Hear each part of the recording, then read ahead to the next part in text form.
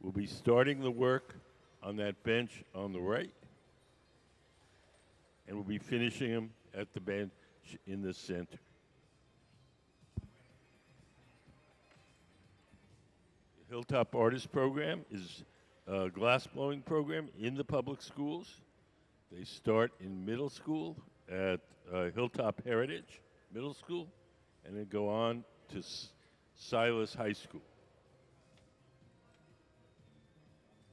It's been going on for over 25 years, and a number of the alumni have gone on to become professional glass blowers.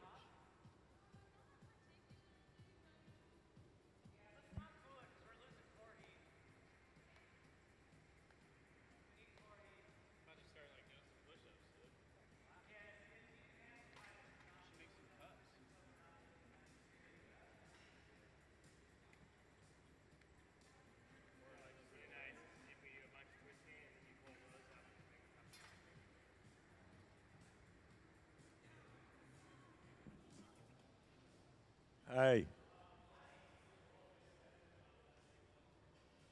How are you guys? Good. You guys have you ever been here before? Nope. Okay. Well, let me start you out with just a quick introduction to how glass blowing works.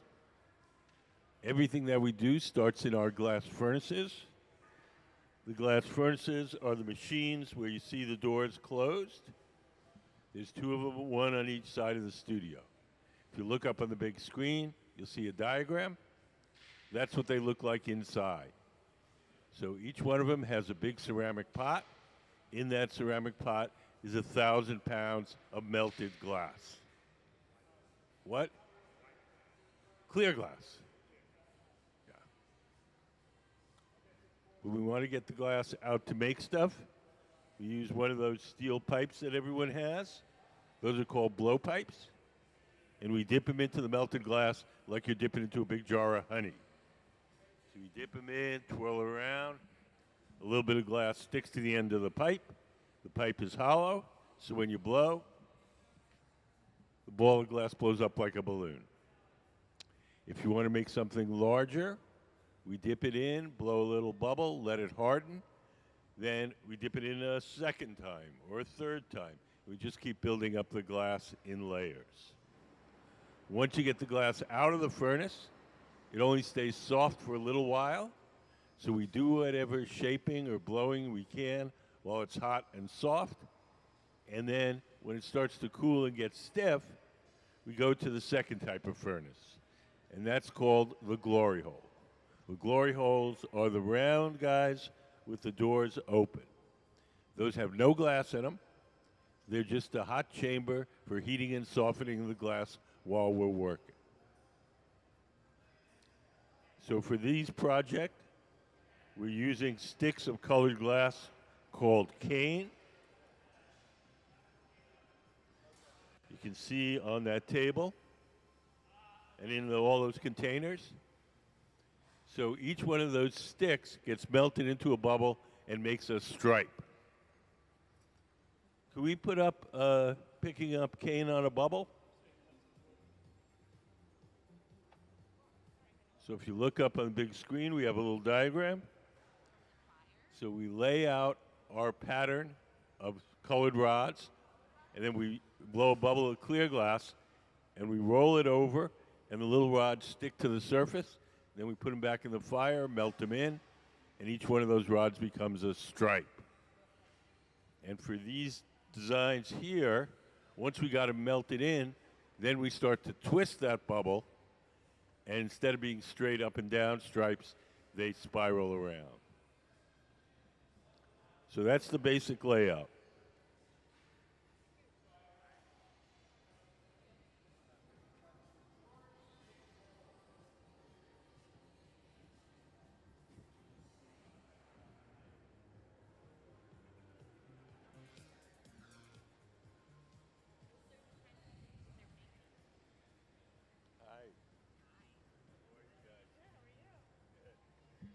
We're making these rainbow-colored vases.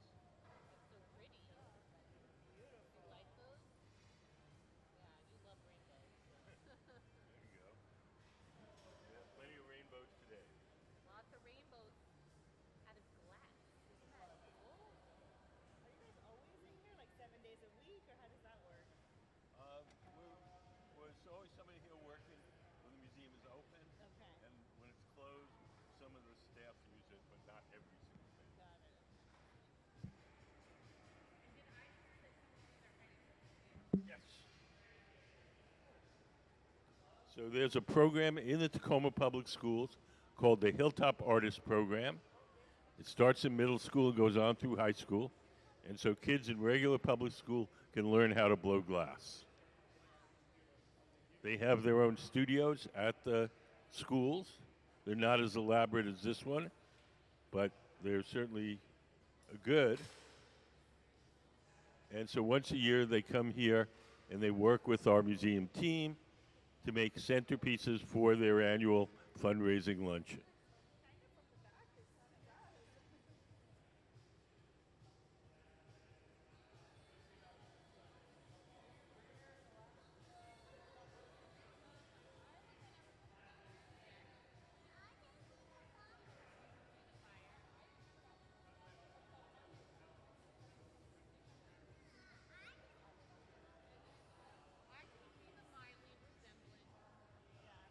So we have a little assembly line going.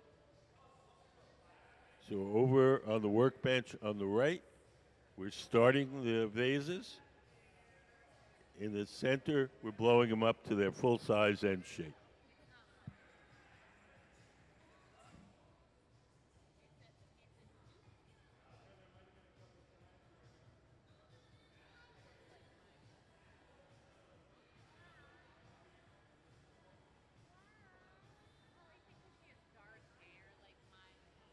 So if you look to the left of the workbench, the young woman who's sitting down, she's the person that's blowing. She's blowing through that steel tube and inflating the glass bubble as the man sitting at the bench shapes it.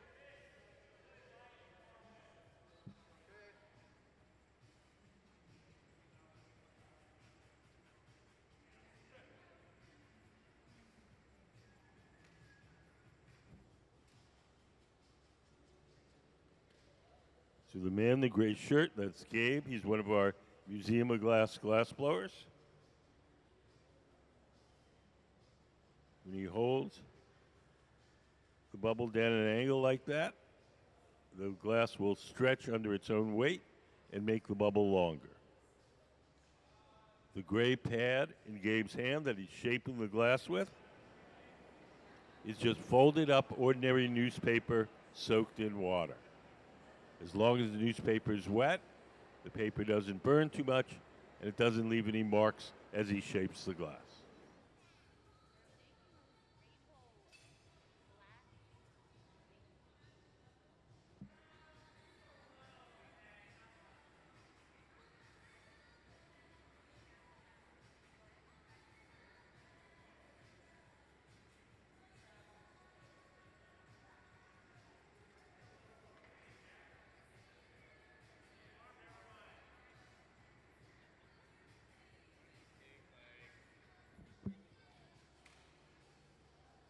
So now Gabe is squeezing the glass with a tool called the jacks and making a narrow section at the very top of the bubble.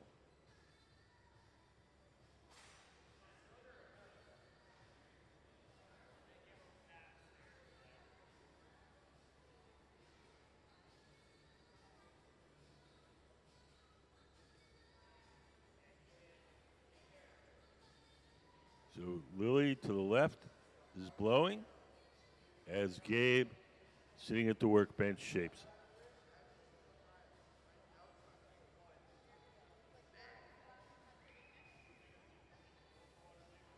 it. As Gabe is working, one of the glass blowers is holding a wooden paddle in front of his arm to shield him from the heat.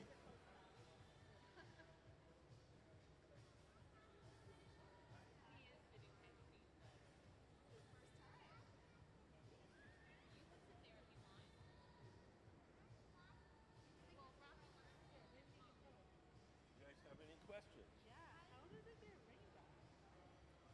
We have these rods of colored glass. They're called. Yes, that's what he's heating up over there. Can we put up the picking up cane on a bubble? So look up on a big screen.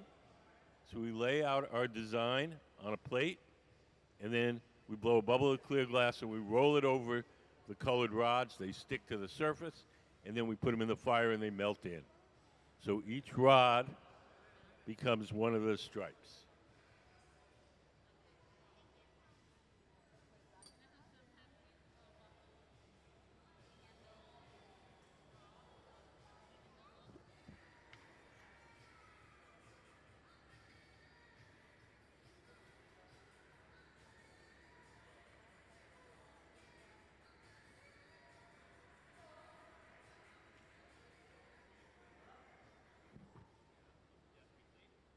So in the center, Gabe is shaping the glass using that pad of wet newspaper.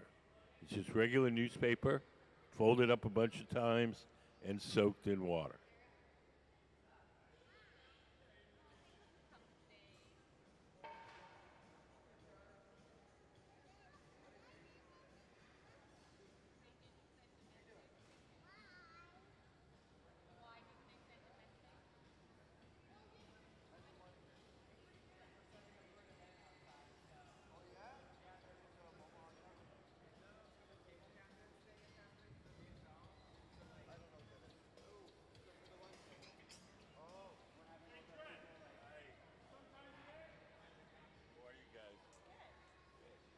You guys have any questions?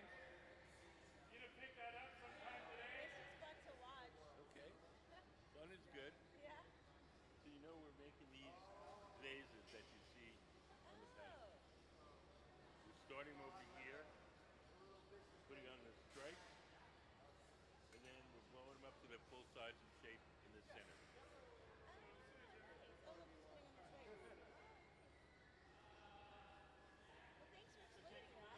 That's why we're We here. just thought it was cool to see that. Well, it is cool looking at it.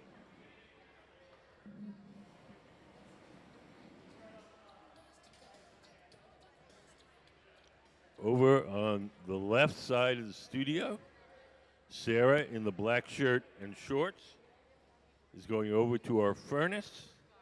Behind that door, there's a big ceramic tank. In that ceramic tank is 1,000 pounds of melted glass.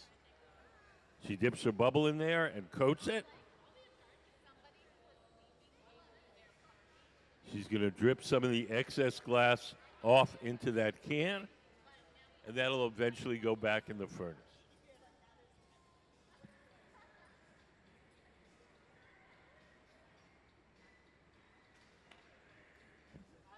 Hey, I'm good. And yourself? There you go. I'm doing my Hilltop colors today.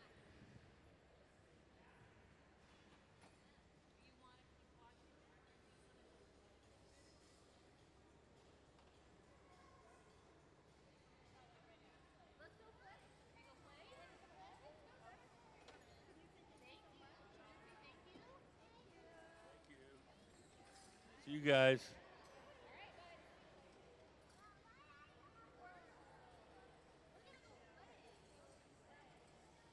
Over here, you can see two of the Hilltop glass blowers are laying out our rainbow patterns. They have sticks of colored glass called cane, and they lay them out however they want it to appear on the vase. Sarah just picked up some of those colored rods, the cane, and she's going to melt those into the surface.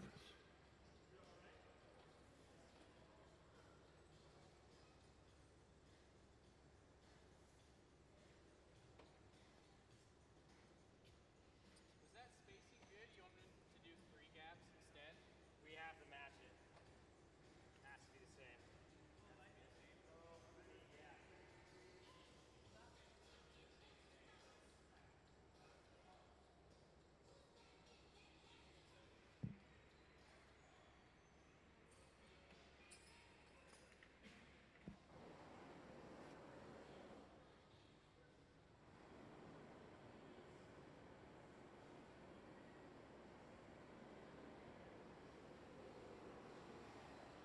So over on the right, Sarah is going to our pipe cooler. We lay the steel pipe in that trough. We spray water on it. That cools it down and makes it easier to hold.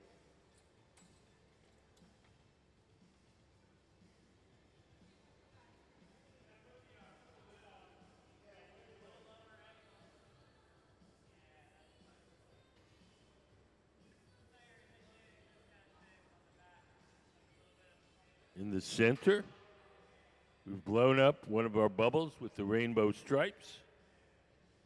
And we're going to transfer it from the rod it's on now, the blowpipe, to a second steel rod called the punty.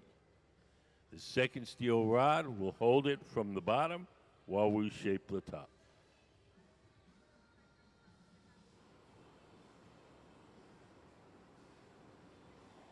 Eddie, in the black shirt and jeans, is preparing the punty.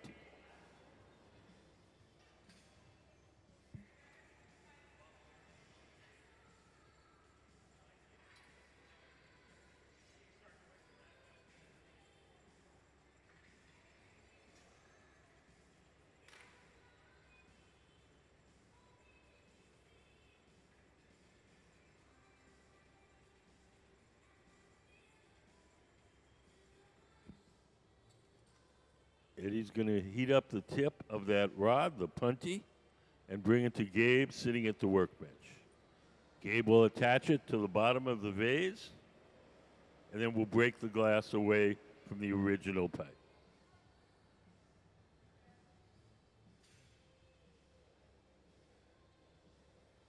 So here we go. We're sticking on the punty.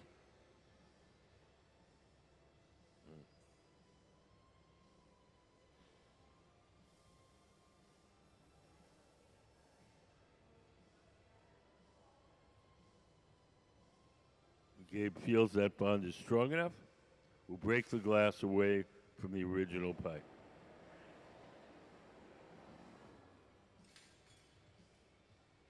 You'll chill it with the jacks, give it a tap, and off it comes.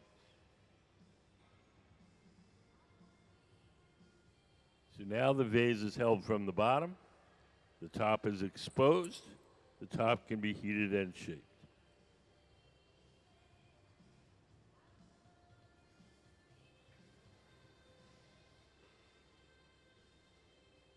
So as they work on that one, over in the center, over on the right, Sarah is preparing the stripe bubble for the next one.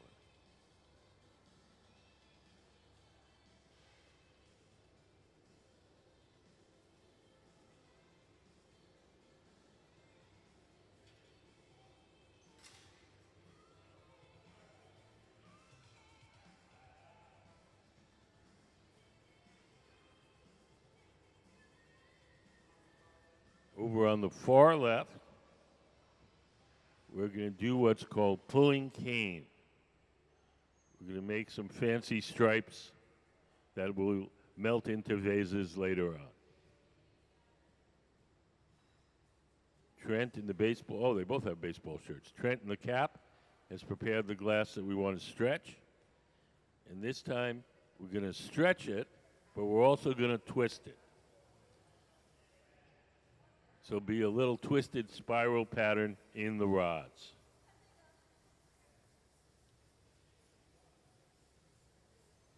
Can we put up, well, not yet.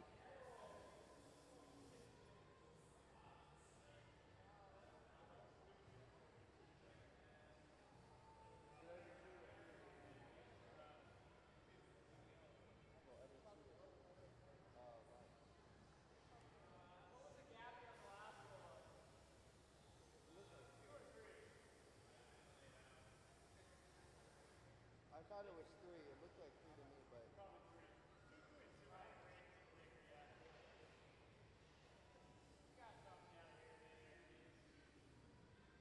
So once they've stretched that as far as they need to, we'll hold it in the air for a minute to let it harden up, and then we'll gently rest it on the wooden ladders to cool.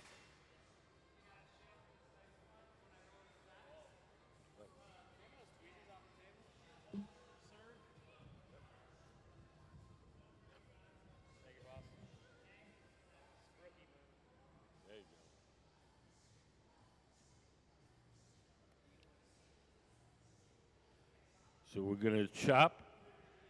We're making this big long rod. We're going to chop it up into little sections like this, kind of the size of a pencil, and we'll melt it into the sides of a vase to make fancy stripes. The process of making that big long rod is called pulling cane, and each individual rod is called a cane, C-A-N-E.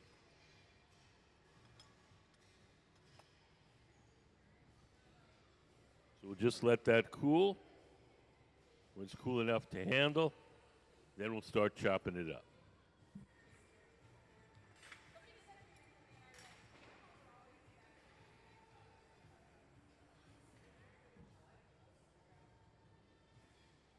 We put up the Zamfirico.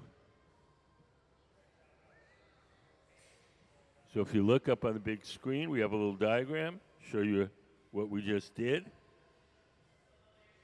We made a thick cylinder of clear glass.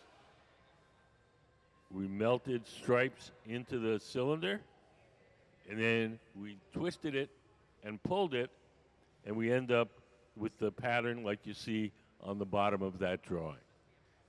That's called Zamfirico. That's the name of the design. And we use those to make fancy stripes in some of the vases we're going to make later on.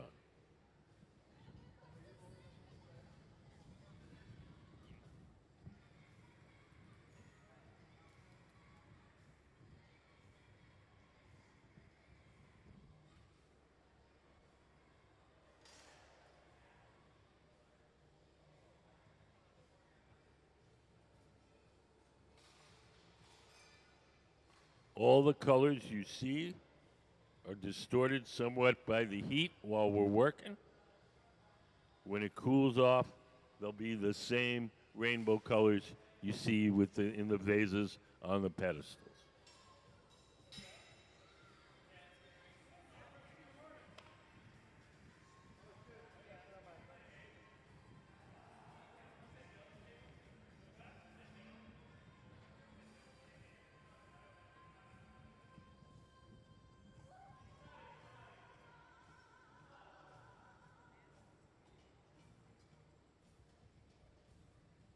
Now Gabe is widening the opening at the top. Gabe is the man in the center with the gray shirt.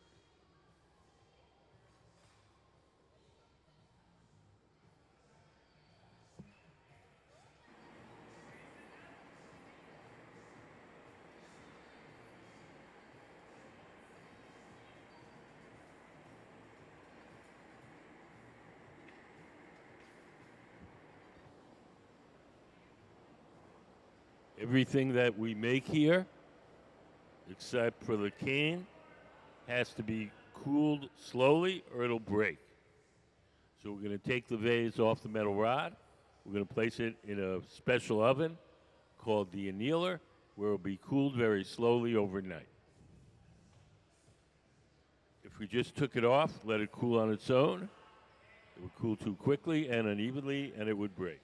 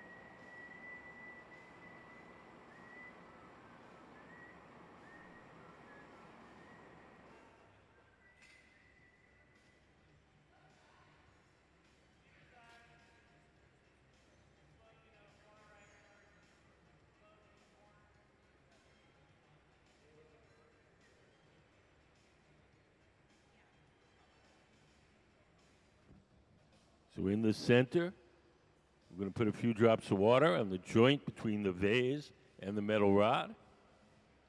The water will crack that joint, and just a light tap will release it.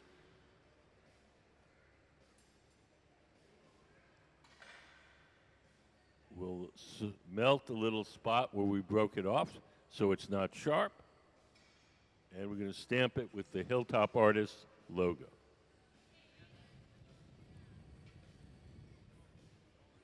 We'll take it over to our annealing oven, where it'll be cooled very slowly overnight.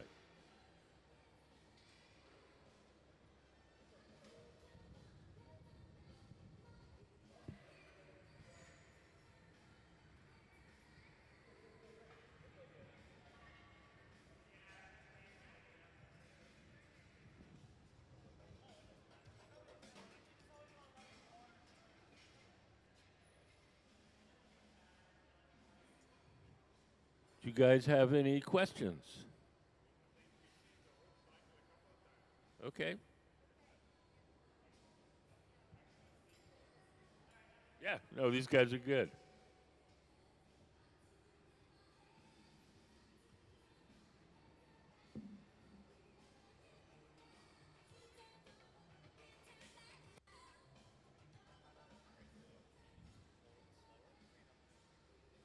So one of the glass blowers is seated to the left of the workbench. That's the person who's going to be blowing. We'll blow through that steel tube, the blowpipe, and that'll make the glass bigger. We created a little knob on the end of that bubble. That'll give us something to grab. And we're going to twist it a little more so that the stripes on the vases get twisted.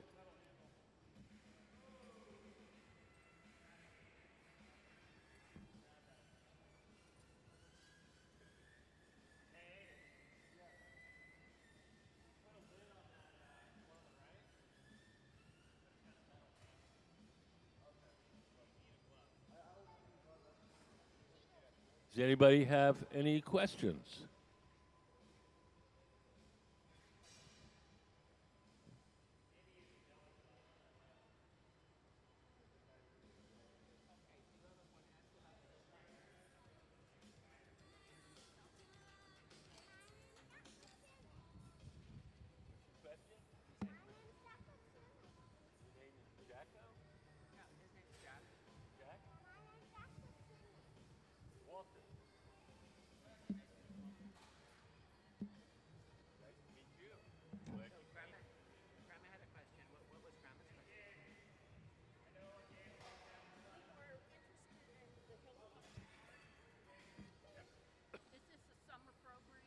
No, it's all regular school program.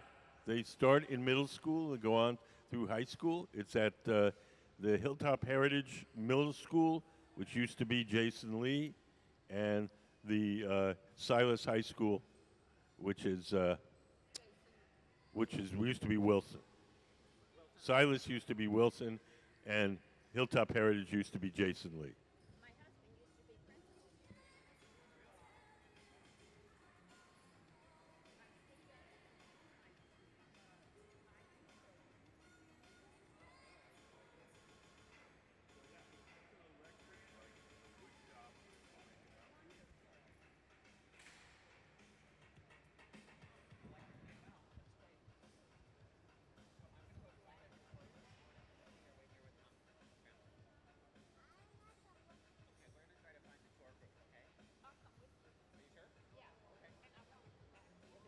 We'll be doing this all day. Thank you. That's great. So you're in all those schools, basically. The program. They are. They draw from. It's not a museum program at all. I see. We're friends with the program. I see. You provide the venue. No, no. It's not a museum thing at all. I see. It's a public school program, but we're friends with the program, and sometimes we have the kids over here. Sweet. But they have their own shop. Everything. Wow. Okay. Sounds good. Thank you. Welcome.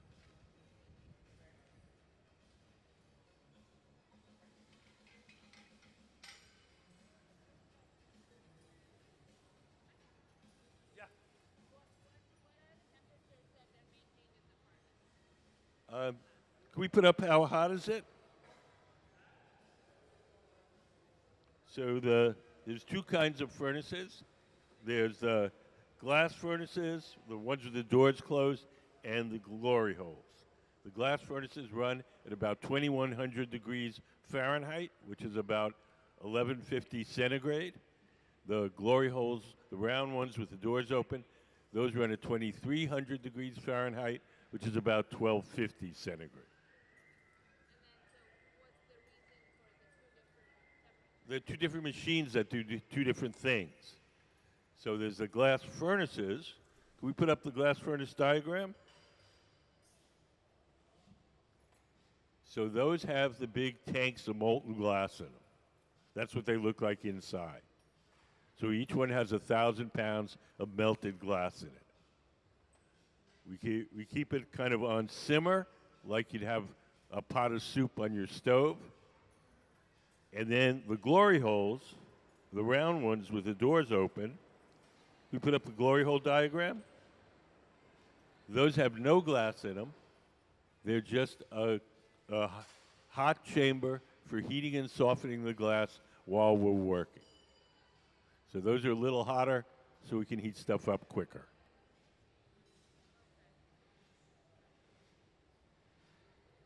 All the glory holes are the same. All the furnaces are the same. Yeah, all the furnaces are the same, and all the glory holes are the same. They're just basically separate workstations.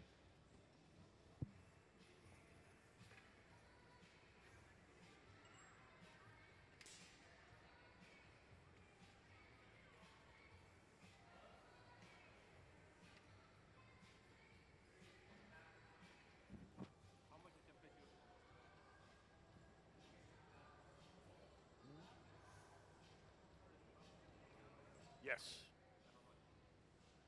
Well, I mean, it stays soft for about a minute or so. So I don't know. Probably goes from about 2,100 to maybe 1,300 in a couple of minutes. We don't categorize those by temperatures. Yeah, we don't do that. So I'd be telling you something that doesn't happen. So we take it out, we shape it a little, and then we blow. We don't have a thermometer and check it.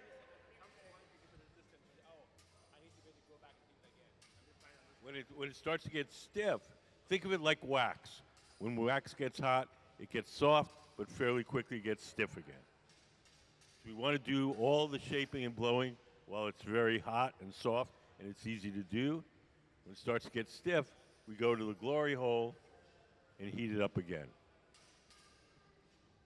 We don't have specific temperatures.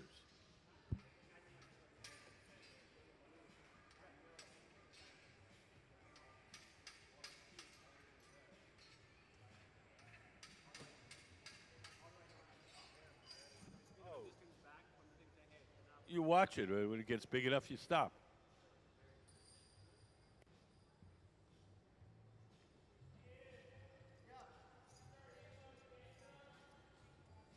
You okay?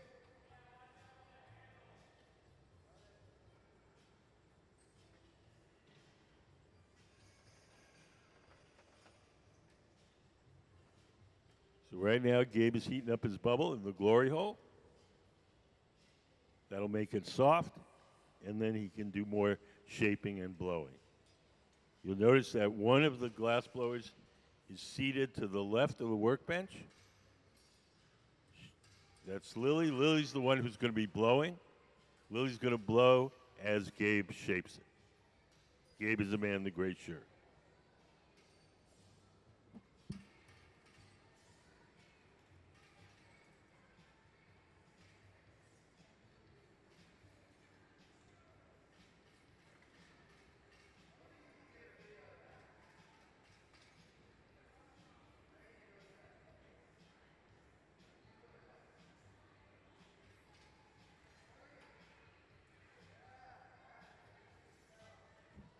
Over here in the front, Jack is chopping up our rods with fancy patterned glass.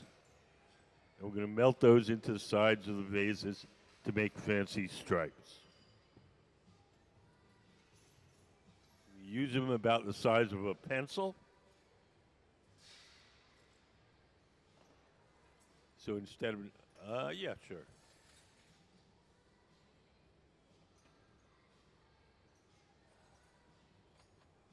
And is the white inside just That's to make the color brighter. see that's a glass stick. That's what they use to decorate. Don't touch those touch it. Sharp edges. That's a glass stick they use to decorate. Make fancy stripes around. Then molds in it. Here, let me give it to you. What is it? It's called a cane. We melt it into the glass to make stripes.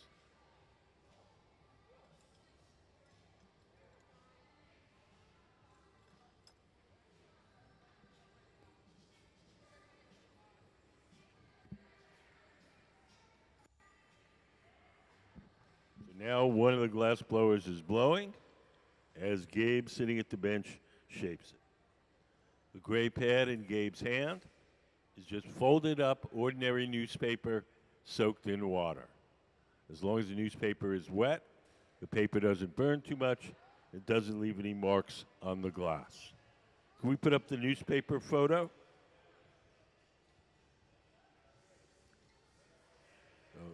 Just everyday, ordinary newspaper, folded up a bunch of times and soaked in water.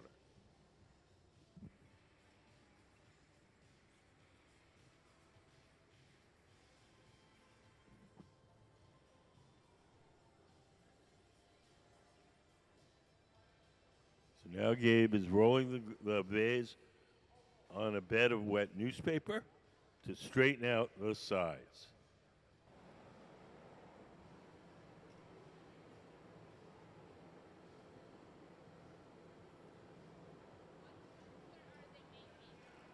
They're making a cone-shaped vase, sort of like that one. Yeah, to put flowers in. It's a vase.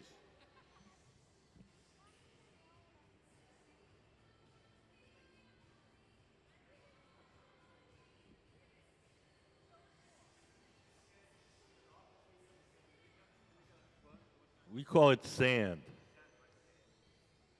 Sand, it has three ingredients in glass: sand, soda ash, and lime. Sand is the bulk of it. It's mostly melted sand. Soda ash is sodium carbonate. It's a chemical which lowers the melting temperature of the sand. And the lime is calcium carbonate, and that stabilizes the mixture chemically. Throw those three things in the furnace, cook them overnight at 2400 degrees. They all melt together and make glass. Any sand anywhere will make glass. The whiter the sand is, the clearer the glass will be.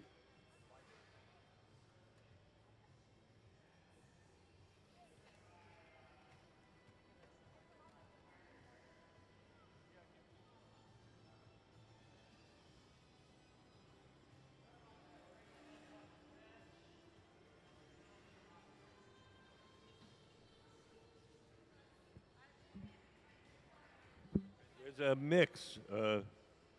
The woman in the black shirt and shorts and the man in the gray shirt, there are museum glass blowers. Everybody else is from the Hilltop program.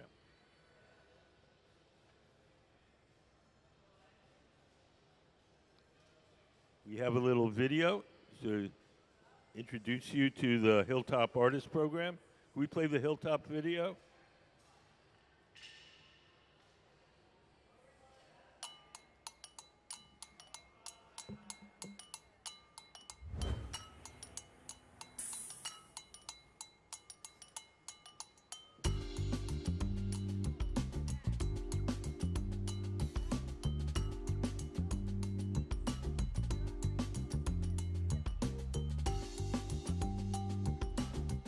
Oftentimes people come into the program, they look at 12-year-olds blowing glass and they're like, who thought this was a good idea? But if you set the expectation high for these kids, so many of them will reach that expectation and go beyond. The Hilltop Artist program for glass blowing gives you something to look forward to at the end of the day. Being involved in arts has really helped me stay focused because I really connected with it and I like it. We've learned a lot of stuff, most of the stuff I make in here, like cups and bowls, I can use at home and I've never been able to do that before. what we do in working in the glass world is a very small community of people. But I think one of the things that this place does is it shows you that there's a larger, role that you can play in the community. Before I took this glassblowing course, I did not consider myself an artist. I didn't think I was an artist. I didn't like the arts. I thought it was kind of phony. But coming into this class, I really learned how to express myself, and I was able to create things that I truly thought were beautiful. Just from my first gather, I knew it was something that I wanted to identify with and do whatever it takes to continue doing that for the rest of my life. The program just goes kind of a step beyond what most programs do. Yes, we're an art program teaching 21st century skills in a school environment, but then we're also connecting these kids to all the social programs that they need. Last year I was going through some stuff and I came here and I felt secure. Art has always been kind of my way of coping through everything, and glassblowing is like everything to me now. So a lot of the students that I work with, the population that I work with, it's a big deal for them to even come to school, to show up to school. As much as we use glass to hook the kids and to get the kids to come up in here every day, that's not really why we're here. Our goal isn't to turn all of these students into glass artists and populate the world with more glass art, but it's to make them better citizens and hopefully find something in themselves that they didn't see before. So I started the program when I was 12. Growing up, it was really hard. I went through a lot, and glass was always my go-to. This is my home. It's my family. Being that struggling kid, and then now being on the other side and being able to be there for the kids, it's a really cool feeling. They're making we've the become canes. sort of a family in here, and Rods we that we're help gonna them melt into through glass to make that fancy tough time stripes. of being 12 up to 19 So we make, years instead of old, making so. each one individually, It's a really friendly make a place. big long one, and then we All chop the it up. teachers really nice. It's like another family that you can have. I think it's made me a better person because I'm excited to go to school. Feeling like they're creative is an Skill. important skill, I think, these days, in order to, with the changing Skill. world and the economy and everything the way it is, to be able If to they constantly, heat it up and prepare it create a right, problem it should solve, dry out even. reinvent yourself. I think that's what art does, and I think it's one of the wonderful skills that it provides these kids. Within a couple of weeks, they're making these beautiful objects that they take home, and their family and their friends see them and are oohing and eyeing and wondering, like, you made that? How did you hold it even in do the air that? for a That's minute. Amazing. So suddenly Let it there's this stiffen pride up a in bit. what they're doing, and they've overcome this fear of the heat and the kind of the intimidation factor of the glass blowing, and now they're actually creating things. And then as they stay involved with the program, they get to pass those skills on to their friends, show their friends what they know, mentor, and all those things. And so you can turn kids on to going to college. You can turn kids on to education in a way that they never thought was possible before. And I think that's the future that these kids have.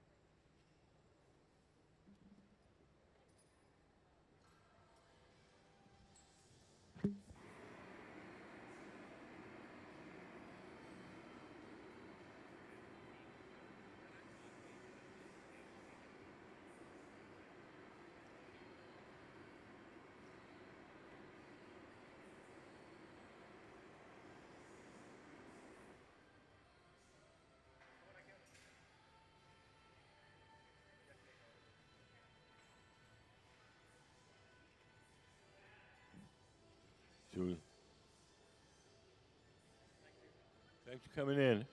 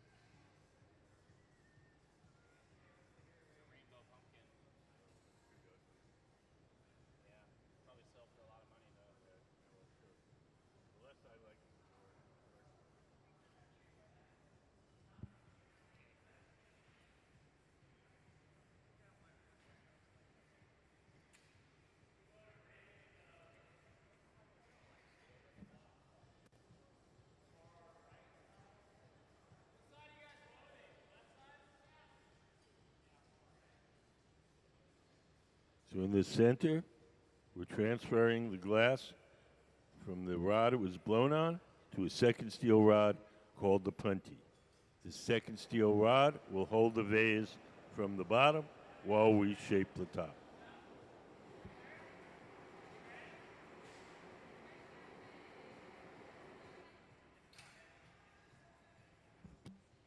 We'll drip some water where we want it to break, give the pipe a tap, and off it comes. So now the vase is held from the bottom, the top is exposed, the top can now be heated and shaped.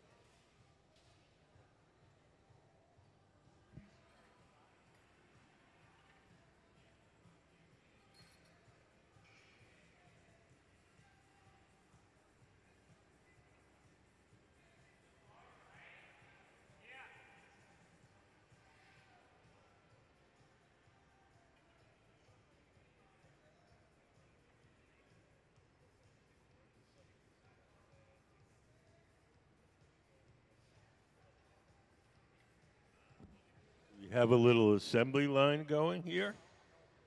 We're making these rainbow striped vases. We're starting them on that bench over on the right, and we're finishing them in the center bench.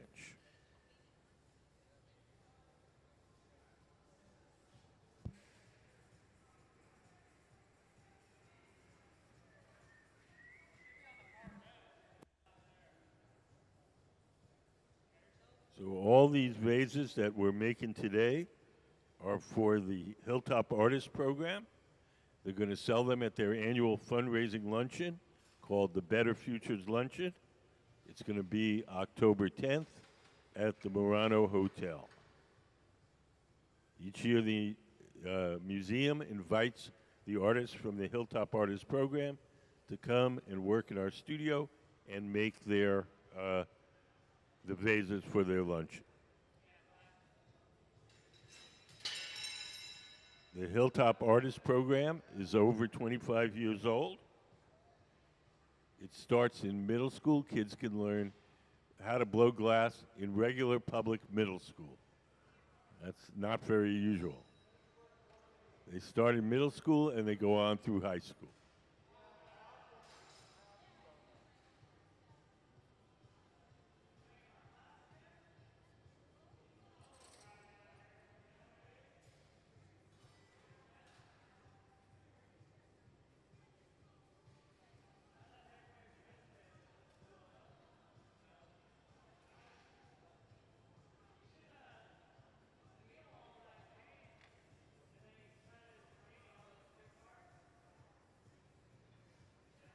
Does anybody have any questions?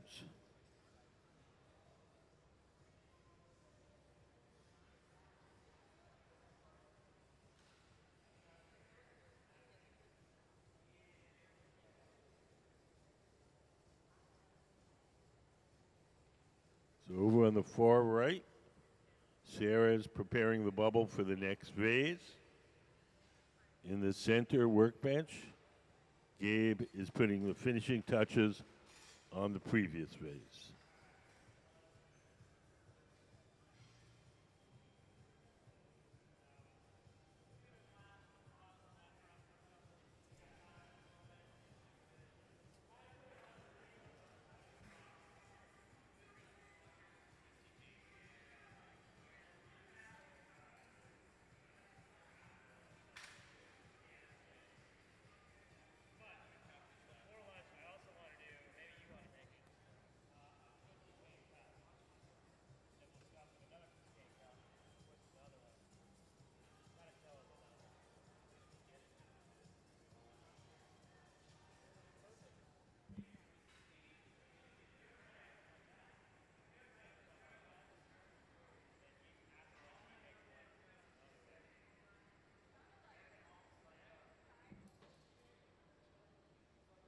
For those of you who haven't been here before, just give you a very quick introduction to how glass blowing works. Everything that we do starts out in our glass furnaces. The glass furnaces are the machines where you see the doors close. There's two of them, one on each side of the studio. If you look up on the big screen, you'll see a diagram. That shows you what they look like inside. So each one of the furnaces has a big ceramic pot. In that ceramic pot, there's 1,000 pounds of melted glass. We keep the melted glass at about 2,100 degrees. At that temperature, the glass has the consistency of honey. When we want to get the glass out to make stuff, we take one of those steel pipes. Those are called blow pipes. And we dip them into the melted glass like you're dipping into a big jar of honey. We dip them in, twirl them around. A little bit of glass sticks to the end of the pipe. The pipe itself is hollow, so when you blow, the ball of glass blows up like a balloon.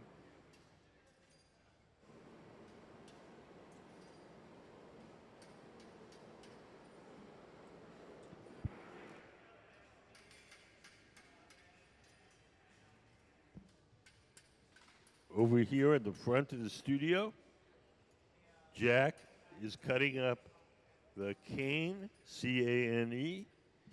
Cane are little rods of colored glass that we use to melt into other pieces of glass to make stripes. So all the stripes that you see in these vases started out as one of these.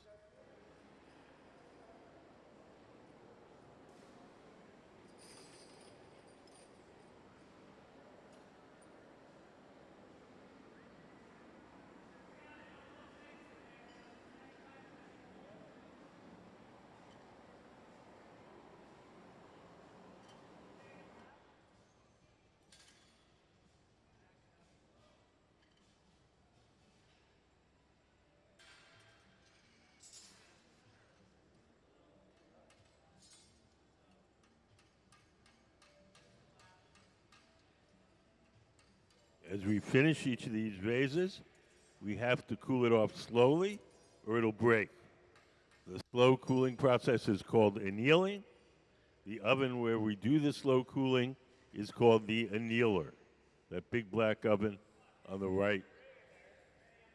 Each day we heat up the annealer to 920 degrees. We place all the objects we make during the day in there, and then at night the oven has a little computerized thermostat that slowly turns the temperature down to room temperature overnight. If we just made these things and put them on the table and walked away, they would cool too quickly and unevenly, and they would break.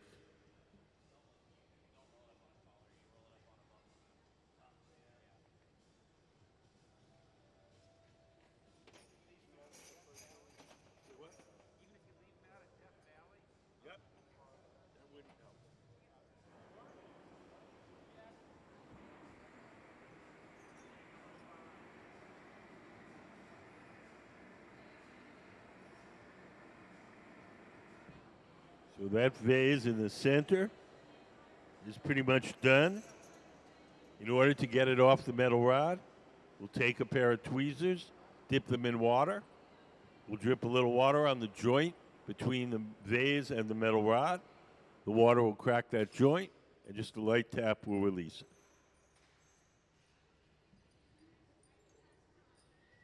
One of the glass blowers has put on some Kevlar gloves. He's the person that's going to carry the finished vase to our annealer. When he grabs that vase, it'll be about 1,000 degrees. At that temperature, the glass is hard, will no longer change shape. There's the water.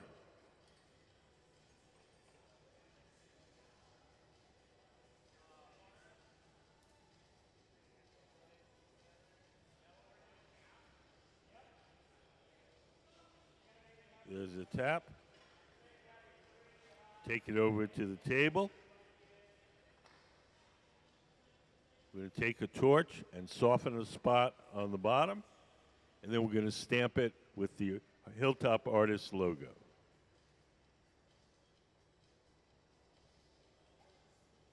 We'll carry it to the annealing oven, where it'll be cooled very slowly overnight. So let's have a hand for the Hilltop Artists.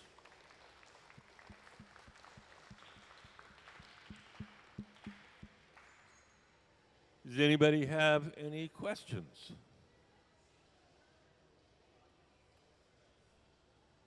If you're here with kids, yes.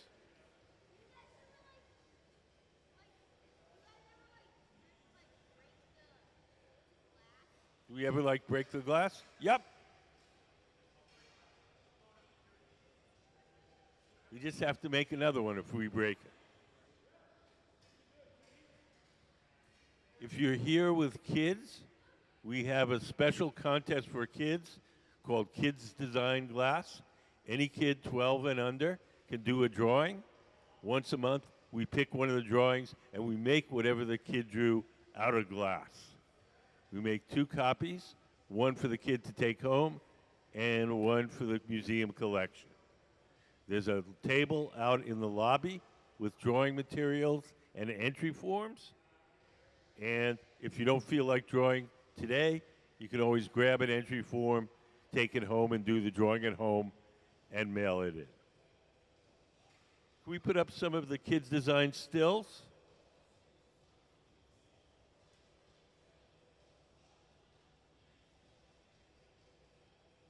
So if you look up on the big screen, you can see some of the sculptures that we made from the kids' drawings. So you can see that little girl, she's holding her drawing, and below her are the glass pieces we made from her drawing.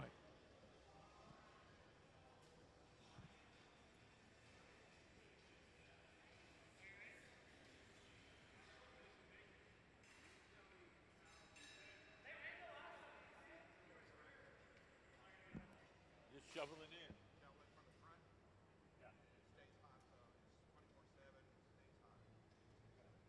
Turn it down when we're shoveling it.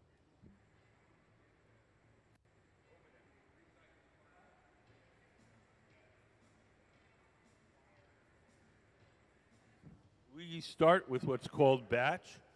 It's it's kind of like a cake mix. It's got all the ingredients all proportioned. We shovel it in a little bit at a time. We shovel it in. We let it melt for a little while, shovel it in a little more, cook it overnight. In the morning, it's glass. It's 3 main ingredients: sand, soda ash, and lime. Could you turn your phone light off? It's right in my eyes. Thank you. Turn that off? Yeah. You can take pictures. You just don't need the light.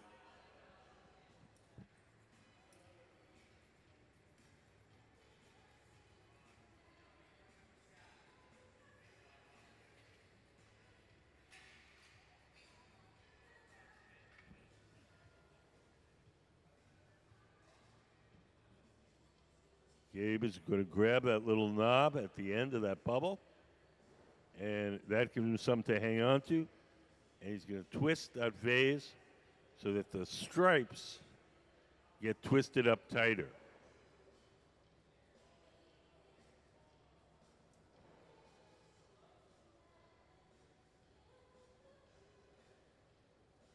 You can see as it cools, you can actually start to see the stripes.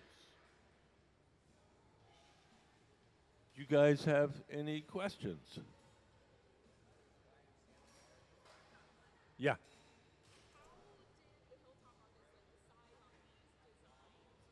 Oh, that's a good question. We'll have to ask Trent.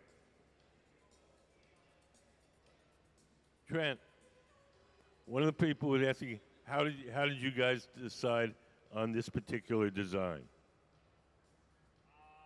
Someone came up with a theme, and I just made what was possible. Okay, he said. What? It's 55 pieces, so you can't make it too complex.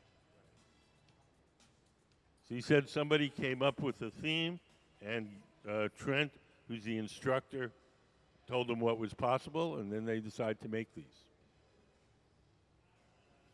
Each year it's a different design.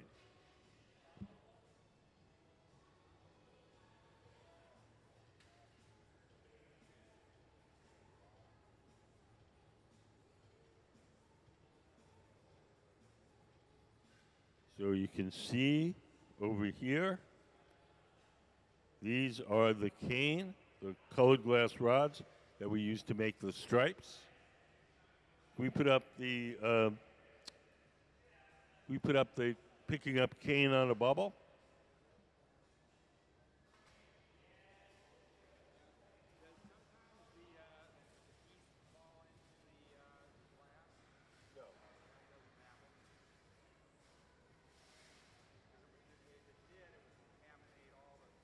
No, we just pull it out.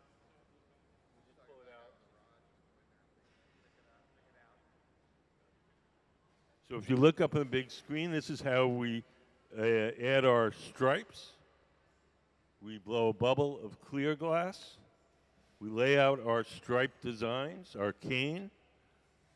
We roll the bubble over the cane. The cane sticks to the surface, and then when we put it in the fire, the stripes melt into the bubble. In each cane, each rod becomes one stripe in the final piece.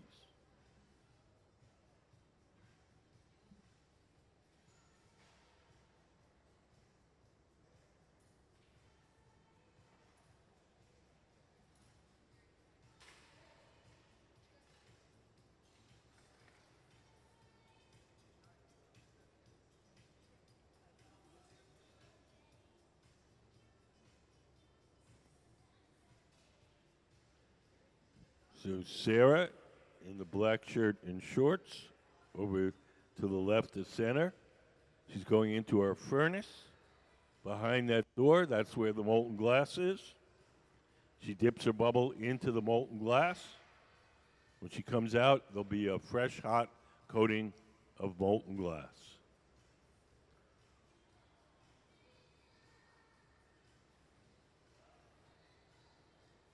That glass that she's working with is clear glass. The orange color that you're seeing is the glow from the heat, not the color of the glass.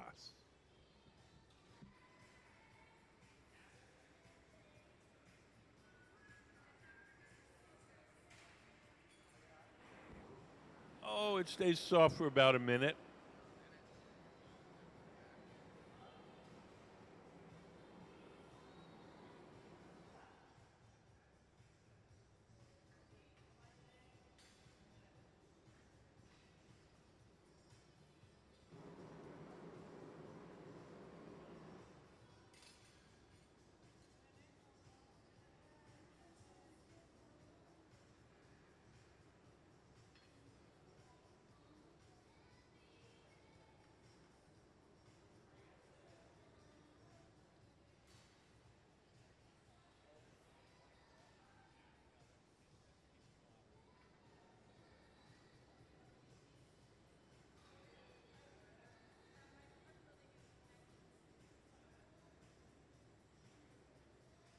Gabe in the center is squeezing the glass with a tool called the jacks, making a sharp crease in the glass. That crease is the place where we'll be able to break the glass away from the metal pipe.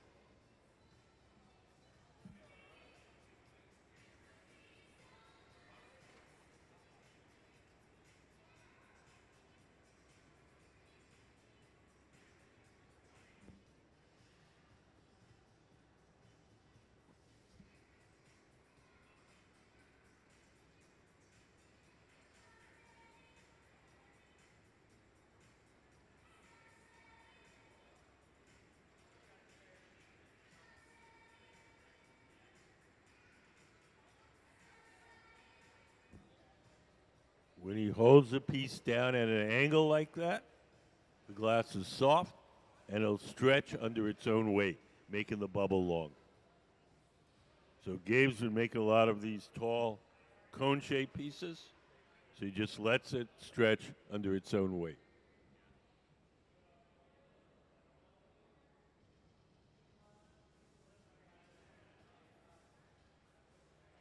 Has anybody got any questions?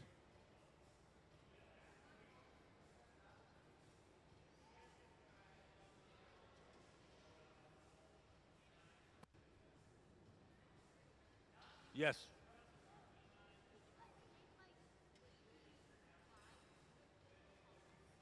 Can we make wavy lines? Yep, yep. We got some wavy lines right there.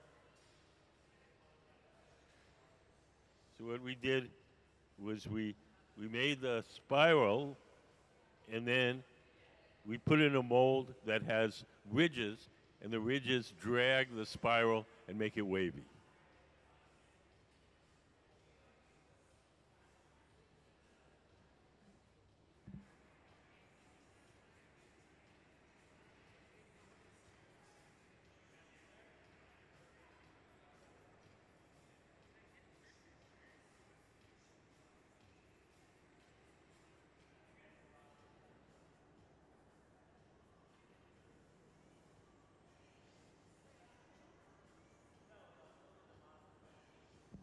Today at 1 o'clock, the director of the Hilltop Artist Program is going to come here and give a talk.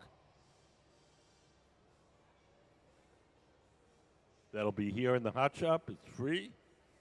And she'll tell you more about all the educational aspects of the Hilltop Artist Program.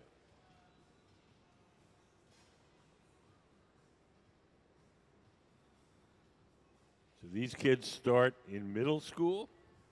They can go on through high school, and they even have some programs for kids shortly after high school as well. The Hilltop Artist Program has been around for over 25 years, and a number of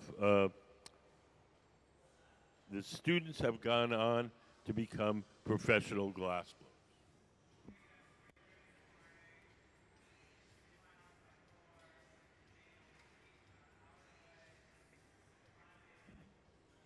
Those two guys working on the bench on the far left, they attended the Hilltop program, and now they're both professional glassblowers.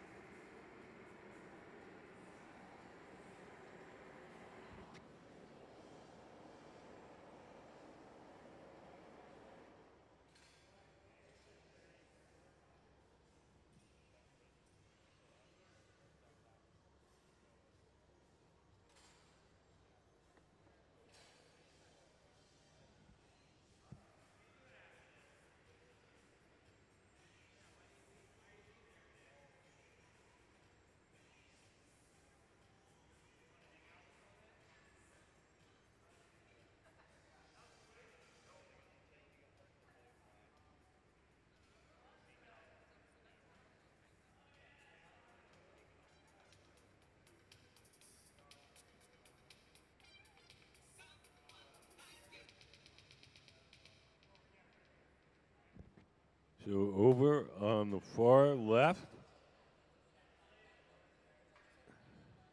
the man sitting at the bench is one of the Hilltop artist instructors. And the man heating up the glass rods, he's a professional glassblower, went through the program. And they're going to make a couple of pieces that are a little bit fancier than the ones we're making for the luncheon. So we're about to do what's called a plunger pickup. Could we put up the plunger pickup drawing?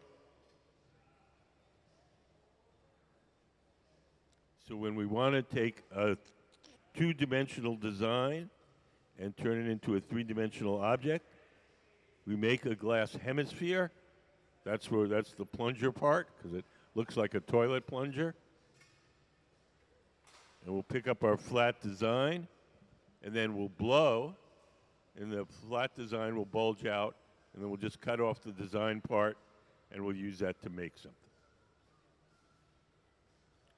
So Trent, in the dark gray and light gray baseball shirt, he's got the plunger.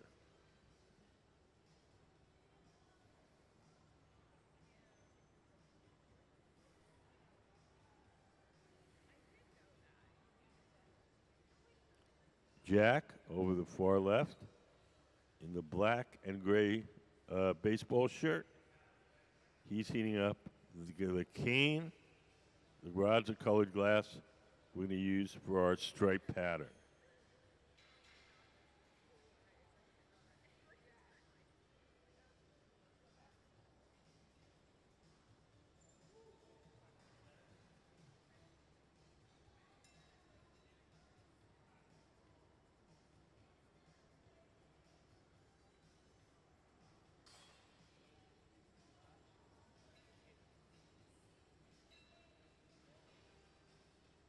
In the center, Gabe in the gray shirt is putting the finishing touches on one of our vases for their luncheon.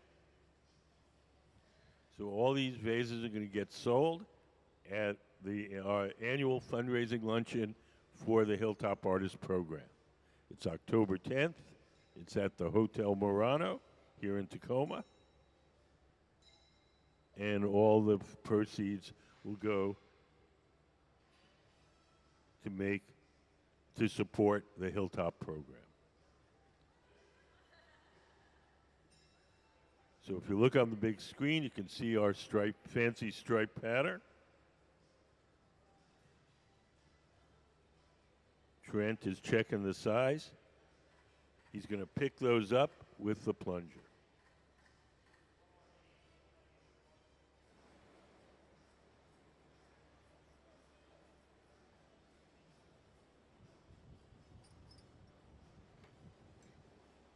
So all those rods on the plate have this twisted rainbow pattern.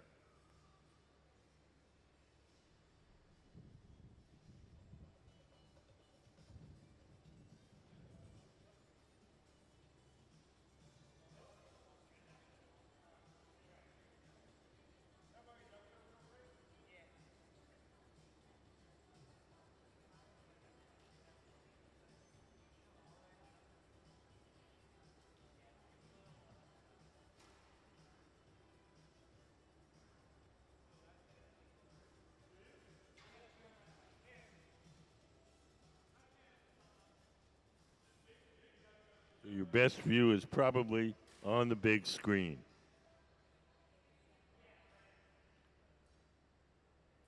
So he grabs that pattern.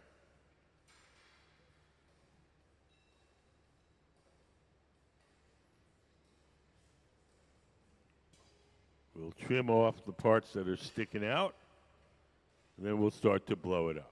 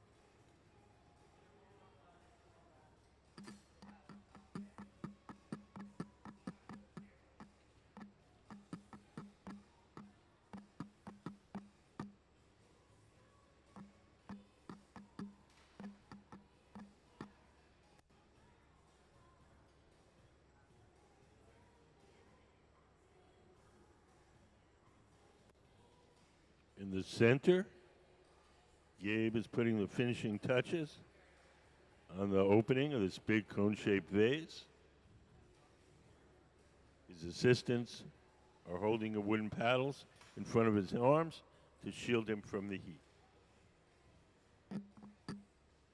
Does anybody have any questions? Yes. Yep, it's all homemade, fresh from the oven. Yes.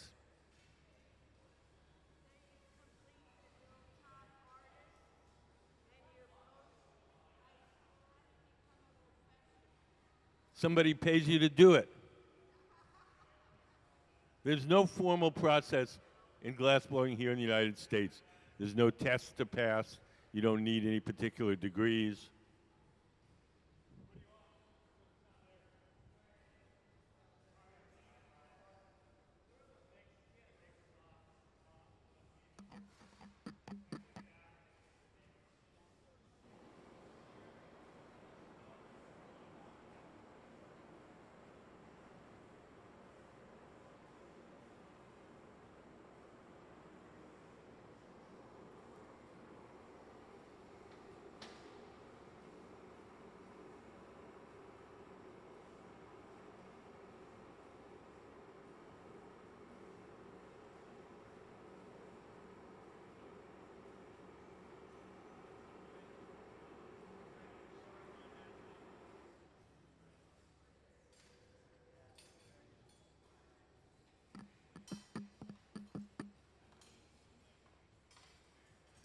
So over on the far right, Sarah's preparing the bubble for the next vase. Sarah in the black shirt and shorts.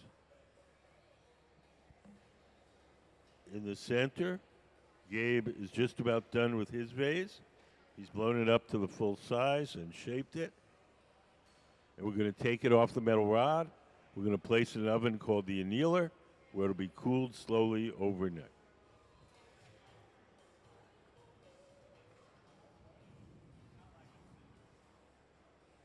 Almost everything that we make has to be cooled slowly or it'll break. The slow cooling process is called annealing. The oven in which we cool it is called the annealer. That's the big black oven on the right side of the studio. We keep that at 920 degrees all day long.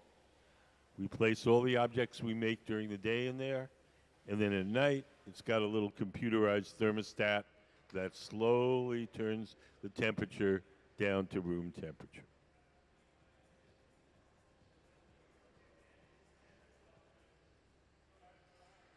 We're going to take the glass off the metal rod in the center.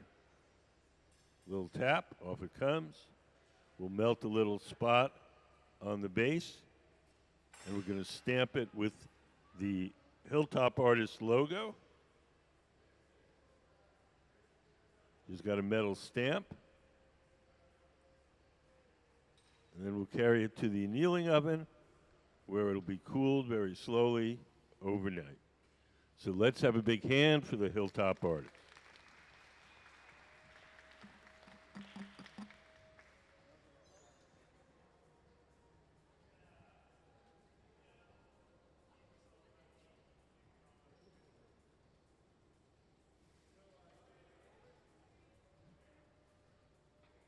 Yes. I don't know. What is Trent's piece going to look like? I don't know. You'll see. You'll find out when I do.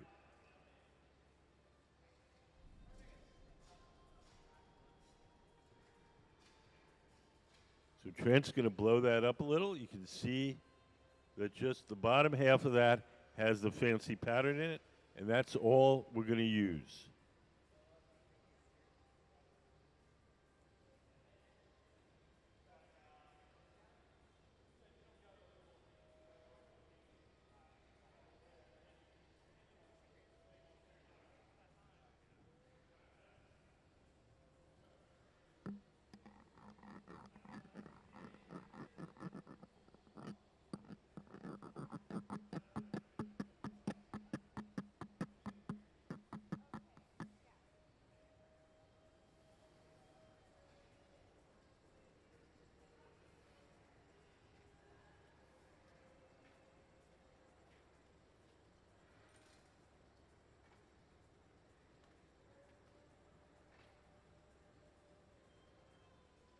So here in the center, we've just handed over the bubble with the stripes in it to Gabe. Gabe's going to give it a squeeze, make a little knob on the end. We're going to use that knob to twist that pattern tighter.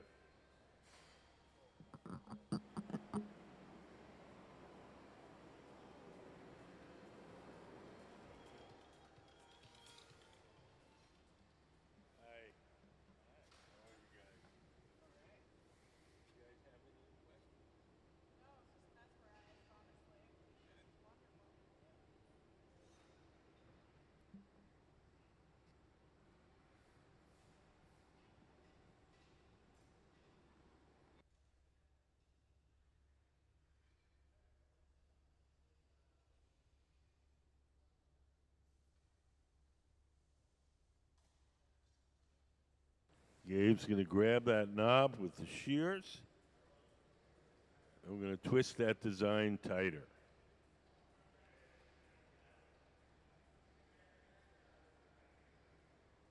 So we melted in the straight rods of colored glass, and when we twist that bubble, they begin to spiral around like you see here.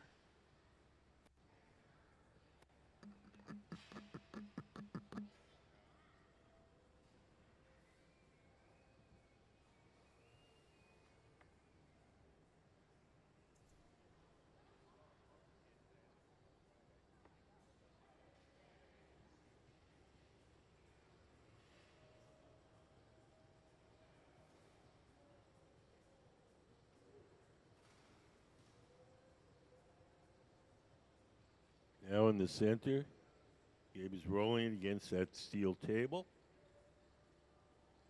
He's trying to get the twist as tight as possible. As he rolls it over that steel table, that's called the marver. He lets it drag a little bit, and that twists the stripe.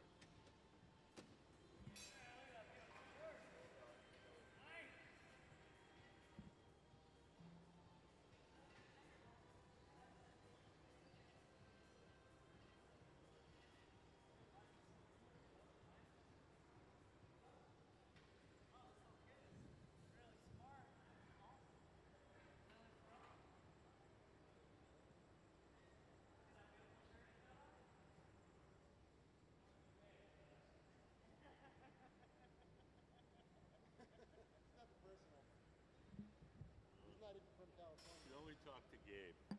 It's our fault. We took him to a Seahawks game when he was 2 years old, and it was really loud, and he hated it. Oh,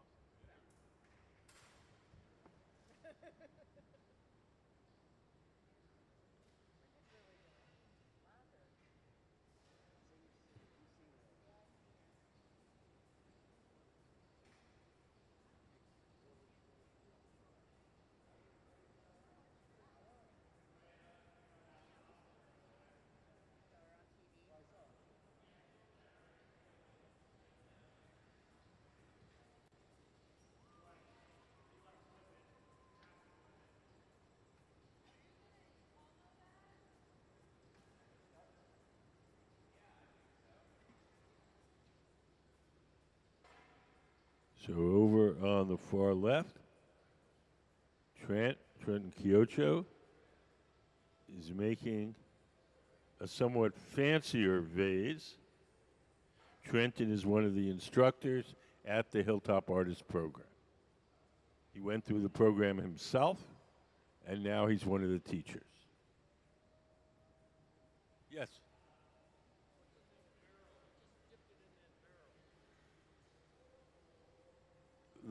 That's basically our recycling bin. We drip off the excess glass in there, and then we say, oh, no, the plastic bucket or the barrel? That's basically our recycling bin. We drip excess glass off into that, and we save it, and we'll eventually put it back in the furnace. No, he's dripping into it.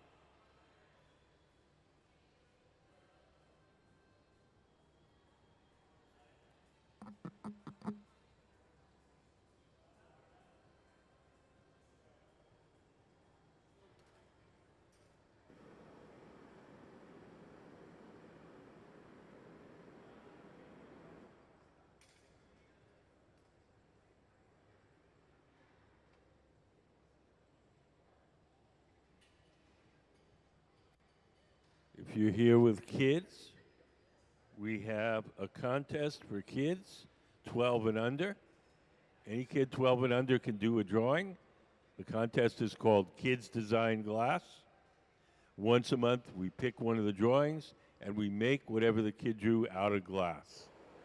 We'll make 2 copies, one for the kid to take home and one for the museum collection. There's a table out in the lobby with drawing materials and entry forms. It's free to enter. So any kid who wants to enter the contest, just go over to the table, do a drawing, and once a month we'll pick one of the drawings to make.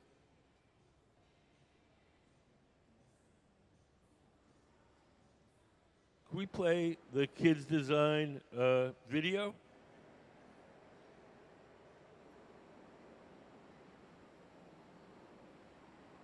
So we have a little video to show you what we've done with some of the kids in the past.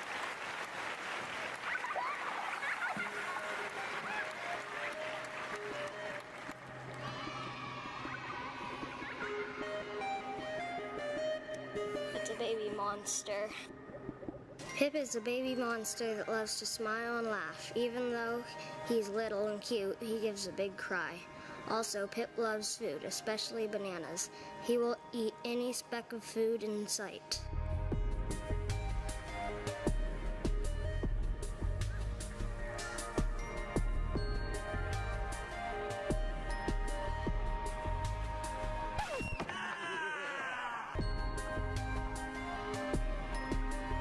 Oh, it's amazing. Totally amazing. And especially if the pieces of art go traveling around, other kids will see, oh my gosh, I could do that too. You know, it's not just somebody else that, you know, they did it, you know, I couldn't do that. Absolutely not. Anyone can do this. And I think that's what it shows the kids. Maybe not everybody can. But, and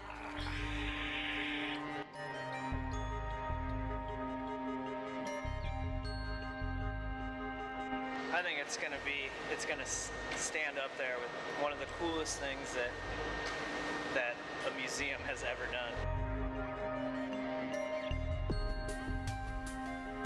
What is it? A cucumber all dressed up for a night on the town?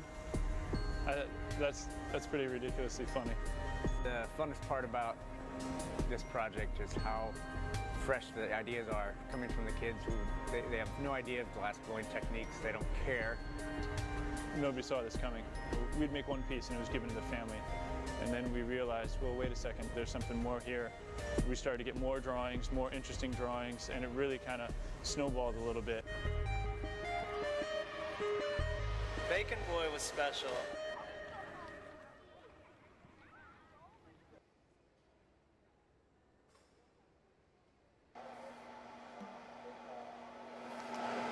The hat almost looks like a frying pan.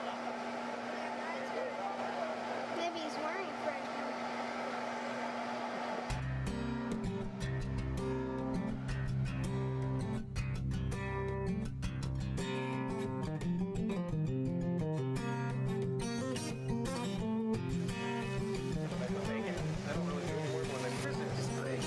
bacon, baby.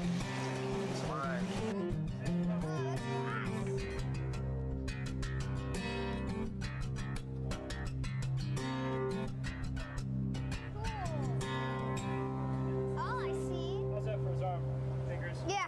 Okay. Yeah.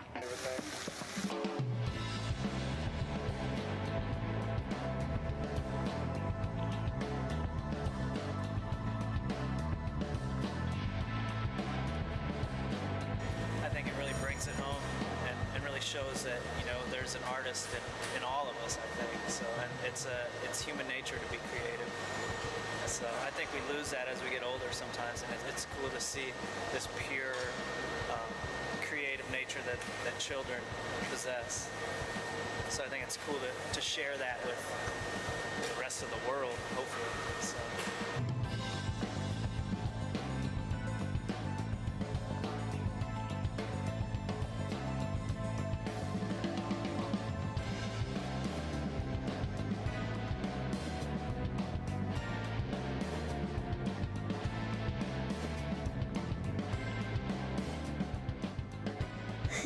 thank you for supporting Kids Design Glass.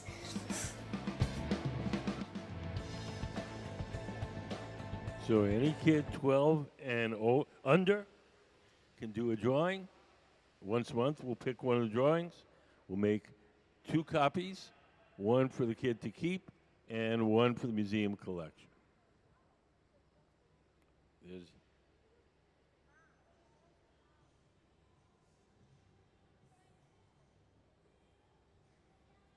So you wanted to see how they make these?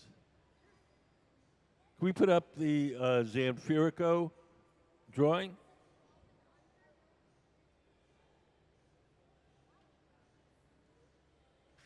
So look up on the big screen. So we make a cylinder of clear glass. We lay out our stripes just like we're doing for this. We melt them in.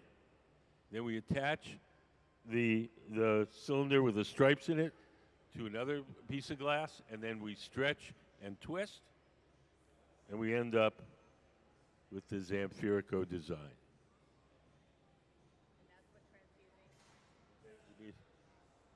The stripes in his bubble there are all these Zamfirico canes.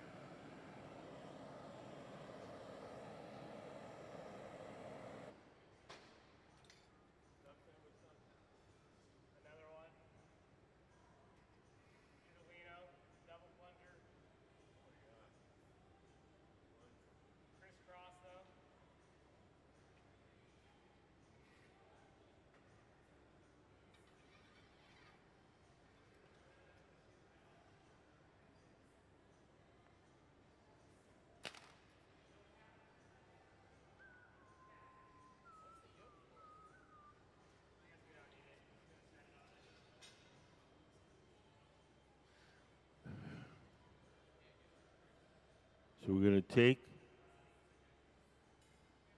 trench bubble. We're going to put it in that little oven, keep it warm. We're going to make a bubble of a different design, and we're going to blow one inside the other. So that if you do another plunger like that, aren't they going to be the same orientation? No, the lines go one way. I need to, so then you stuff it with the other lines this way.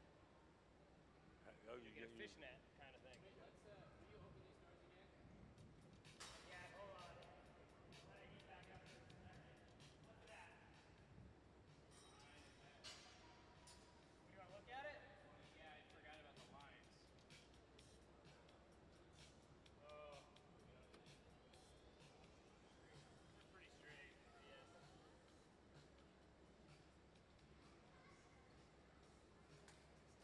Yeah, so the lines in there are narrow like this.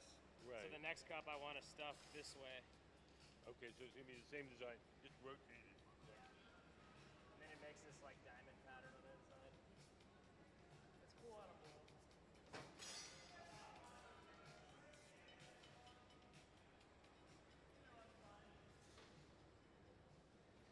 Does anybody have any questions? If you came in a little later, we're making all these rainbow vases for a fundraiser for the Hilltop Artist Program. The Hilltop Artist Program is a glass program in the Tacoma Public Schools. So these young people you see here, they're all at various stages in that Hilltop program. Some of them have already graduated, some of them are in just getting started. The museum has the Hilltop program is not a museum program, it's a Tacoma Public School program, but we have a close relationship with that program, so we often have the kids here to work.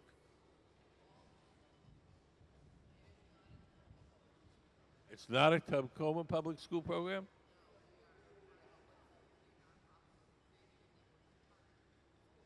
Oh.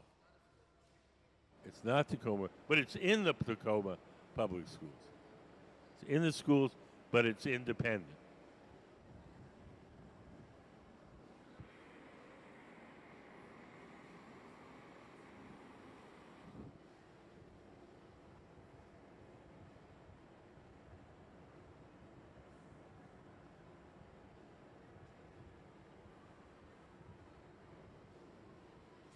So Kim, are the instructors, they're not considered public school teachers?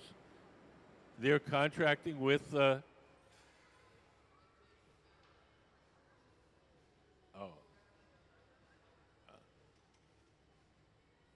Yeah. So I mean it is bye. It's sort of I mean it's integrated in a lot of ways with the public school. Yeah.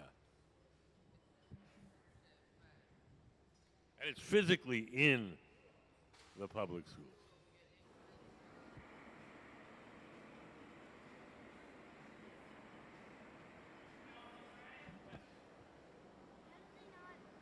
How do they not burn their hands when they're like holding the... Careful. Sometimes if the steel pipes get hot, we have a gadget where we can spray water on them and make it cool so they don't burn your hands.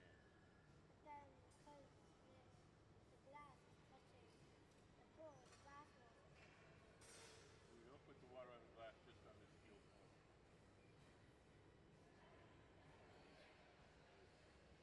Oh, now I see. You just lay it in this trough and spray water just on the pole, not on the glass. Does that make sense?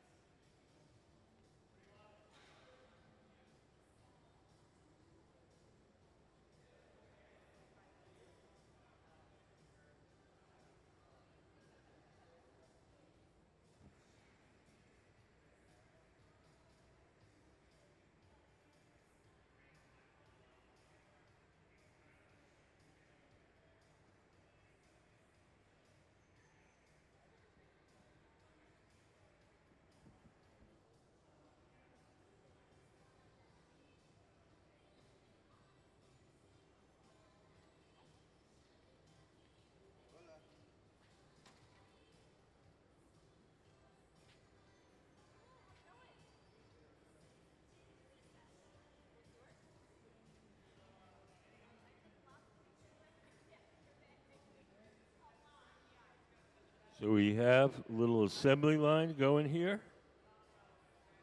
Over on the right, Sarah is preparing the bubble for the next vase.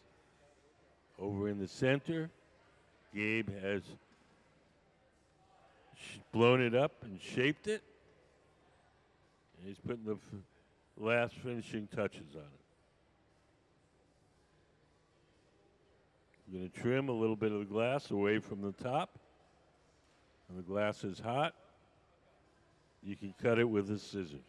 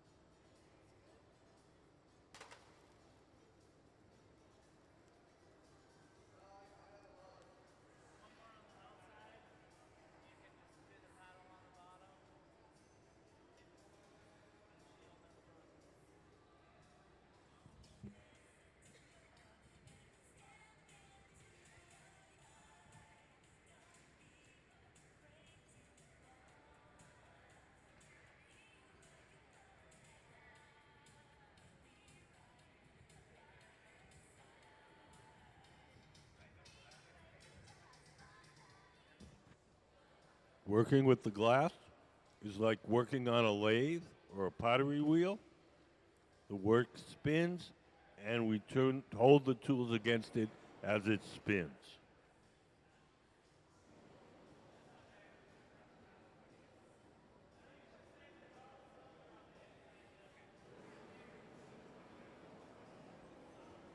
How are you guys? Good. You guys have any questions? No?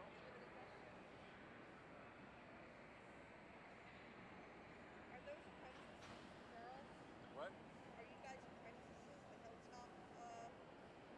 No, they're in a separate program. We just invite him here every once in a while to work with our team, as to learn some stuff from more experienced glass blowers. All the fire and stuff, you would think it's a little... Well, they have a studio at their school. They learn it at their school.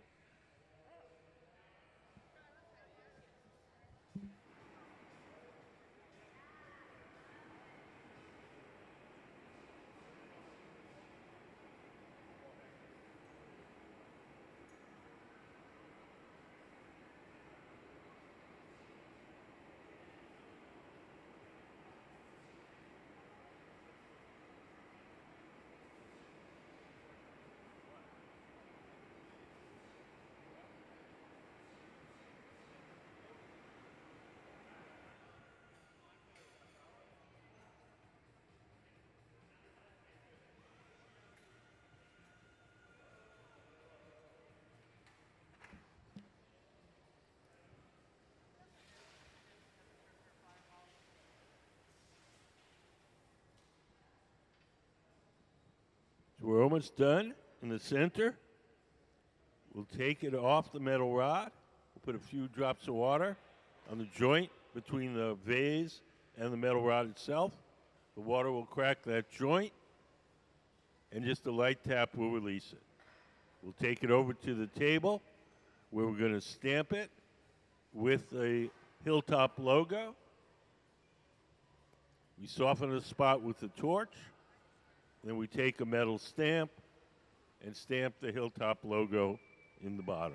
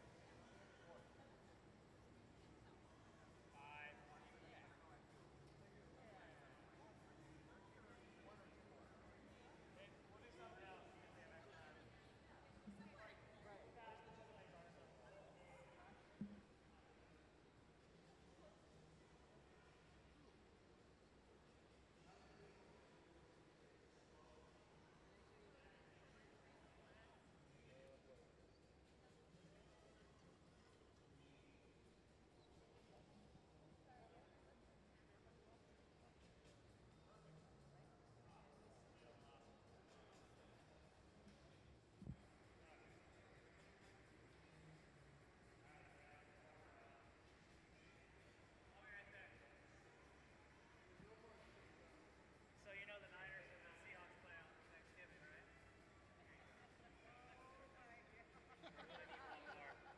Hey! You know, imagine one of your games, maybe you had stuff.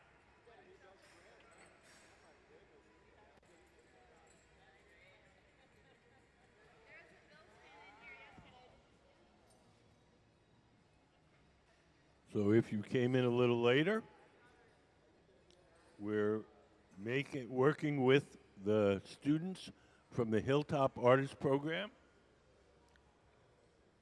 And we're helping them make these vases, which they're going to sell at their annual fundraiser called the Better Futures Luncheon. It's going to be held at the Hotel Murano on October 10th. So if you'd like to support this program, it's a good program. It really gets the kids to focus. It's a private nonprofit, so they need all the help they can get.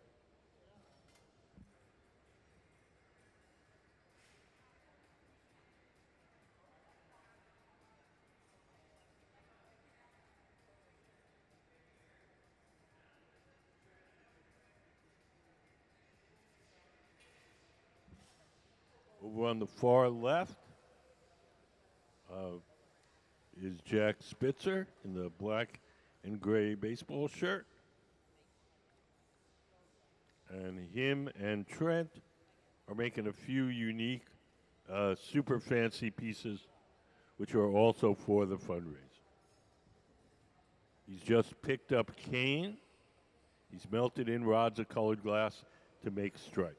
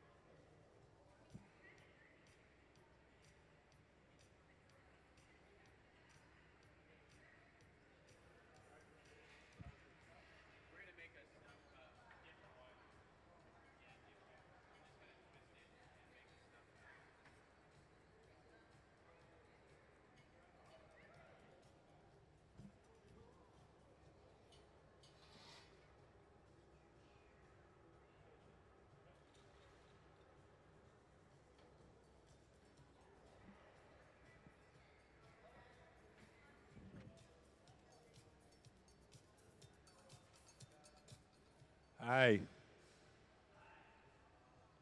How are you guys? You guys have any questions?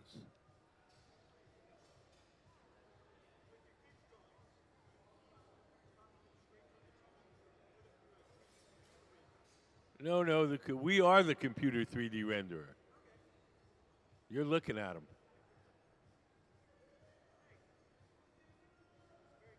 Our team is very talented, and they're really good at making the drawings come alive.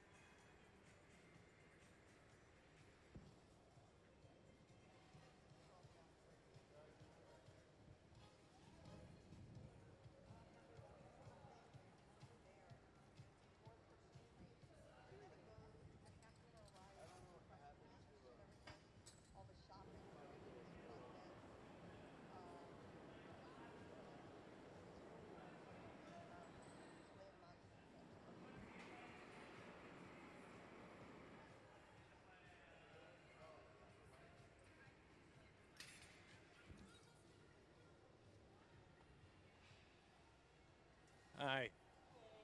How are you guys? Good. Do you guys have any questions? Anything you'd like to know? No. Okay, cool.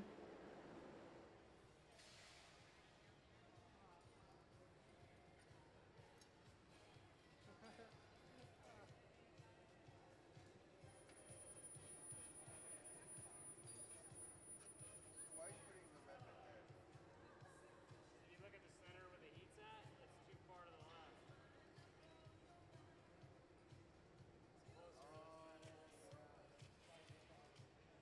closer to the center. South Korea all over, like just road. I think Busan, is that it? Busan, South Korea. Yeah, that's what you do. It's like 12 different things. It's like this was a tea shop. So in the center, you can see that one of the glass blowers is seated to the left of the workbench. She's the person that's blowing. She's blowing through the steel tube, the blowpipe, inflating the glass while the man sitting at the bench shapes.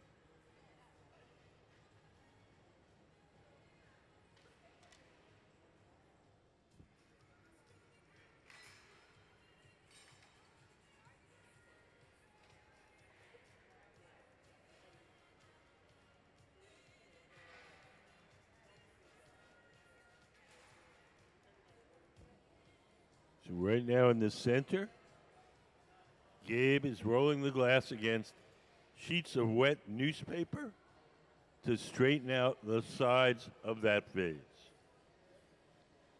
The newspaper allows us to shape the glass without leaving any marks.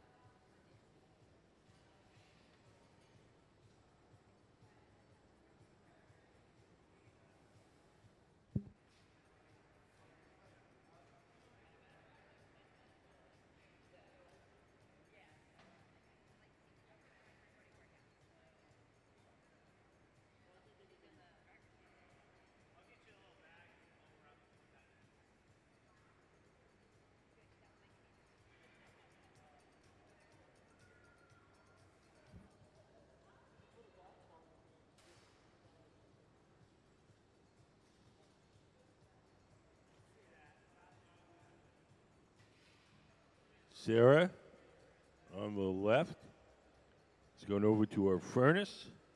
She's going to coat her bubble with more hot molten glass.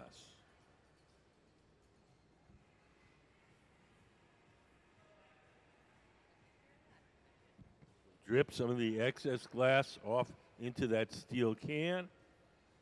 We'll save that excess glass, and eventually that'll go back in the furnace.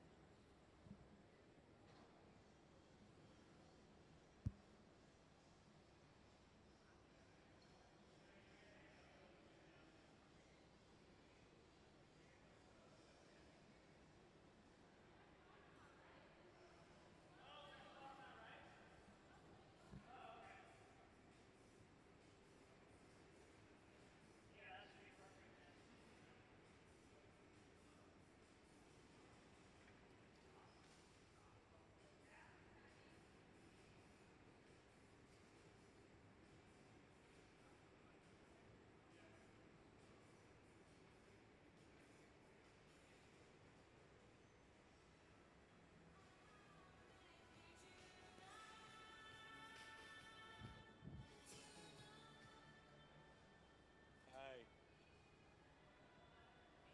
How are you guys? Good. How about you? Good.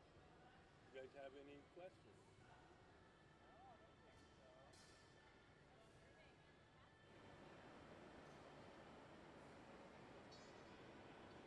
You'll have to speak a little louder with those masks.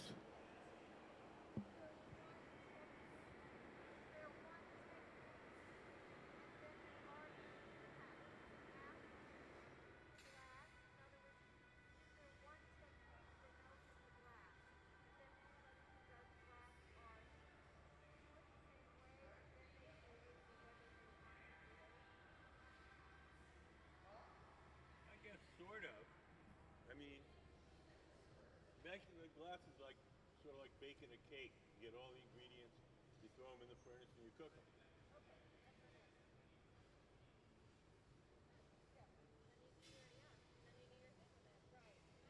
You need to make anything with the glass that results. Can you explain annealing again?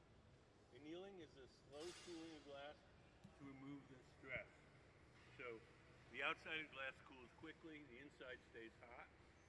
If you just allow that to happen naturally, the outside cools too quick and it shrinks and it pulls on the inside with enough force to break the glass. So what we do here, we put in one of these ovens, we hold it at a constant temperature till it's the same temperature inside and out, and then you cool it down slowly so you don't create a big difference between the inside and the outside. Do you often have different types or colors of glass and different layers that will cool or heat up at different rates? And is that something that annealing solves too? No, annealing doesn't affect that. There are different types of glass. Some of them are what we call compatible, means you can combine them and they won't break. Some are incompatible. So it means that you might have a certain colors that expand and contract at a different rate, and so you can't melt them together because when they start to cool, they'll break. Do people still try even though they're labeled incompatible? Yes. Does it often succeed? Sometimes, not very often, sometimes. Have you done it yourself? Not really. Not your jam. No, that's something I did much.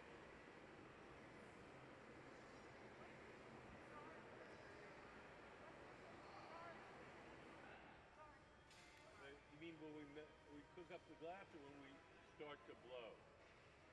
Which start? Okay. There's three main ingredients in glass: sand, soda ash, and lime. Sand is the bulk of it. It's mostly melted sand.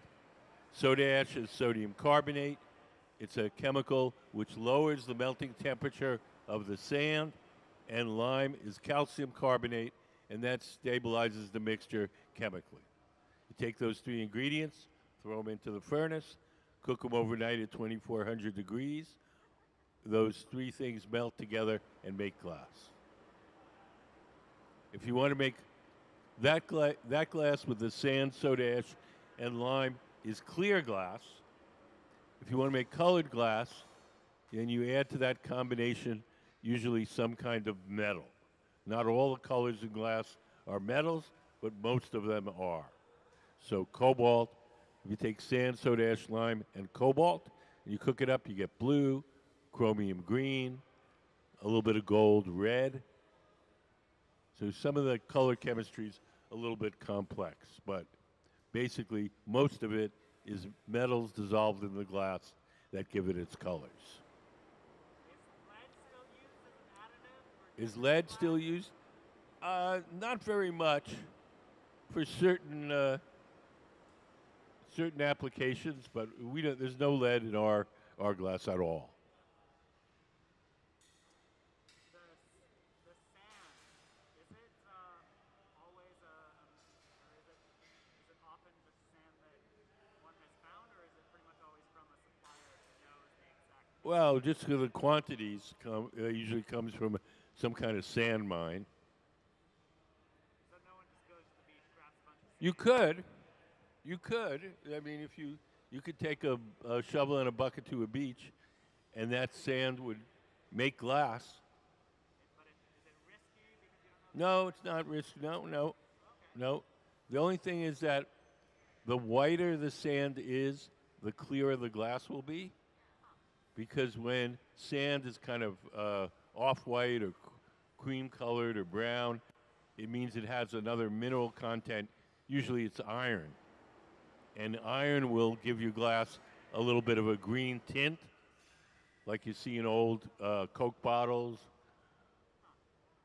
So, but you'll still make glass out of it. It won't be a problem. Just it won't be absolutely clear.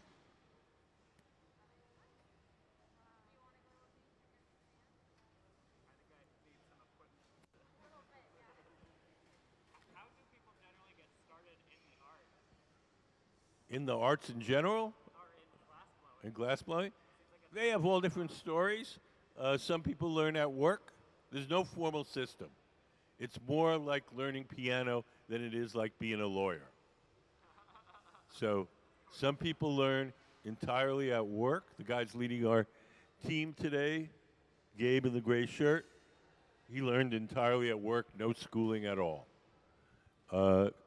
Here, the young people you see working with us today, they're learning in the Tacoma Public Schools. There's a glass program called the Hilltop Artist Program in the Tacoma Public Schools, and so they're learning in starting in middle school and going on through high school. Some people learn at art colleges. There's about 50 art colleges across the nation that have glass blowing in their art departments. So everybody's got a different story. Yeah, these kids right here. You're looking at them. Are you a part of the program? I see you're wearing the shirt. No, I'm the tour guide from the museum. I'm just showing a little solidarity today.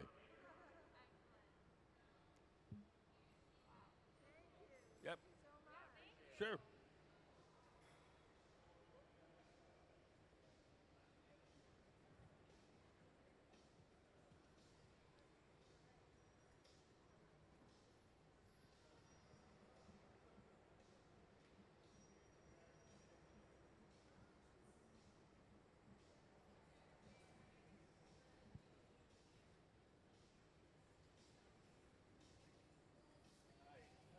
How are you guys?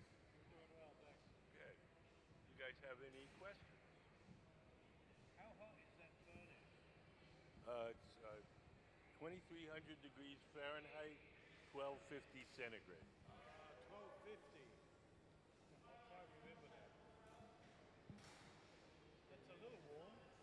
It is.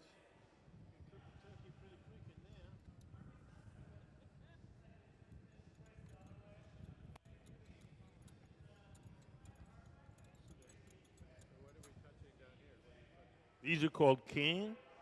We use these colored rods of glass to make the stripes in those vases. We'll take these. Can we put up picking up cane on a bubble? So if you look at our diagram up on the big screen, we lay out our stripe pattern, and then we take a bubble of clear glass and we roll it over the stripe pattern.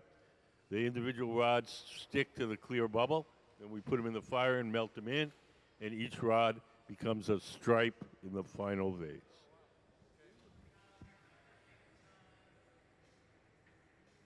There's a trick. That's why they're so regular.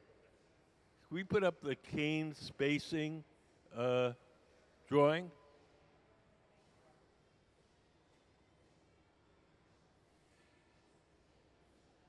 It might take him a minute to find it. There we go. Oh, could you do something about the closed caption? There we go. So each of these rods has a color going down the middle and clear around it. When you put the two together, the clear melts together and it automatically spaces the lines. Yes, because that's what you're seeing is the two clear coats melting together. You can see in the drawing. You're talking about 16th century Venetian technology. We didn't make it up. That's why they appear to be so regular.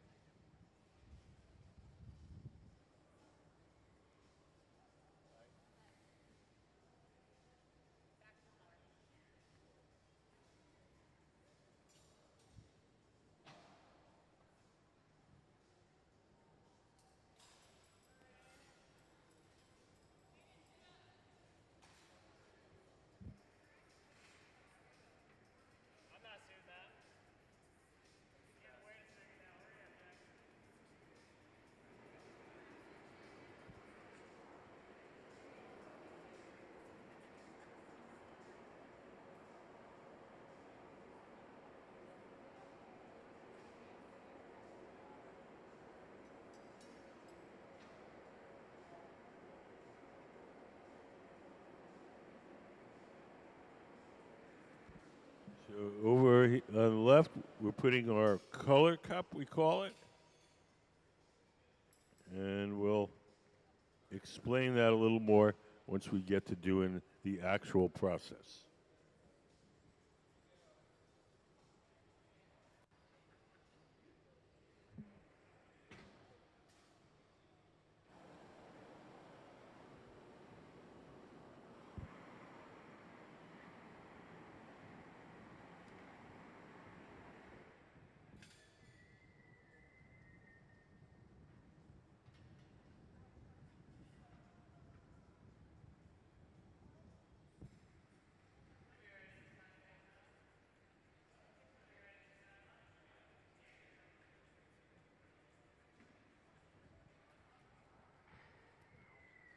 So here in the center, we're done with this vase. Everything that we make has to be cooled slowly, so we're going to take it off the metal rod. We're going to place it in an oven called the annealer, where it'll be cooled very slowly overnight. We'll drip a little water on the joint between the vase and the metal rod. The water will crack that joint. Give it a little tap. It'll come off. We'll place it on the table. We'll soften a little spot on the base so we can stamp it with the Hilltop Artist logo. We'll take it to our annealer where it'll be cooled slowly overnight. So let's have a big hand for the Hilltop Artist.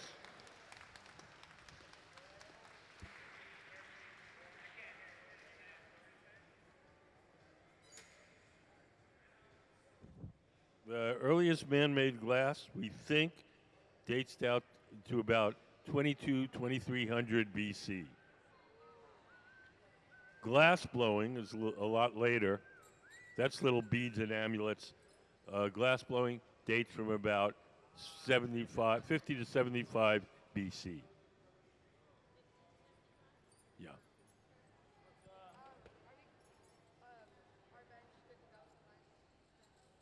So it's a little bit older than I am.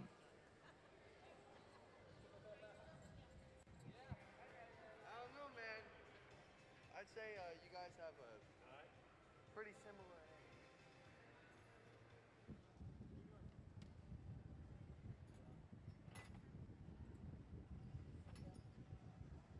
What do you need?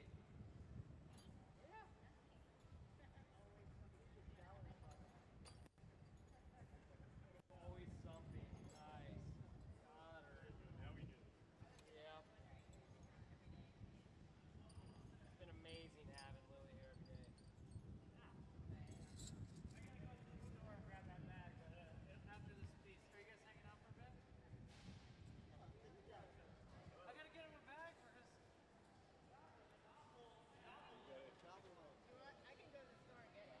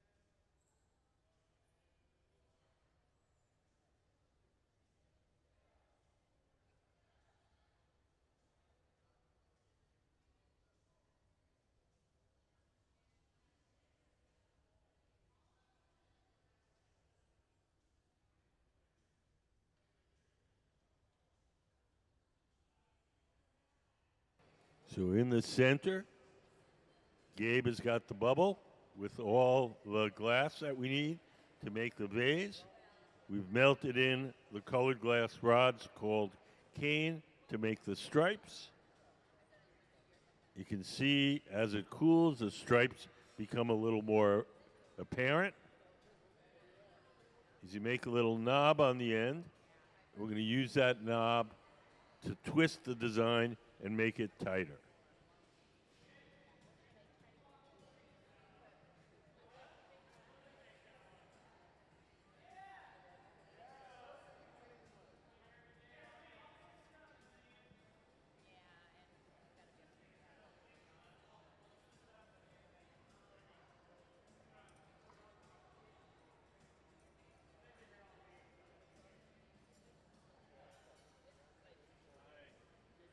How are you guys?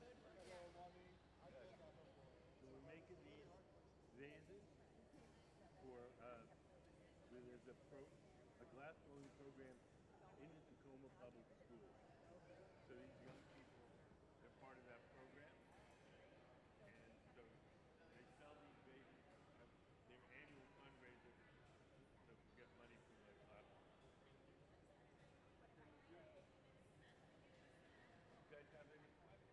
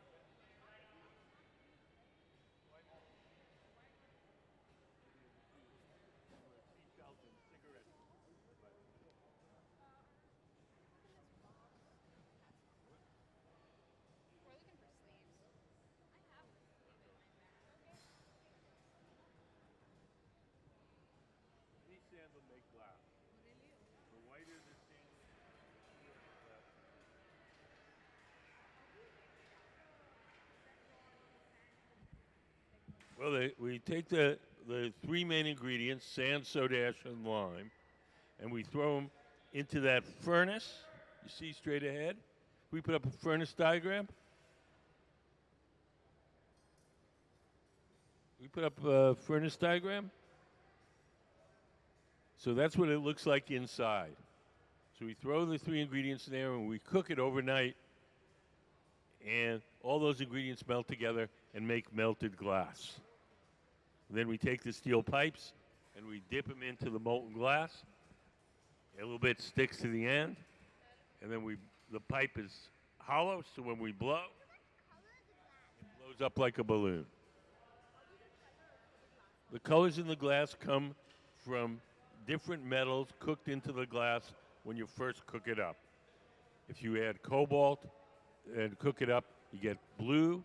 Chromium, you get green. Add a little bit of gold, you get red. So it's metals dissolved in the glass that make most of the colors. We use these are called cane, and we use them to make stripes. So we melt them into the glass, and it becomes a stripe. So with these, we melted a bunch of rainbow-colored rods. What? Yes.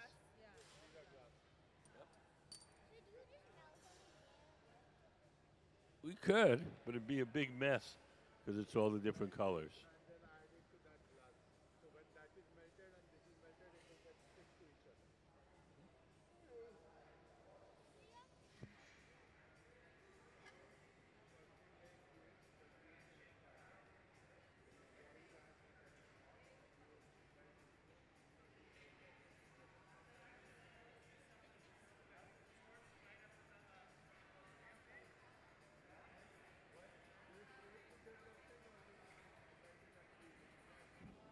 Oh, we make I'll show you.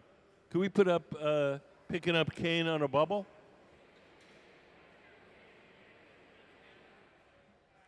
So look up on the big screen. So we lay out our pattern of stripes. Those are called cane.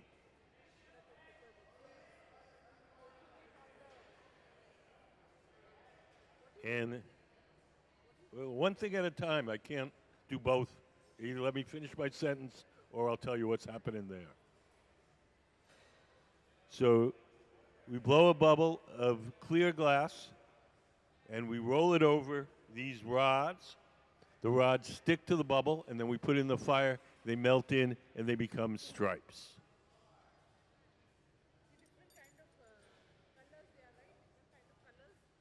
Yeah, we can make glass any color you can imagine.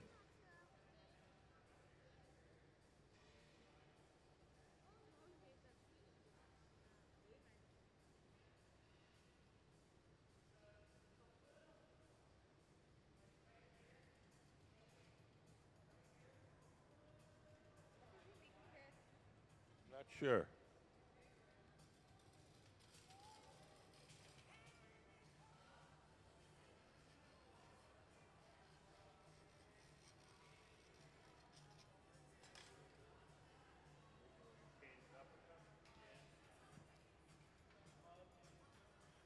He's taken some of these colored rods.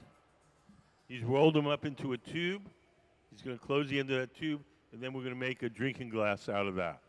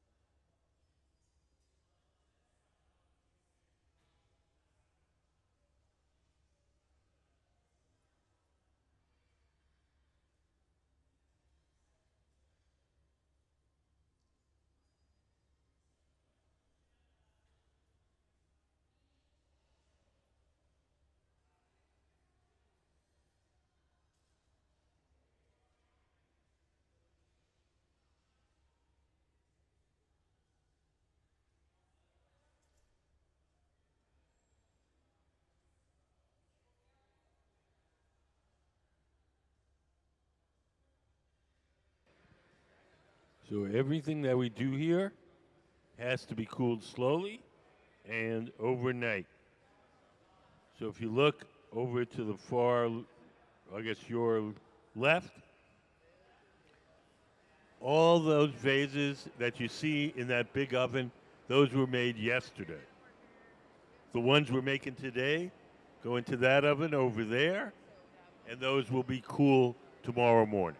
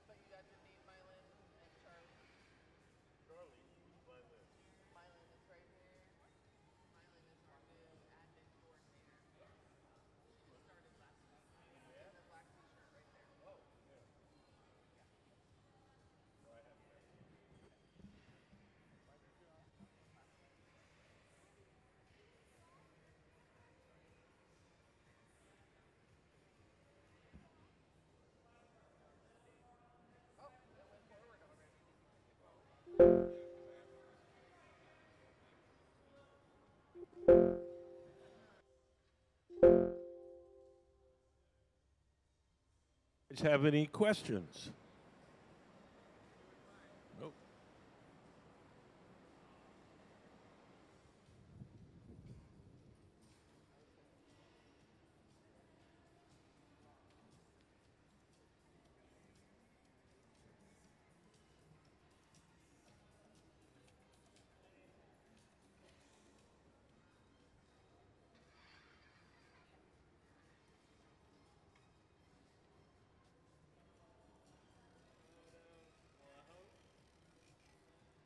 So over here on the left,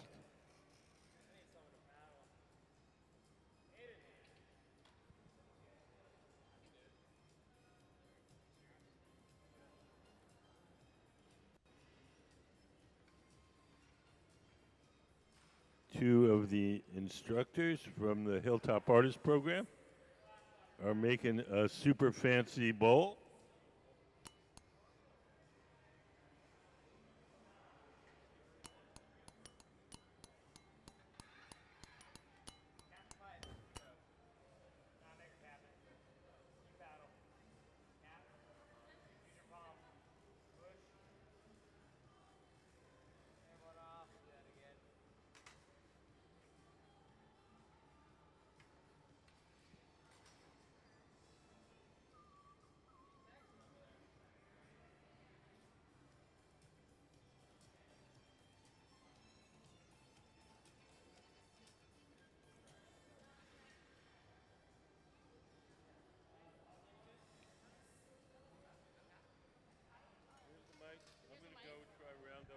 Yeah. This is great. Yeah. Okay. Or see where we're at. Where is it? So Yeah, really good yeah. on this end. So I didn't see anything get put away. It's still in there. Oh, they transferred it. They transferred it. I know. Look at your spider senses. Right on cue. Right on cue. Isn't that funny? Love it.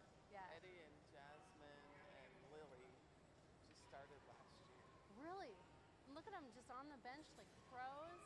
They are. I love it. That's You know what up there. you know what I've noticed? Especially I was down here on Friday and a little bit of Wednesday afternoon. This group of students feels more connected to each other than maybe last year or the year before. Oh, this group. They really of feel young like people, for tight. Sure. I love that. Well, we have a group of young people that came through COVID scarred. I'm sure. And then coming back into our program, they really adopted the space and the place. Oh, I love that. It's the place to be. It must have been a nice, like out of COVID, I'm glad the silver lining was a reminder that it's important to have spaces like Hilltop to Definitely. like and heal especially if you are they them. Yeah. with the news You know, and with everything that's going on in the world, you need safe spaces, you need positive mentorship, and that's what we provide. And I mean, that's why we're having the rainbow. I love that. Because it's going to be Hilltop Katie told me Pride. it was your first themed Better Futures luncheon. I think that's so cool. It is. That's a good energy we need to put out. Like, well, I'm tired of the negative energy getting put out there. We need some positive. And they worked on it while I was on sabbatical. Cool. It's like, right on. That's so cool. We have to do the messaging right because our audience isn't the Oasis audience. Right. And like I've been on the board at Oasis and go to their luncheon every year, but it's like we aren't Oasis. Right. And so we need to figure out the messaging. And so I've been working with Charlie and Katie on that because it's like communication is in listening. And so you have to craft your message so your listener can hear you. Right. Oh, that's an interesting challenge. Beat people over the head with what you think is right. Right. And it's because it's more nuanced than that, right? It's because it's anybody that needs a safe space. It's you know, for all sorts of reasons. Complex. Yeah. I'm gonna go grab my water. You're good. Whatever you need. You know, and it's like Katie and I are really good friends. That's before good. we started working together. Yeah. And we have lots of the same views. But she is like way more strident than I am. And then you add Charlie into the mix. I know. That's good. You're all like the bear. The bear is down a little bit, and we're gonna wrap this up for the Sally students Zimmers need of the that. world. Yeah, but you know, like students need that also, that mentor, parent vibe from you guys. Like you guys are their protectors. And that's the thing. They it's need, a safe space you know, you guys are bulldogs. a bunch of mama bears that are just going to be like, don't come at us. We're doing important work. Get away from my kids. But you better get water before you have to say all this again in front of everybody that's here to support you.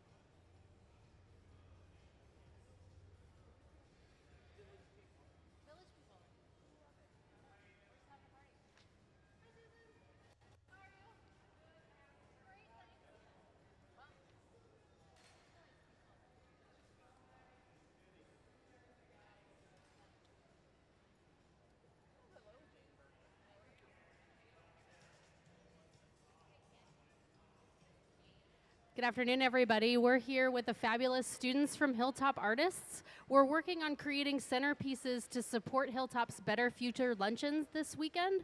And you can see the team here of Hilltop students working on our center bench. They're just finishing up the piece and perfecting the shape of the top of the cone to make sure that it is looks like one of these cones over here on the pedestal. So they're just in the finishing touches of this piece right now. Do you have any questions, anybody that's here in the audience?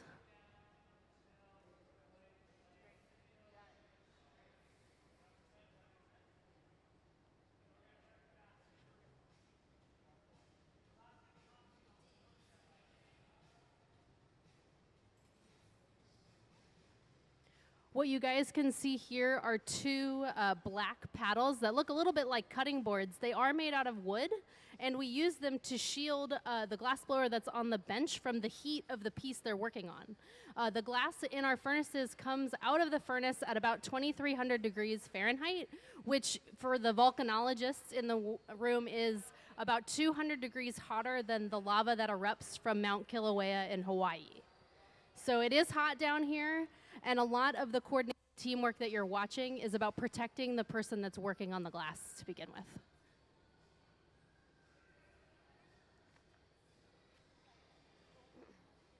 The other thing that's really remarkable is all the students that are here today in the Hilltop Artist t-shirts are in high school and middle school.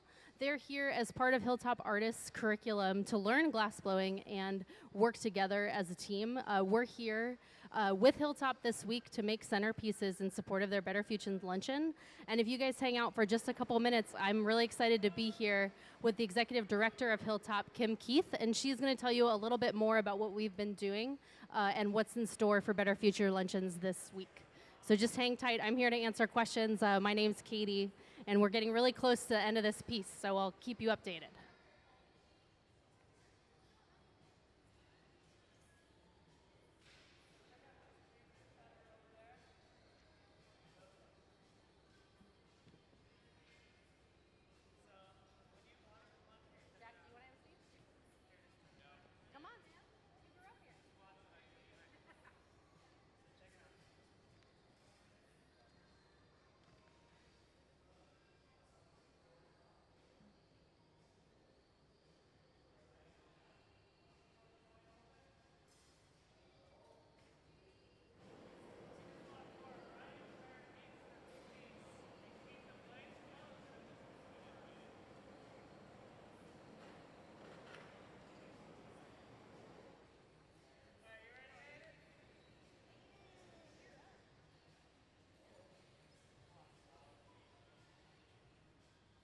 All right, so you guys can see we're getting ready for the most exciting part. We have somebody here wearing Kevlar gloves. That's the same material that a firefighter's coat is made out of, and we're getting ready to do the most dramatic thing, which is get this hot piece of glass off of the blowpipe. We do that by dripping water onto the punty, which causes a crack in the hot glass. They use that crack as a way to break the piece free without breaking the bottom of this sculpted cone. And there you go. Can I get a big round of applause? Nice work, you guys.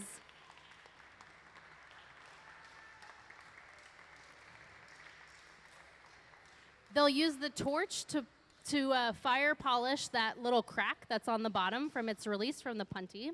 They'll put a stamp on the bottom, and then it will go into one of our annealing ovens to slowly cool down without cracking. Here it goes. Let's get another round of applause. Congratulations, Hilltop.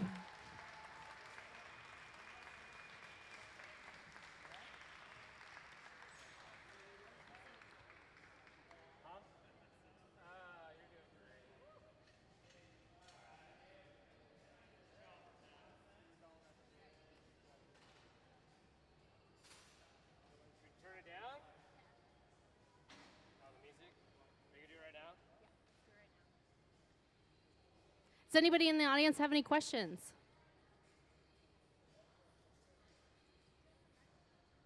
No. Excellent.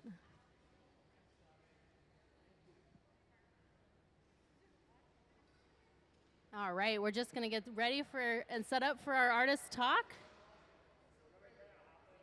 Can everybody hear the microphone up at the top? It's all good. Amelia, you can hear me? Good.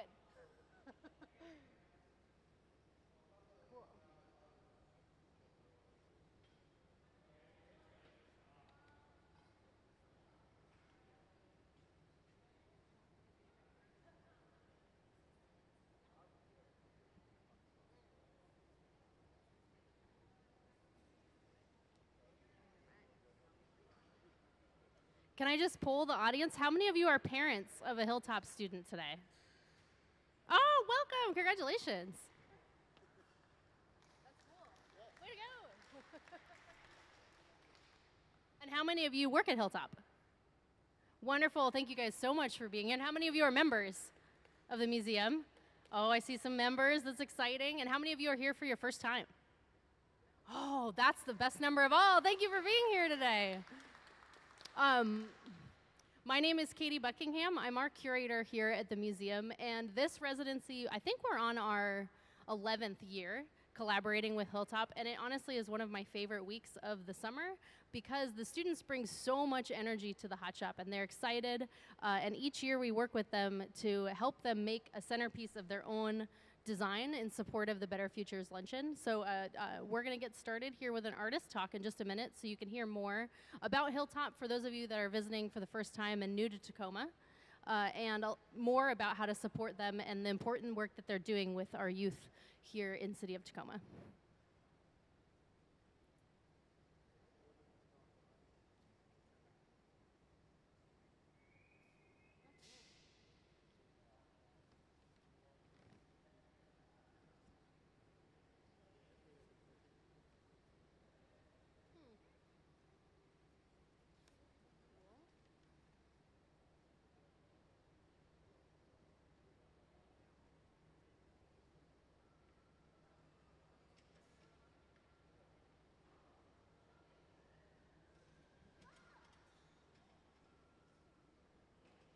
For those that are new to the museum, did you start here in the hot shop or have you been to the galleries yet? Right on. That's exciting. Have you seen glassblowing before? Hotter or less hot than you were expecting?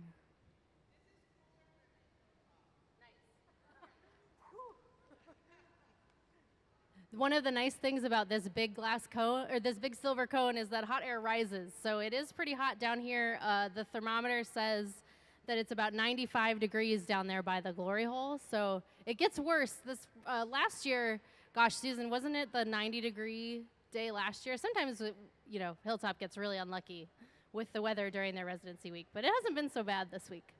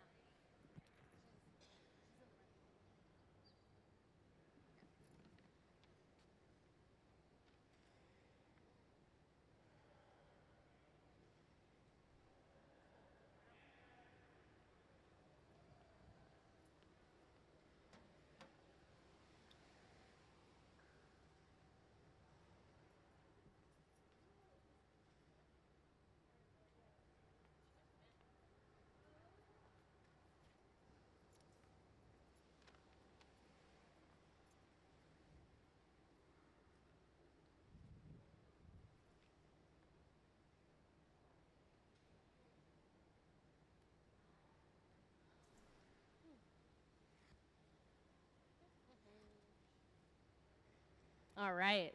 Since some of you are new to the museum, I'm honored to tell you a little bit about Hilltop Artists. Hilltop Artists is a youth development arts nonprofit here in Tacoma that has operated deeply impactful programs since 1994 with broad community support and a track record of success. They have served over 650 students a year, ages 12 through 16, through programming, providing tuition-free glass instruction, mentorship, and collaborative leadership opportunities. This is an anti-racist work guided by justice, diversity, equity, and inclusion with an understanding of trauma-informed care and social-emotional learning.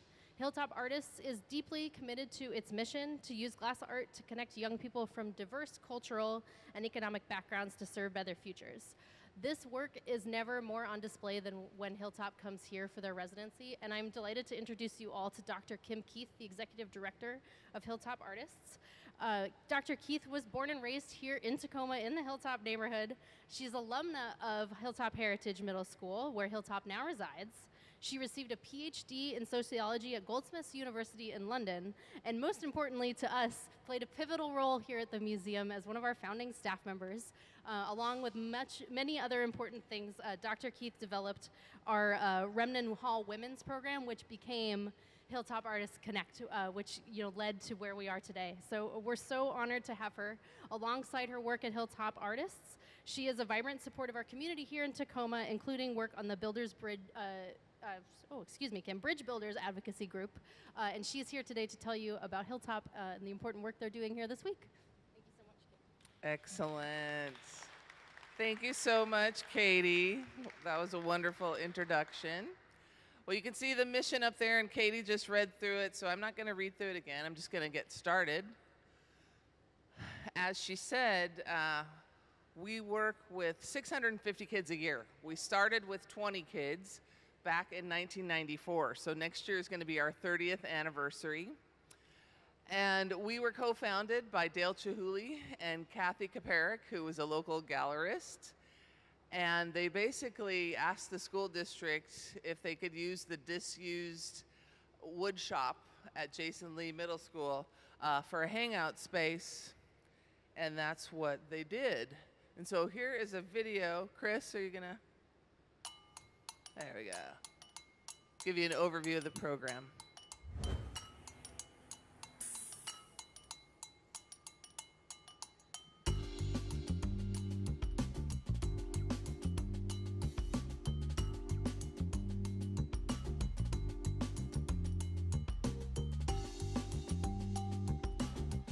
Oftentimes people come into the program, they look at 12-year-olds blowing glass and they're like, who thought this was a good idea? But if you set the expectation high for these kids, so many of them will reach that expectation and go beyond. The Hilltop Artist program for glass blowing gives you something to look forward to at the end of the day. Being involved in arts has really helped me stay focused because I really connected with it and I like it. We've learned a lot of stuff, most of the stuff I make in here, like cups and bowls, I can use at home, and I've never been able to do that before. What we do in working in the glass world is a very small community of people. But I think one of the things that this place does is it shows you that there's a larger, role that you can play in the community. Before I took this glass blowing course, I did not consider myself an artist. I didn't think I was an artist. I didn't like the arts. I thought it was kind of phony. But coming into this class, I really learned how to express myself, and I was able to create things that I truly thought were beautiful. Just from my first gather, I knew it was something that I wanted to identify with and do whatever it takes to continue doing that for the rest of my life. The program just goes kind of a step beyond what most programs do. Yes, we're an art program teaching 21st century skills in a school environment, but then we're also connecting these kids to all the social programs that they need. Last year I was going through some stuff and I came here and I felt secure. Art has always been kind of my way of coping through everything, and glass blowing is everything to me now. So a lot of the students that I work with, the population that I work with, it's a big deal for them to even come to school, to show up to school. As much as we use glass to hook the kids and to get the kids to come up in here every day, that's not really why we're here. Our goal isn't to turn all of these students into glass artists and populate the world with more glass art, but it's to make them better citizens and hopefully find something in themselves that they didn't see before. So I started the program when I was 12. Growing up, it was really hard. I went through a lot, and glass was always my go-to. This is my home. It's my family. Being that struggling kid, and then now being on the other side and being able to be there for the kids, it's a really cool feeling.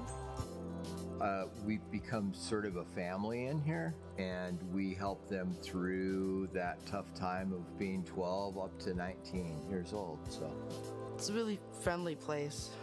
All the teachers really nice. It's like another family that you can have. I think it's made me a better person because I'm excited to go to school. Feeling like they're creative is an important skill, I think, these days, in order to, with the changing world and the economy and everything the way it is, to be able to constantly, creative problem solver, reinvent yourself. I think that's what art does, and I think it's one of the wonderful skills that it provides these kids. Within a couple of weeks, they're making these beautiful objects that they take home, and their family and their friends see them and are oohing and eyeing and wondering, you made that? How did you even do that? That's amazing.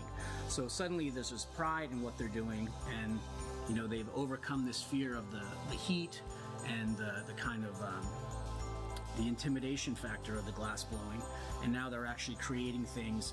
And then as they stay involved with the program, they get to pass those skills on to their friends, show their friends what they know, mentor, and all those things. And so you can turn kids on to going to college. You can turn kids on to education in a way that they never thought was possible before. And I think that's the future that these kids have.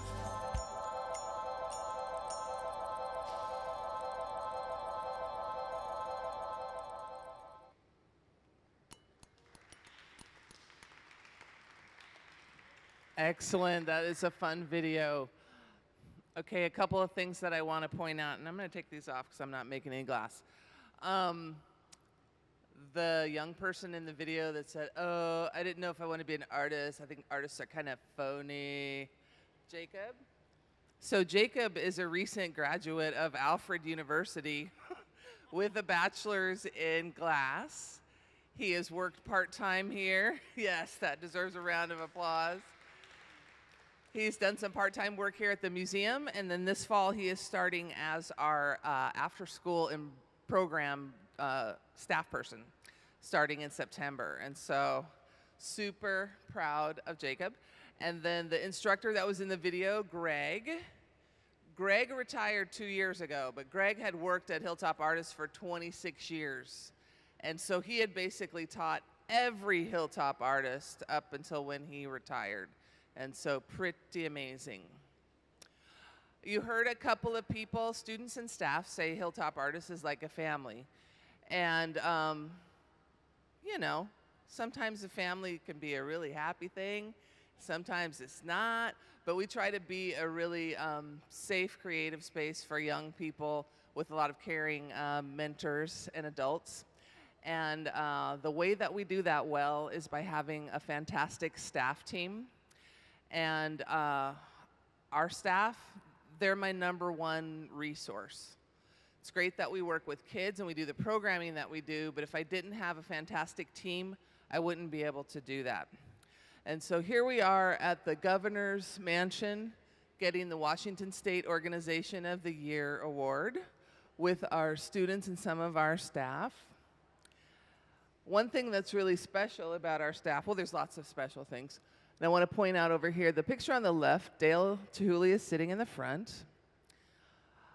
On the left-hand side, and I don't know that this thing works. Oh, Chris, what did it? Okay, that's Trenton. So if you were in here earlier and you saw the program manager, Trenton, that's Trent in high school. And then next to Trent is Sam, who you saw in the video. She's one of our daytime instructors. Next to her is Jessica, who's our program director. And then in the back is Jason McDonald, who you might have seen on Blown Away Season 2. And so one of the significant things about our staff team is 7 of our 9 teachers are alumni of our program. And so that's really exciting. They learn at Hilltop, they go away to college or to work in other studios, and then they come back like really skilled boomerangs to work at Hilltop Artists. Some of them have been there for almost 20 years. On the left side, or on the right side, I'm sorry, Tony, who's in the white mask. Tony was the first local intern here at the Museum of Glass in 2002. So that's when I met Tony. He's our lead instructor at Silas High School. Incredible. Got Sam and Sasha, Luis, Jessica, Tony, Trent, and then in the bottom you got Greg in the middle. Greg taught Tony, and Tony taught Trent. And that's how Hilltop Artists rolls. And then sometimes our staff look like that. And so that's Emily and Doug making the same face. We do like to have a good time at Hilltop. Here we are up at Pilchuck. Now, a little bit about our programs. We have daytime in-school electives, and so if you go to Hilltop Heritage Middle School or to Silas High School, you can take glass blowing or glass making as your art elective. When you're in that class, you learn 3 different types of glass making. You learn hot glass blowing, flame working with a torch, and fusion. So that's fusing flat room temperature glass. And you do that at the middle and the high school level. You can kind of see here, that's flame working on the right, fusion on the left, blowing in the middle. During our daytime program, we have 18-week semesters. Every 6th week, we have an artist that is in residence. And so here we have Jason Christian. He came and did demonstrations at school. He made a dragon and a bunch of really big umbrellas. And these residencies are really exciting for our students because they get to see master craftsmen doing their thing. So there's Martin Yanetsky, Joe Rosano, Dante Marioni. We are in a really specialized, rarefied position that we can ask some of these incredible artists down to demonstrate for our young people. We also have an after-school program, and that's at both the middle school and the high school level. These programs are for enrichment, and students can come from any school in the district. They can come from anywhere in Tacoma, Pierce County. If they can get to the class and they've signed up, they can take the class. All of our classes and programs are tuition free. And so we often have students that would come from Franklin Pierce or Bethel. We have a lot of really dedicated parents and grandparents who drive their students to our after-school program. And if your student is interested, you can always look on our website, hilltopartist.org, and look at our class offerings and sign up. These are some of our after-school activities: making edible waffles, making glass waffles, glass apples. In the summer, we have glass arts programs, and it's like the after-school program. It's enrichment, and it's for any students that are interested. Once again, it is tuition free, and we do, let's see, at the middle school level, we do 3 two-week sessions that are Monday through Thursday, 6 hours a day. And so it's a highly concentrated program. And that's a change from what we used to offer in the past. We used to offer just little taster classes that were 4 days a week and 2-hour blocks. But we changed it up this year, and we're really, really pleased with the results. And our students are just so happy to get so many hours in the studio and such a concentrated experience. And so we're definitely trading off the quantity of numbers of how many students we serve by serving a smaller group, but way more in depth. During COVID, you can imagine what it was like for an education program that was all kinesthetic learning to make that shift. And so what we did was we cried for 3 weeks, and then we pulled ourselves together and developed some curriculum that we could offer online.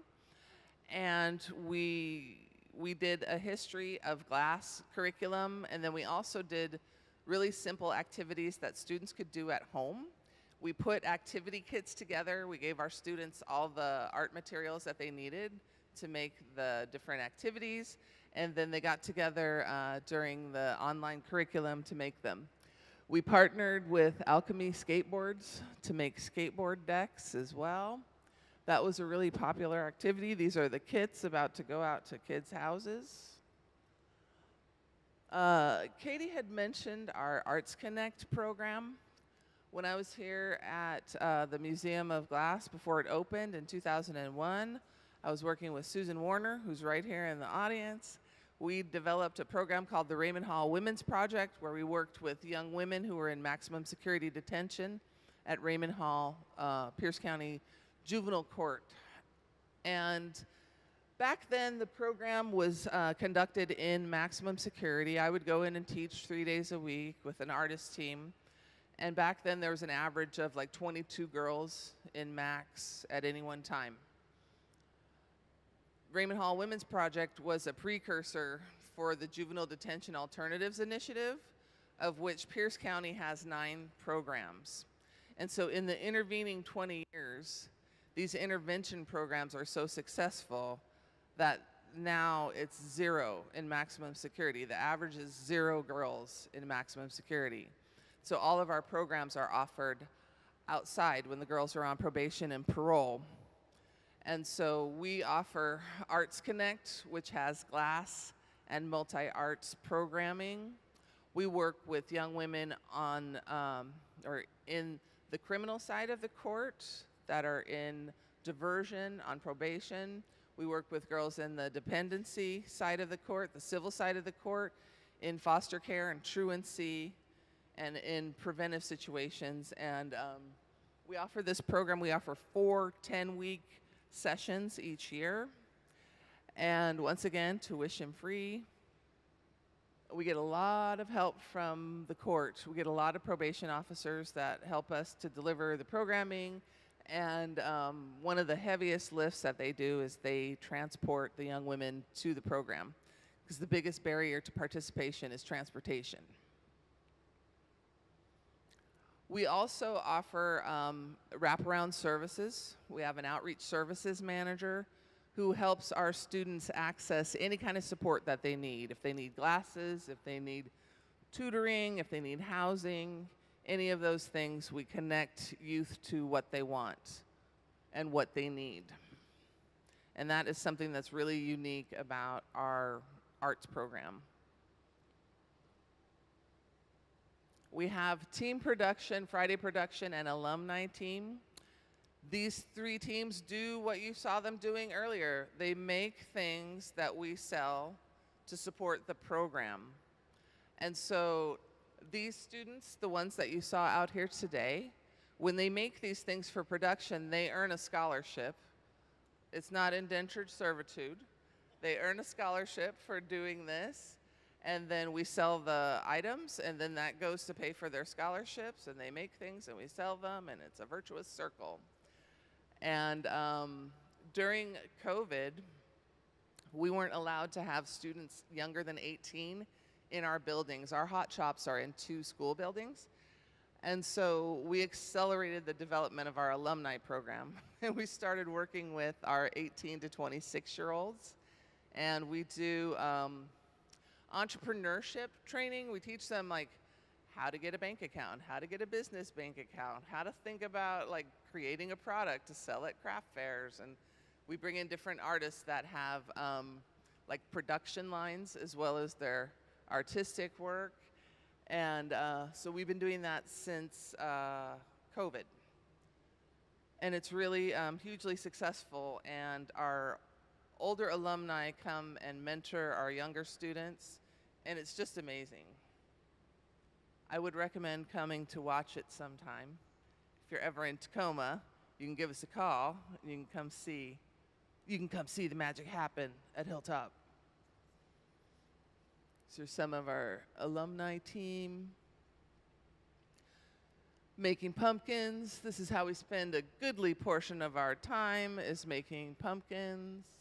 In the fall, we sell 750 pumpkins. 400 at the luncheon and 350 at the pumpkin patches. Chris, I pushed the button and the thanks. Next video. My name is David Rios, and I'm a Hilltop artist. I am an alumni. I've been part of this program ever since I was in 8th grade. Why do I love Hilltop Artists? There's so many reasons why I support Hilltop Artists. It's a home for many students, a place, a safe zone where we can express ourselves freely without being worried about how we're seen. The staff, my God, the staff is incredible. They are able to connect youth with a diverse array of staff members. If you're having home problems, there's someone there. If you can't find food to eat, there's someone there at Hilltop Artists to help you, guide you, so you won't be lost. And that's why I love Hilltop Artists. They've done just an incredible job of bringing together the right community with the youth that we have going through these steps. What I miss about being in the Hot Shop studio is the vibes, the positivity. I've been in numerous hot shops now, and the atmosphere that Hilltop Artists creates is like none other. Back in 2015, when I was graduating from high school, I was awarded an ambassador scholarship to go to Biot, France with Hilltop Artists. Bonjour, je m'appelle David. This was the first time that I or any of my family had ever left the United States to go to Europe. It was an incredible moment for me, and I can't express how grateful I was for that opportunity and how it really opened my eyes. One story that I really wanted to focus on was failure. Oh man, I messed up a lot. Now, this is a story to many young glass blowers. Don't let failure ever put you down. The first few days that I was there with Antoine Pirini, I broke a lot of pieces. Now, I brought over a punty, and as we remember, the punty is just a transfer rod to a glass piece that can make it really, it's a really make or break situation. I wasn't really bringing over the best punties, and I believe like 7 or 8 pieces broke all in one day, back to back. And man, it was a moment where you feel like you don't belong. It's a moment where you feel that you weren't meant for this. It's a moment where you almost want to just like cry and go back home. But failure is just part of the process. It's okay. No one's perfect. You're just gonna stand back up and do better. I'm happy to say that the rest of the days after the first few days, we were able to make a lot. Now, I'm not saying we did an amazing job, but at least I was able to adapt and change. And that's something that I learned right here in this school and in this hot shop, is being able to adapt and change and when you face adversity.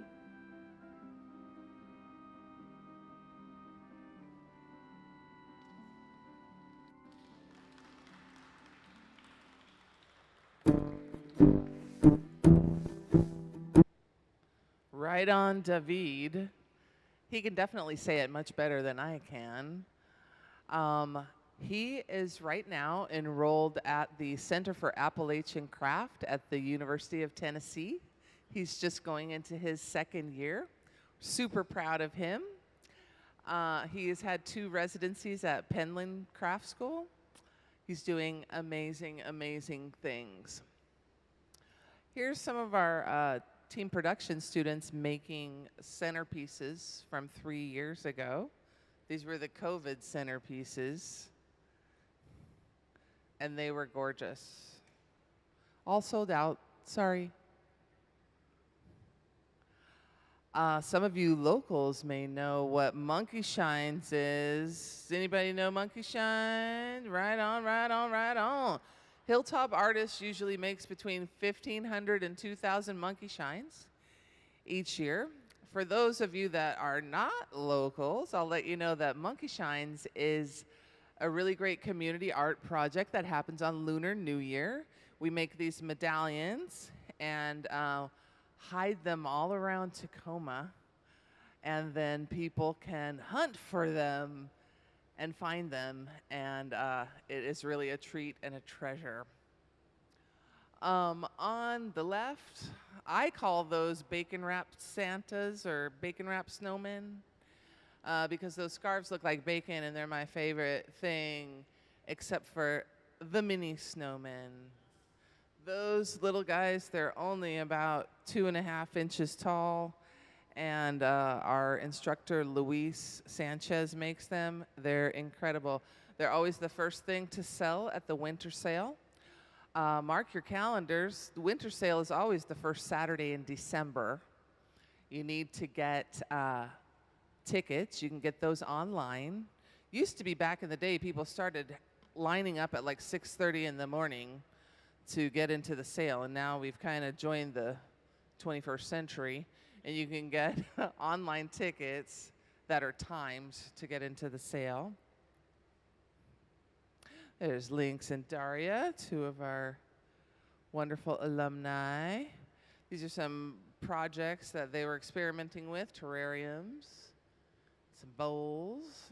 And the next video is So Jack. Hilltop is a lot more than just a glass program, and going through middle school and high school, it was just a safe community center where you can be yourself and make art.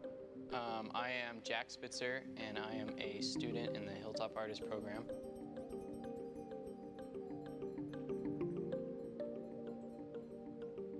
This year we're making centerpieces for our annual luncheon. This year for our centerpieces I designed the bowls with the help of the instructors, and we are making assorted low bowl shapes. The bowls are going to have 2 bubbles that get joined together to make the bowl, and that's called an encalmo.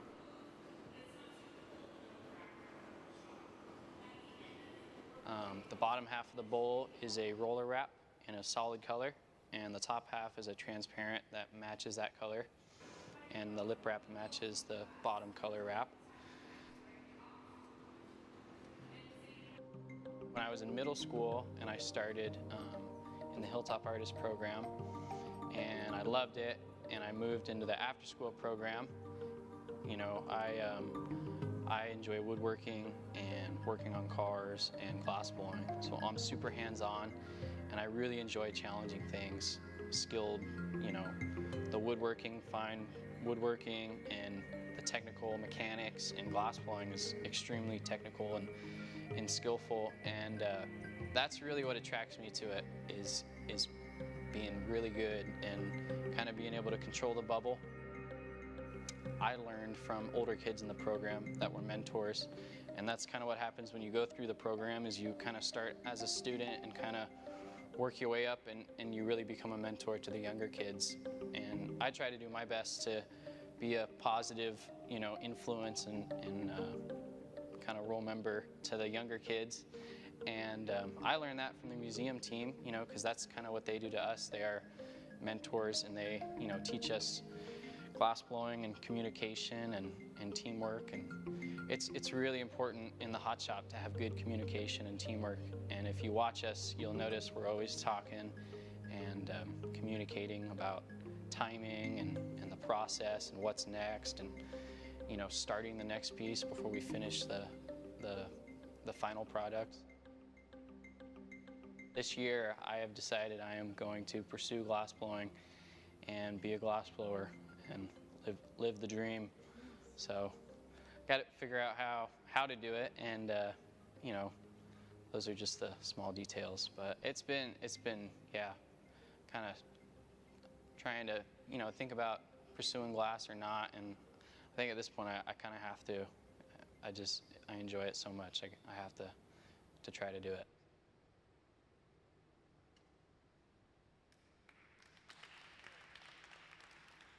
So Hilltop is a lot. Okay, as Yoda says, do or do not, there is no try, right? So on weekends, Jack assists Dante Marioni in Seattle. He recently got to go to Aruba with Jason Christian, who had made that dragon and those umbrellas that we showed earlier. He got to go to Aruba for 3 weeks and assist Jason Christian. He is doing some internships up at Pilchuck, and he is living the dream. And so what you can put your mind to, if you can dream it and you can see it, you can achieve it, right, Katie? Okay, we do other things. If you can imagine that, we got to do 6 programs and all the stuff we do. We do other projects too. We contribute to Empty Bowls, which is a project with Emergency Food Network. We do an open studio tour as part of the Tacoma Arts Month. This year, I think our studio date, open house, it's either the 14th or the 15th of October. And so that would be at Hilltop Heritage at our hot shop there, and it'll be from 10 to 5. Check out our events page. You can get all the details there. National Summer Learning Week, we bring in all of our elected officials that can come and see what we're doing and support us. That is Idaho Based Camp in the bottom right-hand corner. That is an outdoor recreation place for, I think it's 12 and up, folks that are 12 and up. And that Bora Basin Community Center, it was totally cutting edge, all green materials. It was an incredible building, and they asked us to do that rainbow installation, which is pretty cool. On third Thursdays, you can find us right here at the Museum of Glass from 5 to 8.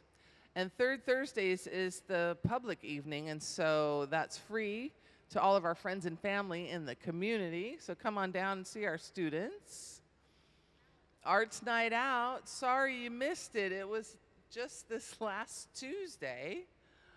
We had 487 people at Hilltop Heritage. We had pizza and burritos and t-shirt making and DJ Midnight Mike and all the things. And this was our 13th year doing Arts Night Out, and it was our most successful ever. And so mark your calendars. Next year, the first Tuesday in August, we'll be doing it again. Fused Together is a new project that we are doing in collaboration with Communities for a Healthy Bay, where we are going out to different Tacoma Public Libraries in the South End and doing a fused tile project and learning about the environment and water ecology. And then we're building these tiles and making stained glass windows that we're putting into the libraries. And so, once again, check the events page on our calendar. Pilchuck residencies. I don't know if everybody's familiar with Pilchuck Glass School up in Stanwood, but that is our sister organization. That organization was also founded by Dale Chihuly. And so we do a lot of programming with them. And twice a year we take groups of students up there. In the fall, we take 30 kids for 3 days. And in the spring, we go up and work with Better Together, which is a collective of African American artists that do a week-long residency at Pilchuck. We also work with Crafting the Future. Crafting the Future is a nonprofit that provides experiences, travel experiences, and educational experiences for BIPOC students. And so they have twice let us take 5 students to the University of Tennessee to do a takeover of their craft studios with teenagers from around the country, and these are for young teens. They're for 15 to 18-year-olds. And then we also go to Penland and other craft schools with Crafting the Future. As David said in his video, he went to France. It's because we have a program called the Biot Ambassador Program. Biot is our sister city in France. And so we send a student each summer to work with Antoine Pierini at his studio in Biot. Autonoma is another group that we partner with. They're based out of Murano, Italy. And they just held the first International Youth Glass Conference at Pilchuck last month. And so that was really super exciting. And then Glass Impact is an organization that we founded during COVID. It's 9 different public glass studios. We get together every month online and just talk about things that are important to successfully running our business, and we learn from each other, and it's a really great program. Last year, we did an unprecedented thing at the Tacoma Art Museum. Trenton Kiocho, who you saw working down here, curated an exhibition called Gather, 27 Years of Hilltop Artists. And it was amazing. There were like 35 pieces of art by 21 different artists at the Tacoma Art Museum. A lot of these are our current students and staff that were in the show. Neon, flame working, sculpting, painting. It was beautiful. Here's a video of Trenton. Is this gonna go? Chris? My name is Trenton Kiocho, and I'm from Tacoma, Washington. This week, I'm exploring Filipino textile and traditional fish traps and motifs, and kind of reimagining traditional forms and sculptures into a new body of work made out of glass, kind of honoring my Filipino heritage. So I think the fish traps, just in general, just the shapes are they're really interesting. And then you throw in the texture and the patterns of the elements of it woven together. It's like individually they look good. If you just separate them together, it looks even better. But I'm learning a lot in the residency because part of me is like, maybe I should just focus on the form. Part of me is like, focus on the pattern. So it's like, it's a lot of new ideas that I've never worked on. Got another small chunk, and then Body's all gonna be one piece. yeah, but the legs I want brung as bits. So there'll be a body and legs onto the body. Yeah. Kind of collar. Well, I'm thinking we just turn that. I kind of want to do like this sitting form. So I don't know, like basically like take that, kind of pull it into like a flattened piece. I don't know, like a Z almost, you know what I mean? And then the head goes on here, you know, for it. I think it's hot enough still. All over, hit it.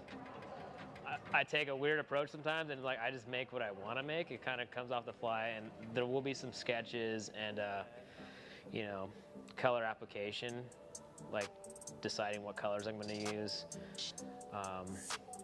But for the most part, it's kind of freestyle, and then I'll make something, and then it won't work out very well the first time, and then it's like the second time it works out great, and then the third time it went back a step. But it's always nice to go back to previous ideas and kind of build off of those. Yeah, I think being a teacher or an educator, it can be difficult at times because, you know, kids are mean, and it's hard to reach them. But it's these relationships that you build with these people over, you know, 6-7 years sometimes, and it just kind of grows, and they start off as your students, and then eventually they become your friends. And you know, a lot of them, you know, came in at 13 and now they're 22. Yeah, let's do that. Make a big wide collar. And you know, there's always ones that like give you hard times, but you know, there's always a few cases where they come back and thank you. You don't always get that, but like that definitely makes you want to do it more. You know, having an opportunity to come here and work with the all-star team, you know, Sarah, Gabe, and Ben, it's definitely a huge step in my career. I mean, and coming up through as a young person coming in here at 15, and then now 15 years later being the person at the center bench as the artist has been kind of similar. Ladies and gentlemen, let's give them a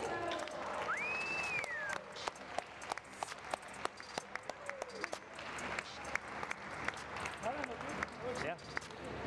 Don't sweat it. It's lunchtime, folks. My name is Trent Keel.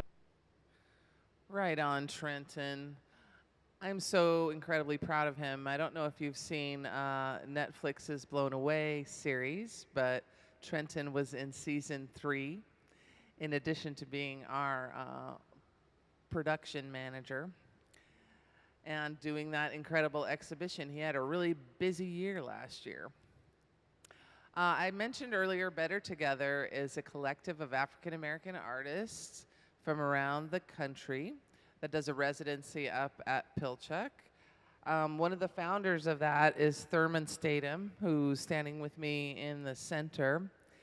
He is one of the original instructors and students, actually, at Pilchuck back in '73, I think. And he's been around and connected to Pilchuck since then. He's on the board.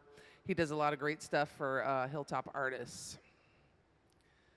These are some of our students.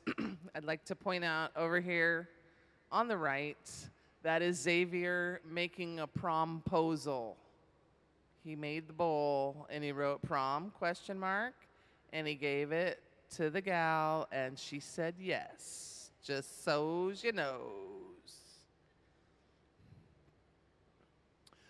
Last year we hosted the Glass Art Society conference here in Tacoma. We had a great party at Hilltop Artists where we made quick sculptures doing the magic stick process. And you can see Corey kind of on the ground rolling his glass. And then this over on the right is a piece that Better Together did with some of our students right here in the Museum of Glass Hot Shop. These are some of our students and our friends from across the country that came to the conference. And that is my last slide. And so just some thoughts I want to kind of leave you with is that Hilltop Artists is definitely a youth development program. Yes, we're an arts organization. We teach young people how to make art. But at the core of what we do is teaching core skills to thrive and succeed in life. And so it's about teaching communication through the team building that is making glass, and having adult mentors that can really support young people for the long haul. We have lots of students that are in our program for 10 years or more. And so we take this mentorship really seriously. Like I had said earlier, we have an outreach services manager. And so we are really working with the whole child, the whole person, to ensure as much of their success as we can. And so we're just that little bit different, a little bit quirky compared to other arts programs. But I tell you, I love my job. I just got back from a 3-month sabbatical, which was really great. I got to rest and everything. But this is the right job for me because I get to do the youth development that I've been doing since 1992 and all the museum and the art that I've been doing. And I get to use my sociological and culture studies PhD every day. And I'm just so glad that I could go around the world and come back home to Tacoma and find such a great fit. And so I feel incredibly blessed to be here today talking to you about my favorite thing, Hilltop Artists. Thank you for coming out. I don't know if you had any questions, but thank you. I believe we have a couple minutes for questions if anybody would like to ask Dr. Kim a question about Hilltop or what we're doing in the Hot Shop this week. I'm up here with the microphone if anybody has a question. I guess that's it. Thank you so much, Dr. Keith, for everything you're doing for our community, for all the energy that Hilltop has brought this week. It's been really incredible. If you love the rainbow centerpieces that you see in front of you, Better Futures Luncheon is on October 10th. October 10th, and I believe they'll have registration and invitations up on their website shortly? Yes, it's up on our website, and you can also ask Mylin or Charlie or Katie that are out in the front lobby. So thank you, and thank you very much for everything you brought to the Hot Shop this week. And thank you all so much for staying for our artist talk. Let's give Kim a round of applause. Thank you all. Thanks for coming out today.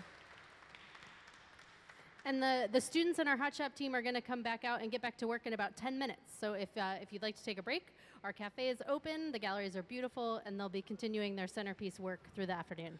Yes, and you'll have Jack and Trenton and some of the people you saw in the video. So if you have questions for them, please ask them. Thank you, Kim. Thank you, honey.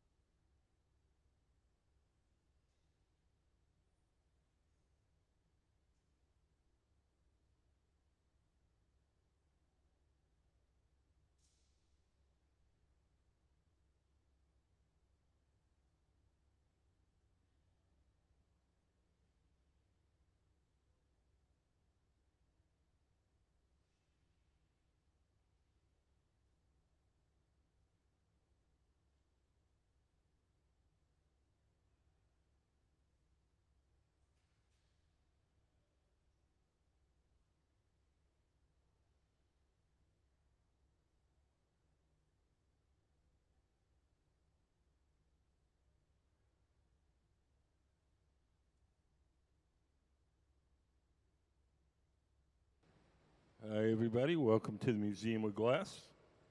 Today, we're going to be working with students from the Hilltop Artist Program. The Hilltop Artist Program is a program in Tacoma Public Schools where the kids learn to blow glass starting in middle school. It starts at Hilltop Heritage Middle School and goes on to Silas High School. The program itself has been around for over 25 years, and it's had a close relationship with the museum for most of that time. So we're going to be making these vases that you see on the pedestals with the rainbow swirls. And these vases are going to be sold at their annual fundraiser, the Better Futures Lunch, and that's going to be October 10th at the Murano Hotel in downtown Tacoma. So just to get you started, I'm going to give you just a very brief introduction to how glass blowing works. Everything that we do starts out in our glass furnaces. The glass furnaces are the machines where you see the doors closed. There's two of them, one on each side of the studio. If you look up on the big screen, you'll see a diagram. That's what the furnaces look like inside. So inside each one of them is a big ceramic pot. In that ceramic pot is 1,000 pounds of melted glass. We keep the melted glass at 2,100 degrees Fahrenheit. At that temperature, the glass has the consistency of honey. So if you can imagine a giant crock pot full of honey, that's what our furnace is like. When we want to get the glass out to make stuff, we take one of those steel pipes. Those are called blow pipes. And we dip it into the melted glass like you're dipping into a big jar of honey. So we dip it in, twirl it around. A little bit of glass sticks to the end of the pipe. The pipe itself is hollow, so when you blow, the ball of glass blows up like a balloon. If you want to make something larger, we blow a bubble, let it cool and stiffen. That's what Sarah's doing right there. She's letting that bubble cool and stiffen. And then she's going to dip it back in the furnace and coat it again. So we just keep repeating that process till we have all the glass we need to make whatever we're making. Once we get the glass out of the furnace, it only stays hot and soft for about a minute. So we do whatever shaping or blowing or cutting we need to do. And when it starts to cool and stiffen a bit, then we go to the second type of furnace. The second type of furnace is called the glory hole. The glory holes are the round guys with the doors open. Those have no glass in them. They are just a hot chamber for heating and softening the glass while we're working. So we do whatever shaping we can. When it starts to get stiff, we go to the glory hole and heat it up again. And that's basically it.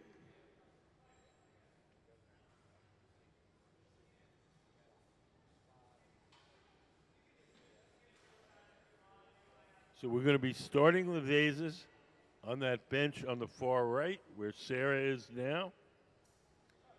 And we'll be finishing them in the center.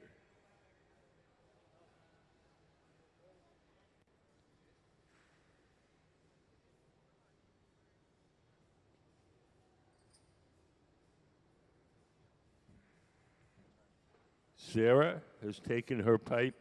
Sarah in the black shirt and shorts has taken her pipe over to the pipe cooler. We lay the steel pipe in that trough.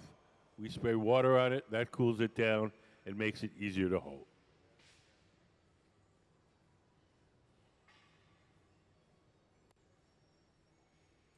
Does anybody have any questions so far?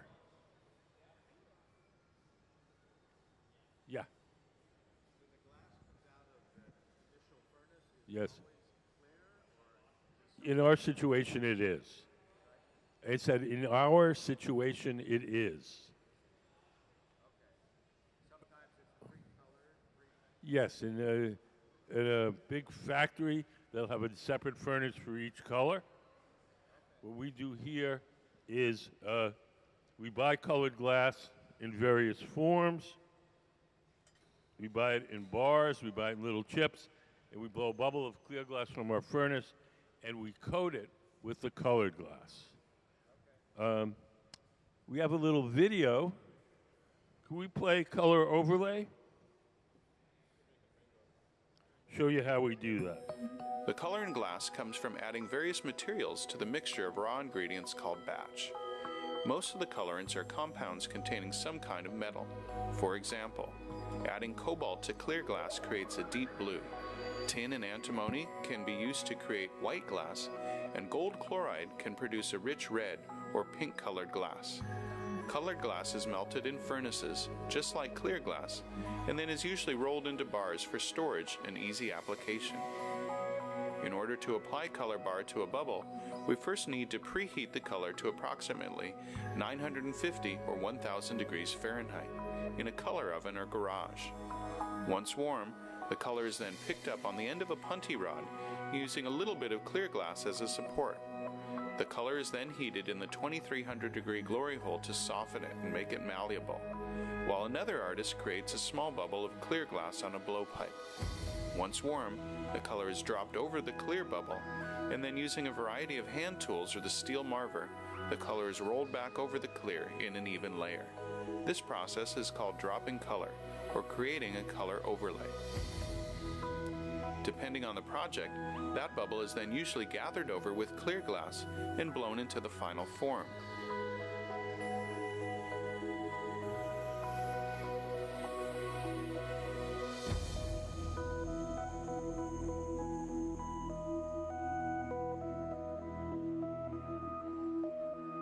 The finished product may appear to be all made from colored glass, but when viewed in cross-section, we can see that there is only a thin layer of color sandwiched between many layers of clear glass.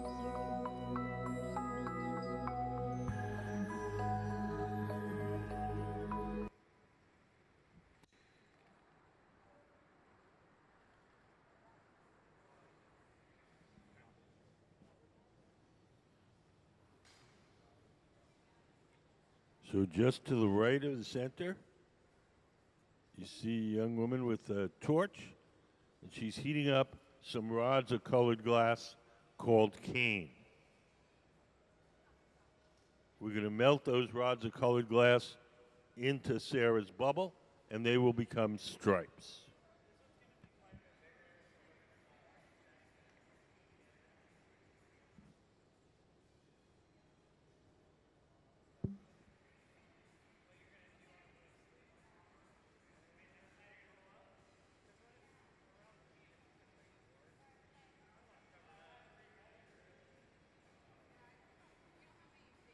Yes.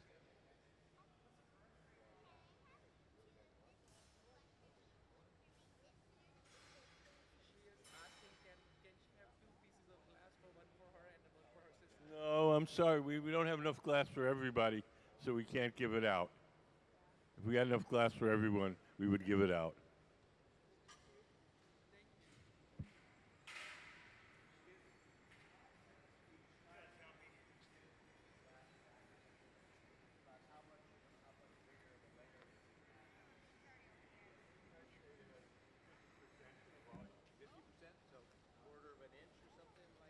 Well, the bigger thing you put in there, the more you get. Okay.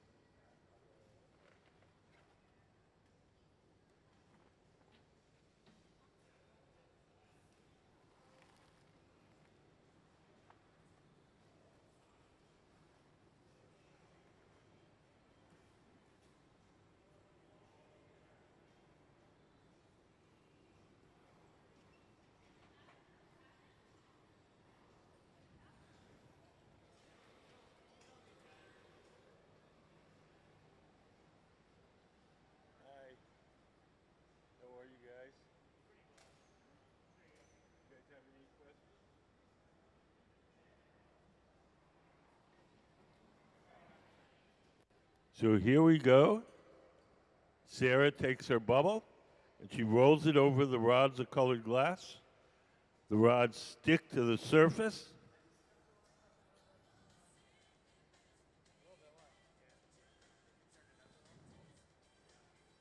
And she's going to take them back to the glory hole, the round oven, and melt them in. So those individual physical rods will become stripes.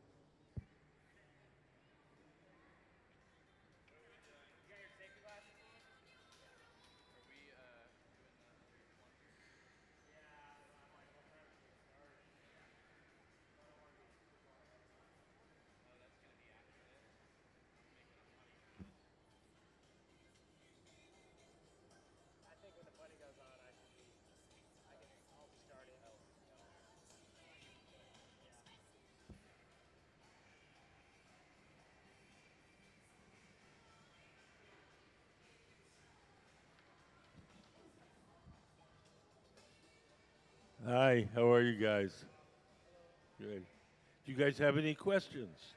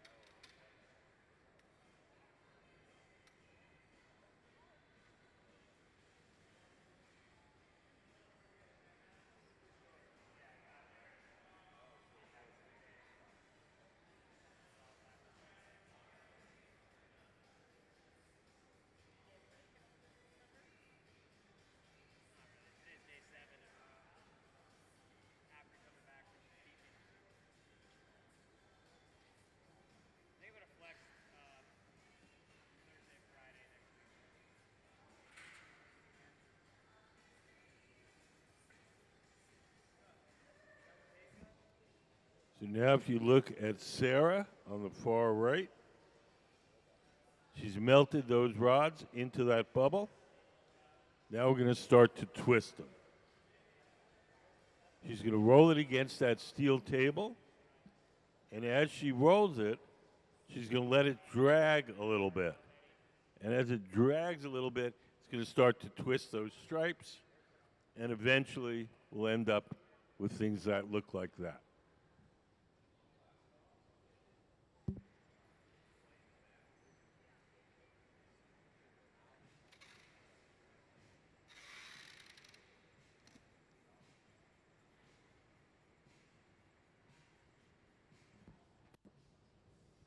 If you're here with kids, we have a special contest for kids called Kids Design Glass. Any kid can do a drawing, 12 and under, and once a month we pick one of the kids' drawings and we make it out of glass. We'll make 2 copies, one for you to keep and one for the museum collection. It's free to enter. There's a little table out in the lobby with drawing materials and entry forms. And if the kids don't feel like drawing right now, you can grab an entry form, one for each kid, and then do the drawings at home and mail them in. So, can we put up some of the kids' design stills up on the big screen? So if you look up on the screen, these are all made from kids' drawings who sent drawings into the contest.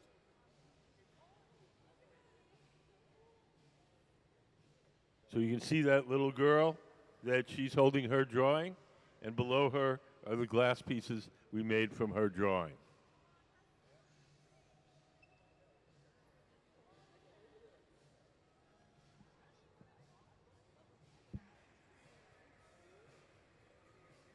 We have a crack team of glass blowers, and they're really, really good at making the kids' drawings come alive.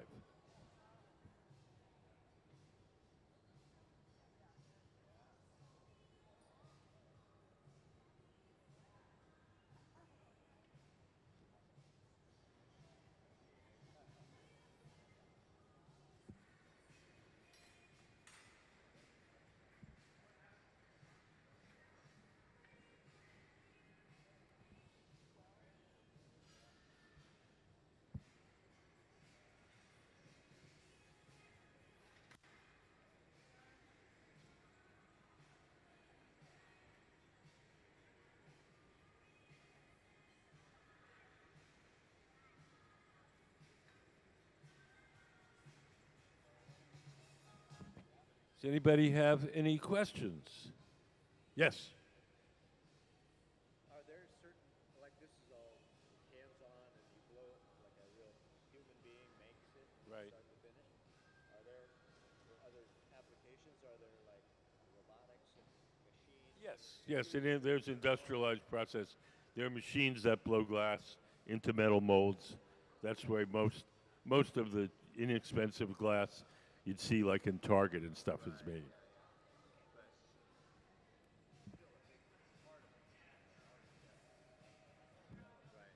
Yeah, we like it. Basically.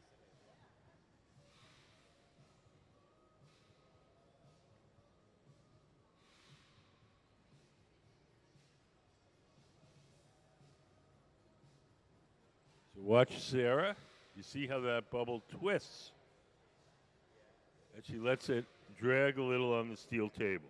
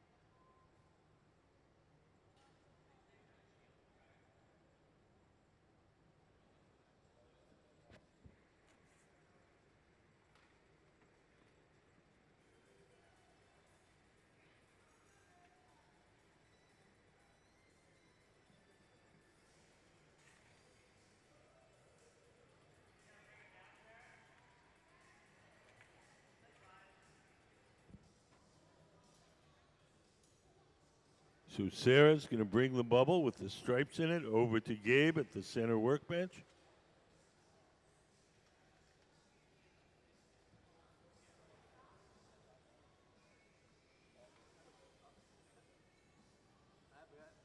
And Gabe's going to continue with the process. Gabe is the man with the gray shirt and the black hat.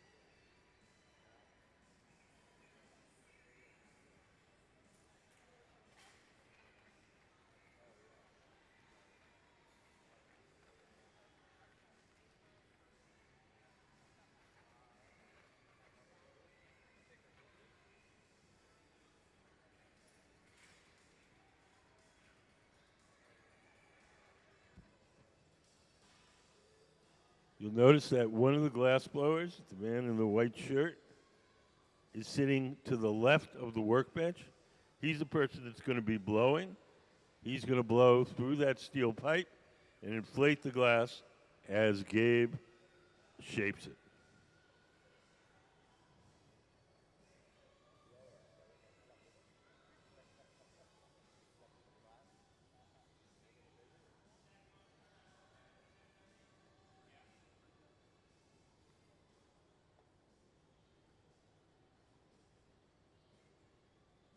Gabe's doing sort of the same thing that Sarah did.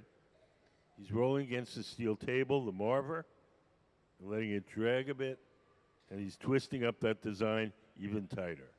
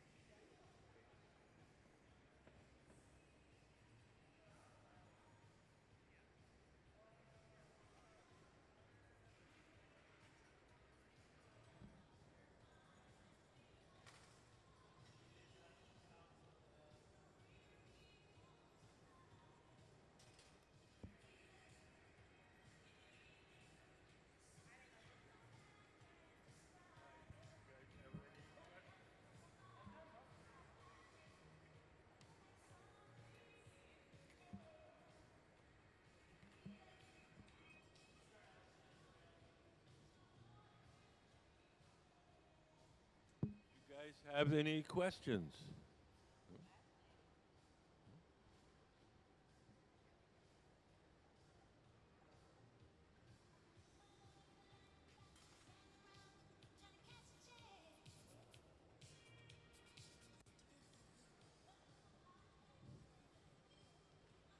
So you see that guy is blowing. You see the bubble getting bigger.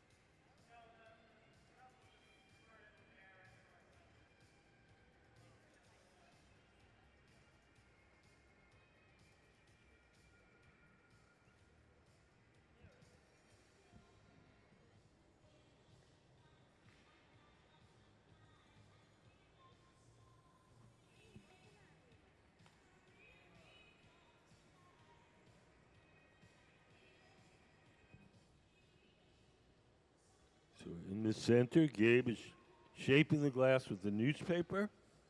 His assistant is holding a wooden paddle in front of his arm to shield him from the heat. The heat that comes off the glass is radiant heat, like an outdoor heater.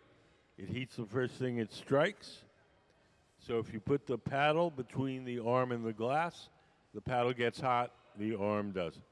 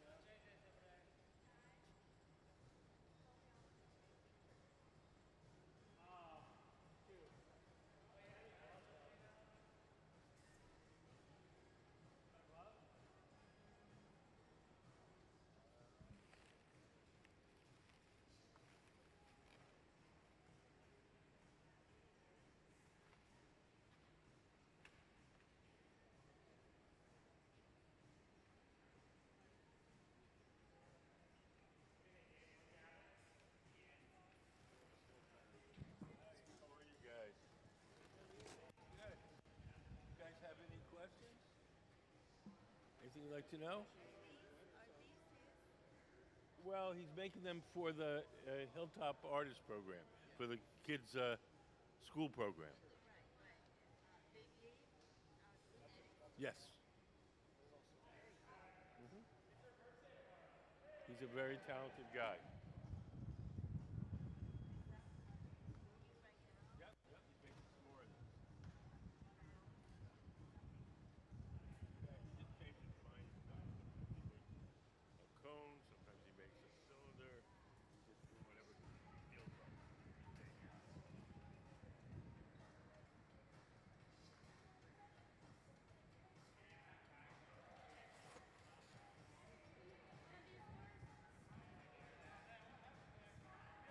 I mean, he does a lot of the same similar for his private art program. He's working here now. He's working for the museum, so he's not deciding exactly what he's doing.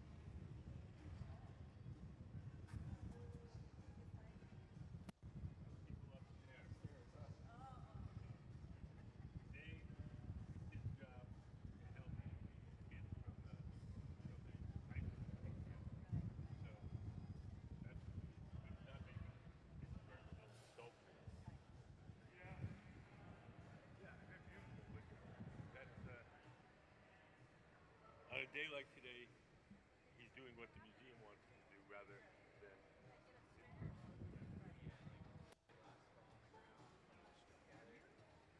Yeah, no, they're gorgeous. Yeah, nothing wrong with it.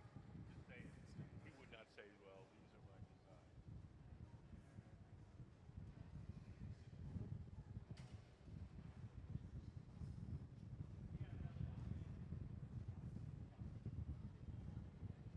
Was it Ethan? I didn't know his last name. The young guy.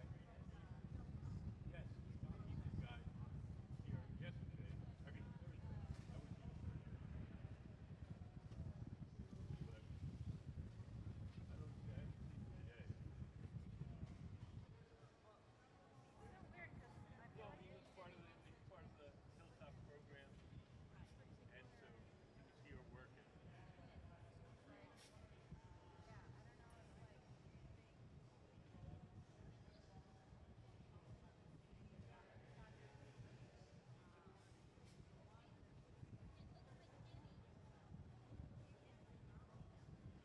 Oh. Oh, okay. No, no, it's private side.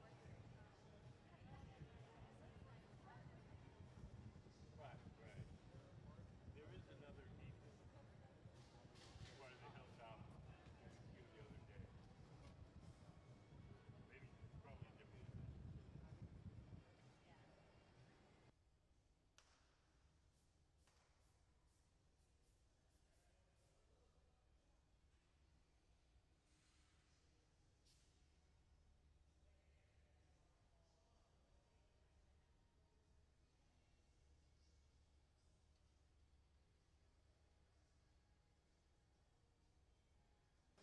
So over on the left side of the studio here, we're going to make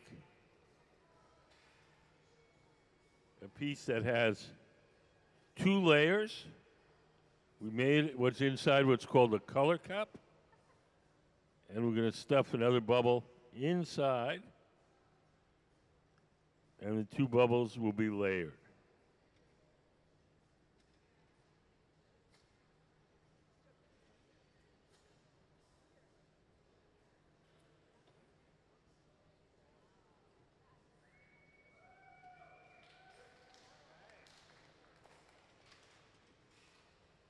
Can we put up stuffing a color cup?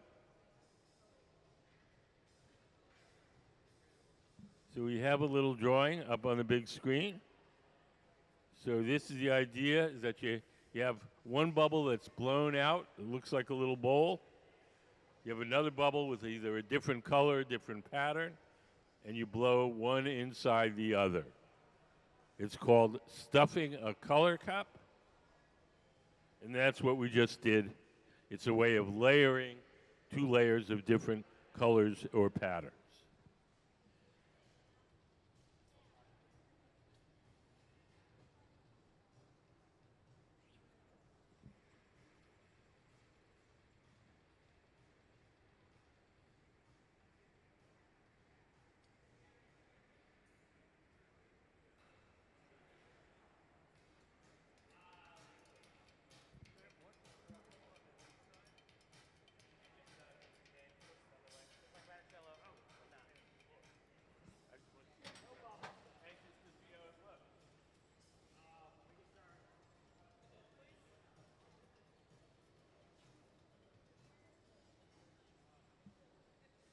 So the man in the white shirt is blowing as Gabe in this bench shapes it.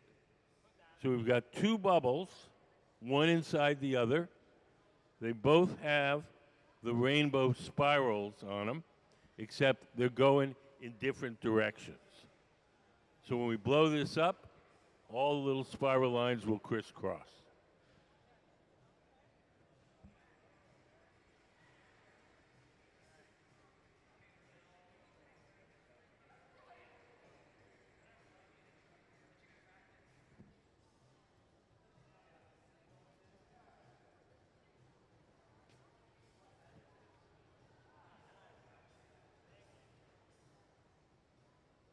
Does anybody have any questions?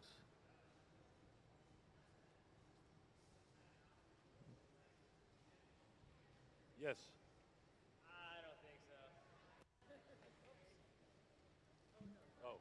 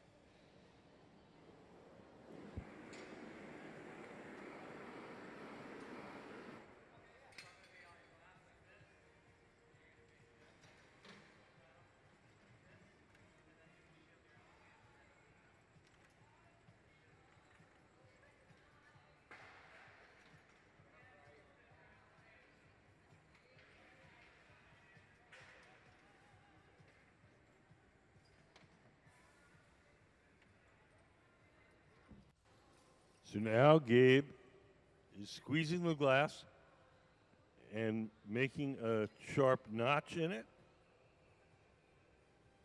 The tool in his hand is called the jacks, and making that notch is called jacking it down. That notch that he created, that's where we're going to break the glass away from the metal pipe once we're done shaping.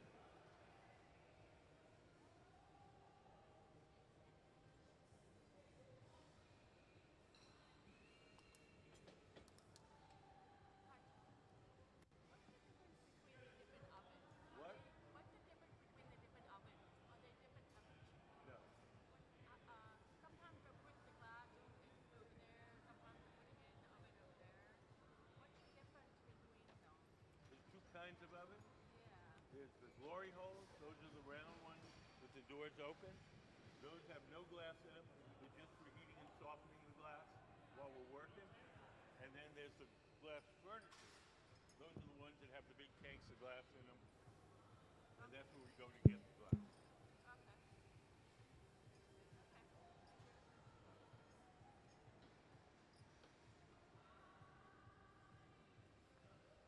Can we put up the glass furnace diagram? So you see the ones with the doors closed? That's what they look like inside. Look up on the screen. So each one has a big pot of glass in it. Could you put up the glory hole diagram? So those are the ones with the doors open. Those have no glass in them. It's just for softening the glass while we're working. All the glory holes are the same. All the furnaces are the same.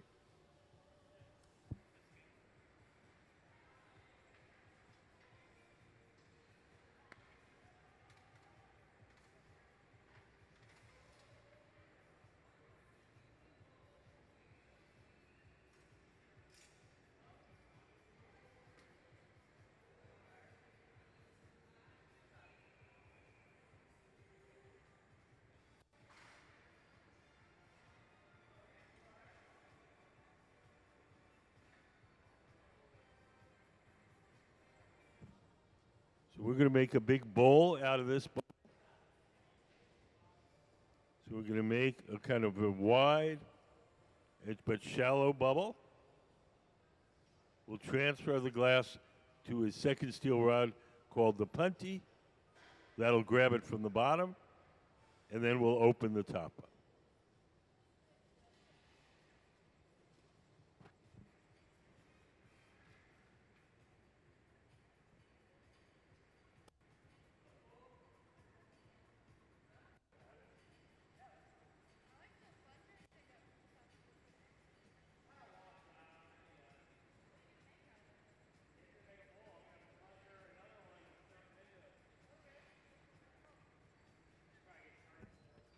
When he holds it up in the air, that makes the shape shorter and wider.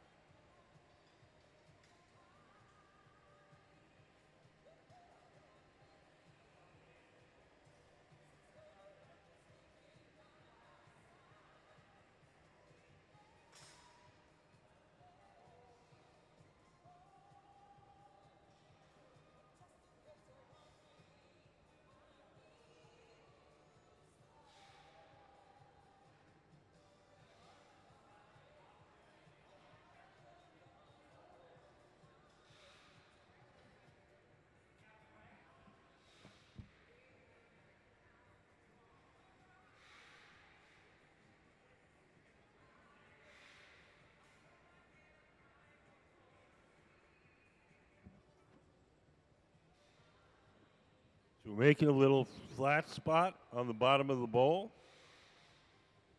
so it'll sit nicely on the table.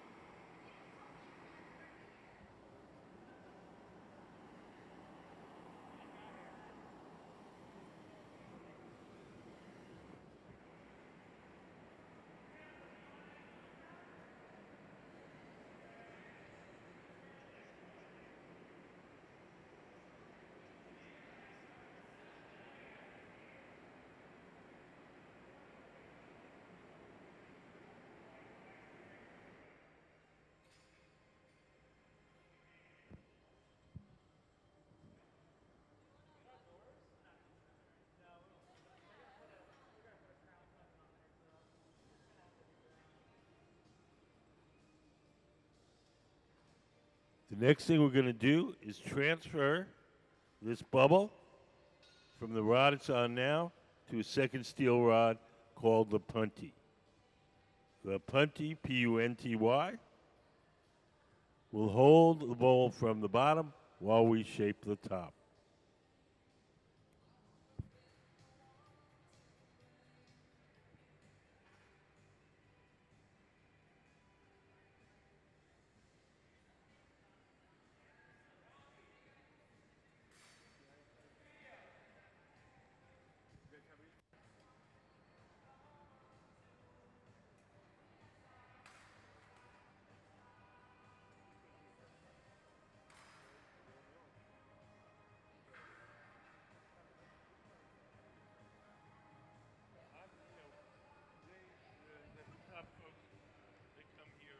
Occasionally. So it's not like I know every kid in the program. Yeah. Well, you've been doing this for a few years too. Yeah. Because I've seen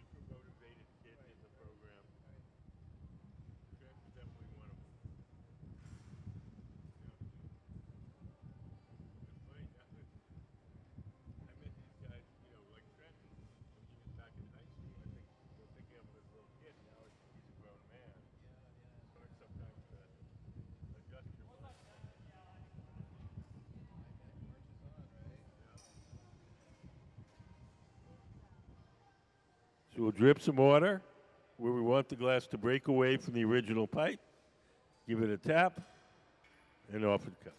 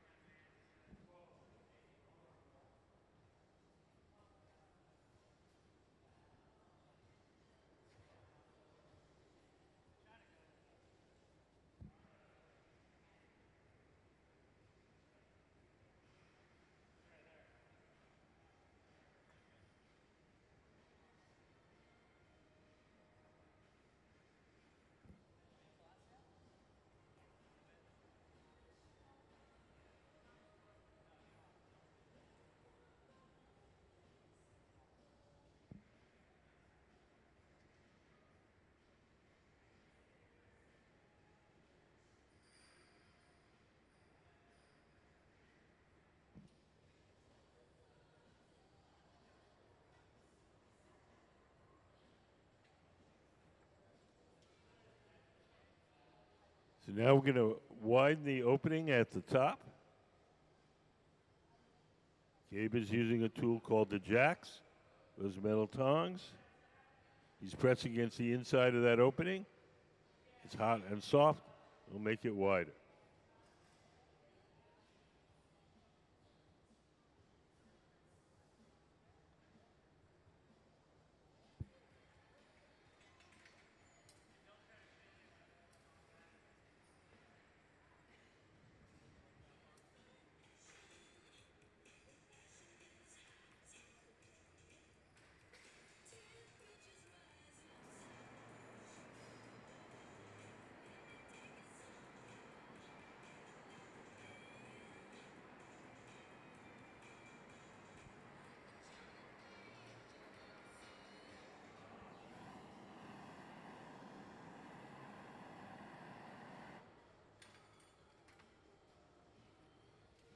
We're going to add a little decorative stripe to the opening. We call that a lip wrap. Sarah has brought some contrasting colored glass. We wind on a little decorative rim.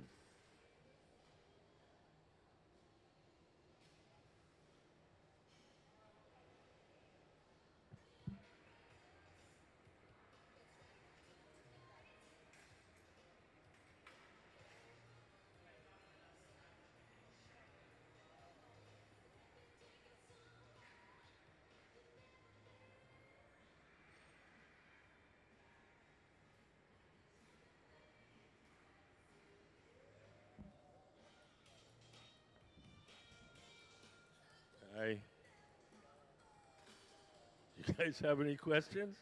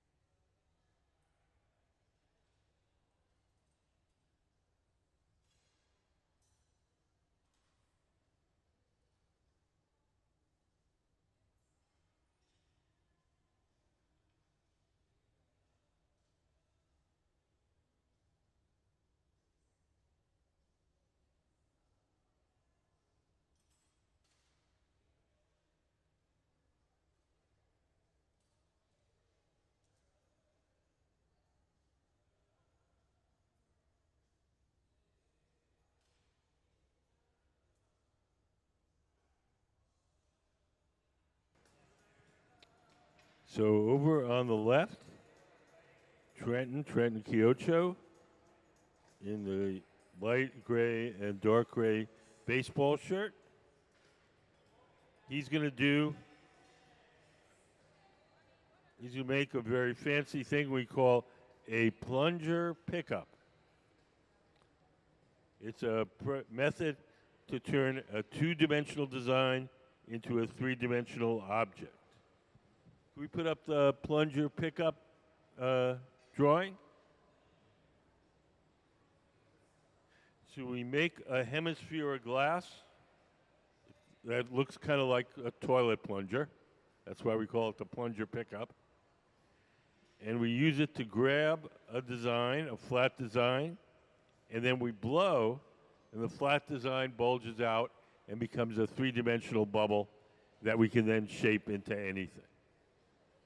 It's called the plunger pickup, and he's getting ready now by making the plunger.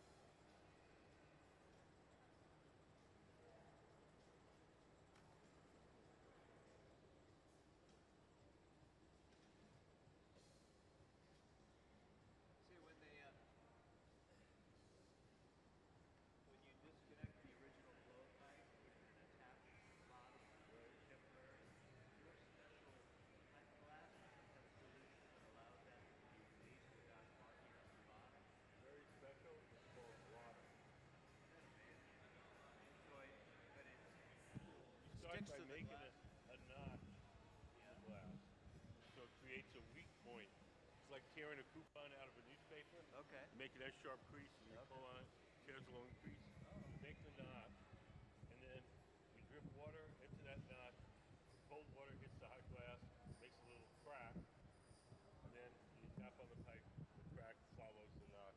Same as you did with the original pipe. That's how you take off the glass that's attached to the bottom now. Yes. Will just snap off that way. Same way. And then you have to just kind of smooth out where it's attached. Smooth that out. Yeah. So yeah. Cool. A lot of stuff we do is pretty basic, fire, gravity, air, newspaper, water.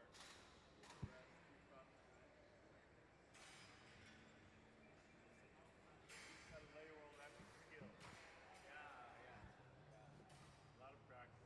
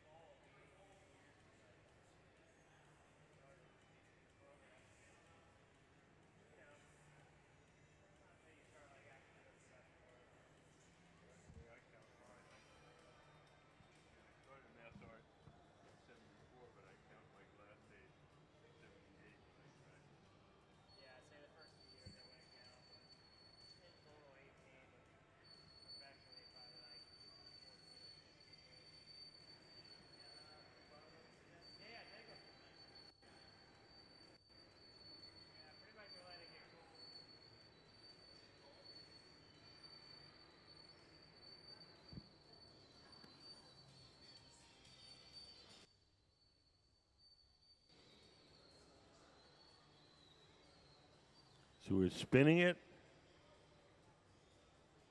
At this point, the glass is really hot and soft. Just the centrifugal force of spinning that will widen the opening.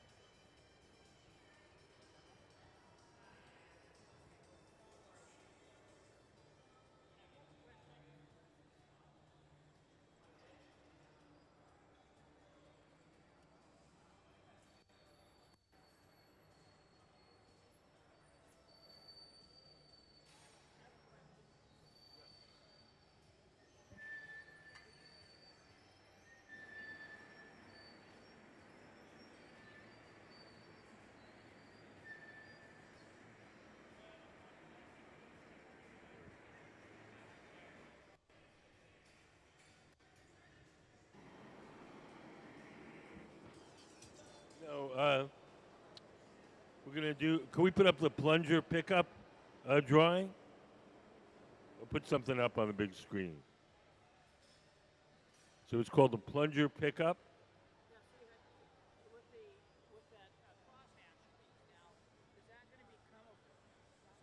Yes. Mm-hmm. Nope, that's called the plunger pickup. Like a toilet plunger. Incalmo. That's when you join two hollow bubbles. Can we put up the Incalmo picture? See, the plunger is only temporary. It's just to grab the flat design. Incalmo is when we take two bubbles, open them up, and make them like a two-tone vase.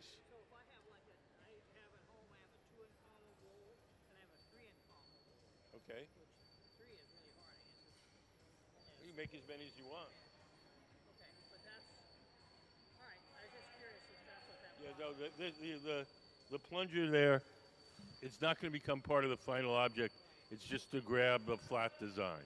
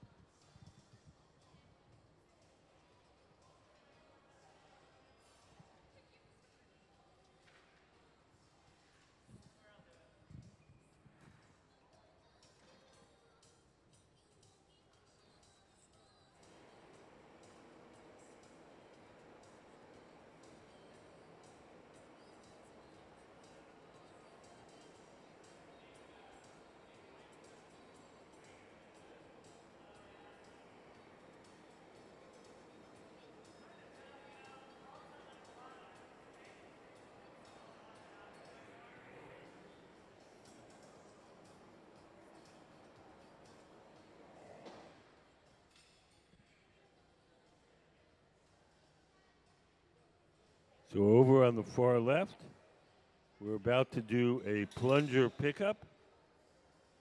We've got a two-dimensional striped design.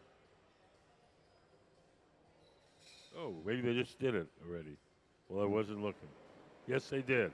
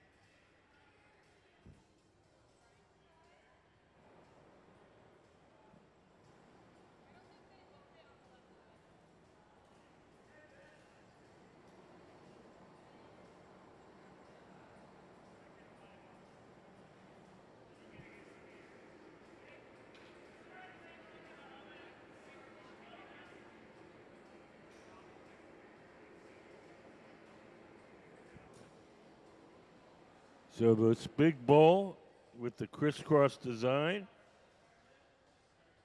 is pretty much done. We're checking the annealing oven where we cool these things off to see where there's enough space to put it.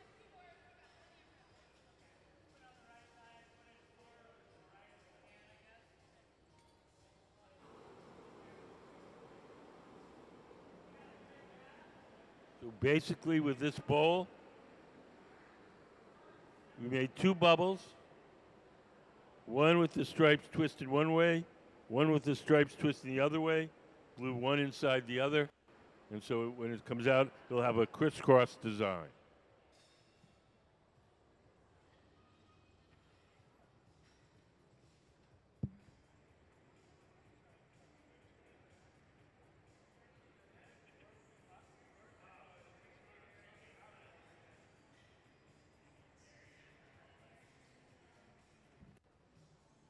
We'll take the water, drip it on the joint between the metal rod and the bowl itself.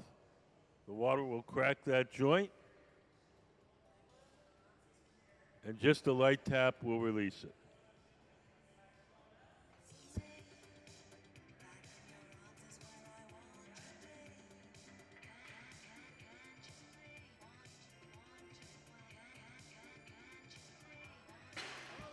Ooh, oh.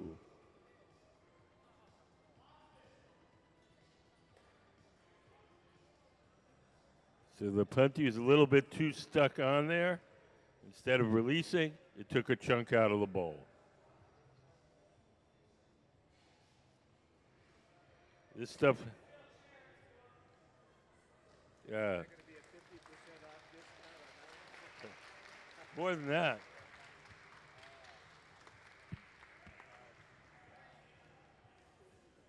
If you can't deal with disappointment, glass blowing is not the art form for you.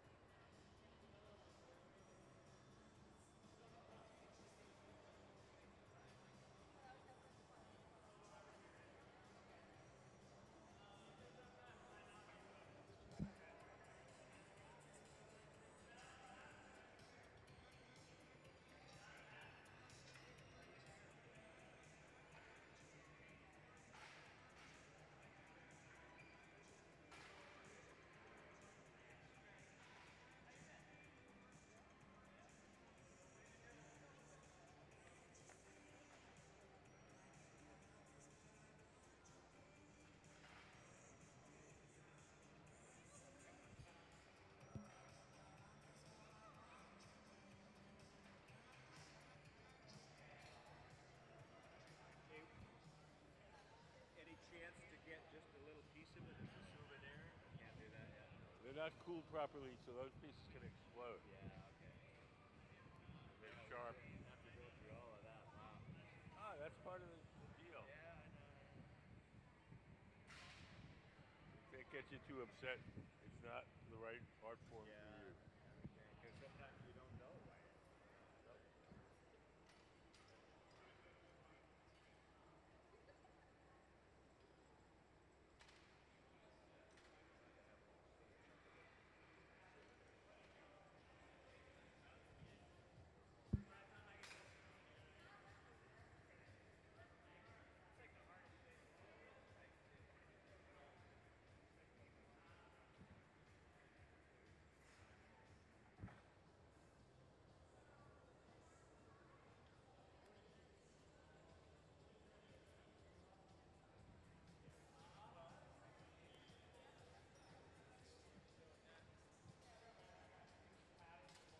So our crew is undeterred.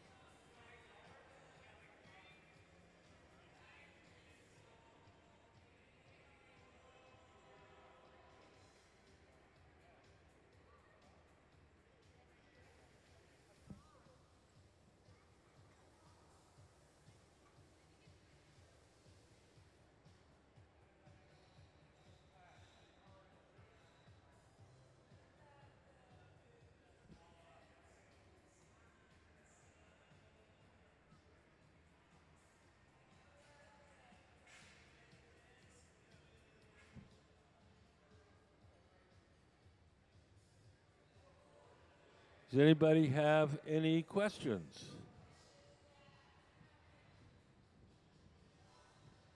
So we've been making all this week, we've been making these vases for the Hilltop Artist Program.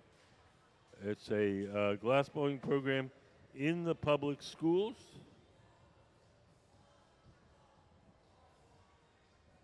The kids in middle school and high school here in Tacoma can learn to blow glass. Once a year, they have a fundraiser. It's called the Better Futures Luncheon. It's at the Hotel Murano in October 10th. You can get tickets online at hilltopartists.org. So if you want to support these kids and the program, go have lunch and buy yourself a nice vase.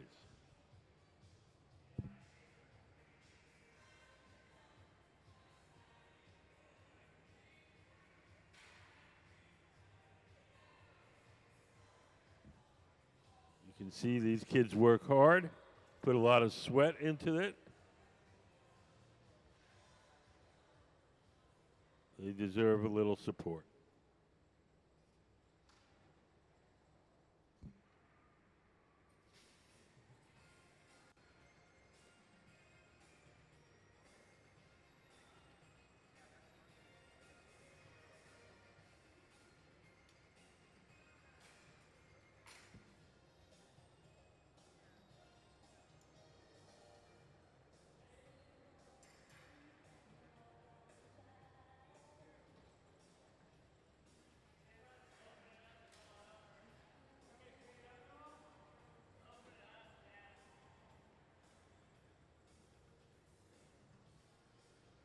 So we've made a little bubble out of our cane design.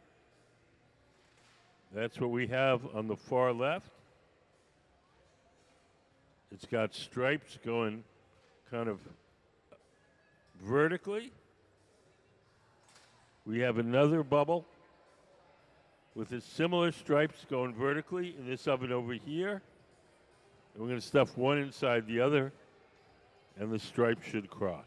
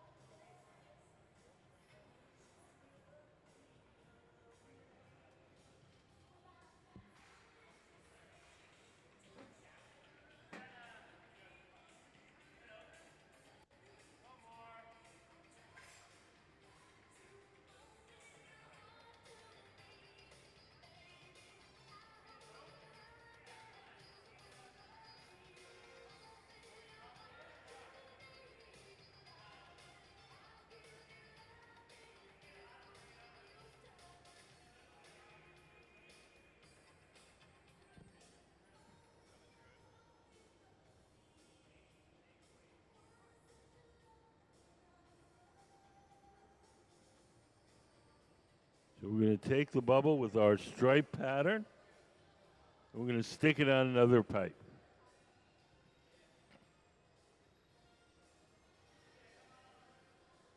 Gabe here in the center has put a ring of glass around the end of his pipe.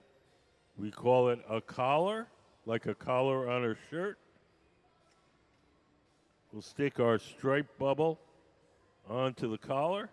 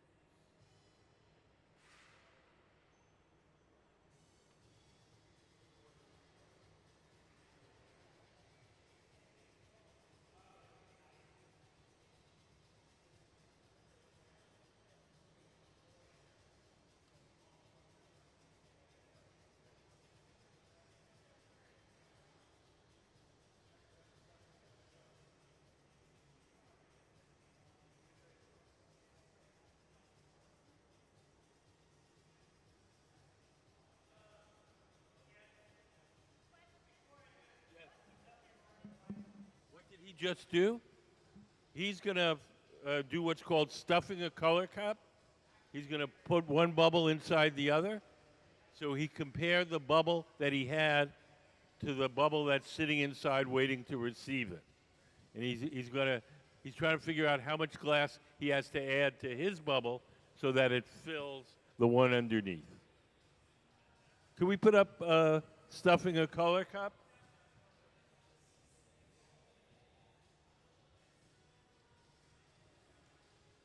So Gabe had the bubble that's on top, and so you want him to figure out how much glass you have there so you fill the one underneath. Does that make sense? Thank you.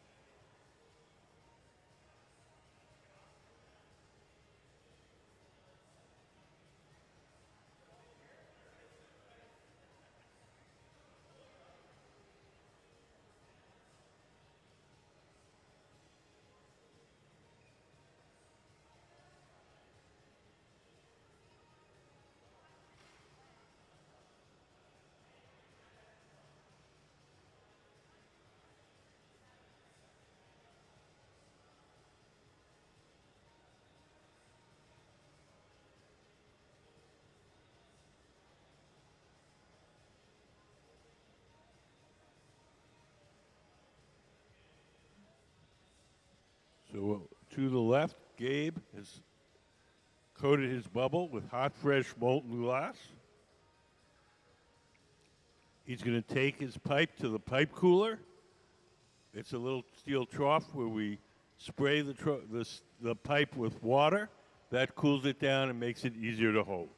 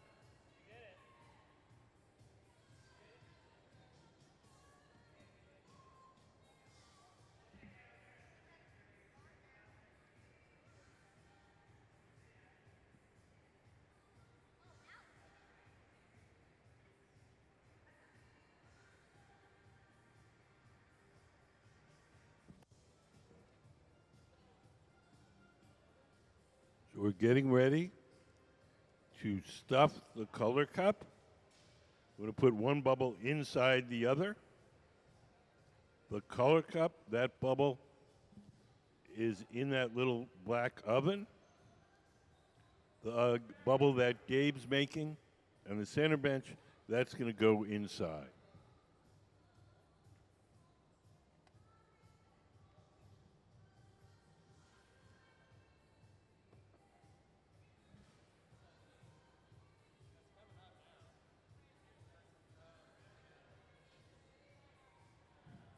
Chris, can you get a camera on the little black kiln near the stairs? There we go.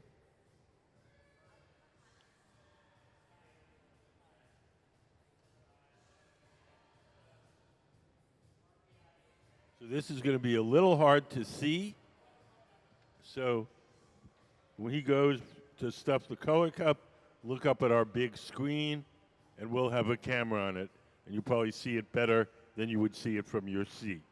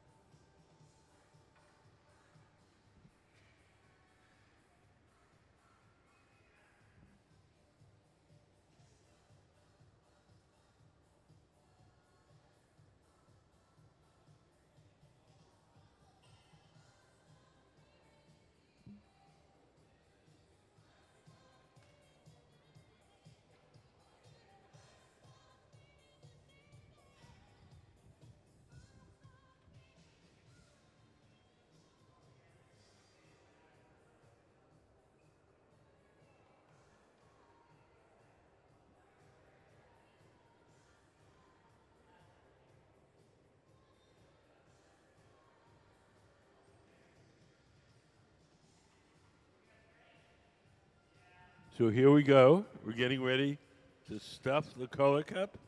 We have two patterned bubbles. We're going to push one inside the other.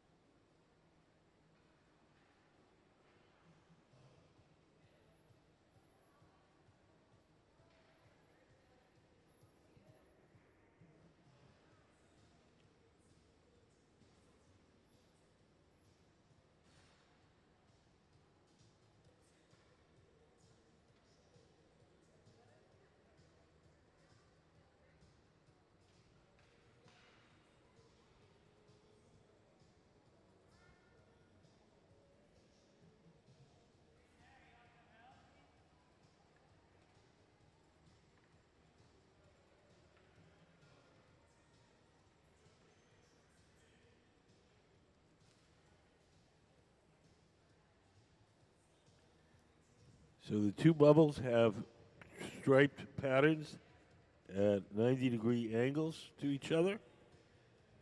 It's hard to see now because the bubble is glowing orange, but the patterns are there.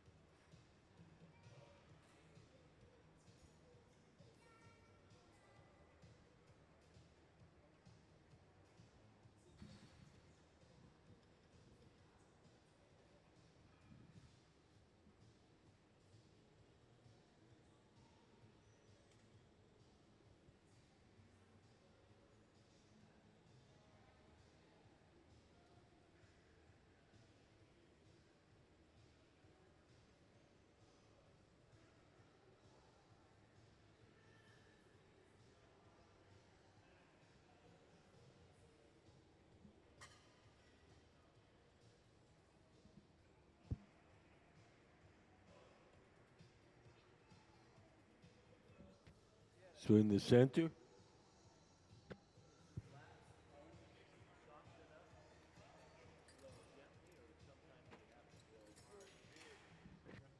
a lot of glass, and you have to blow pretty hard. And also, when we're blowing into molds, especially intricate molds, with a lot of detail, you have to blow hard to get it to fill out. But most of the time, making bowls, cups, just like blowing up a balloon.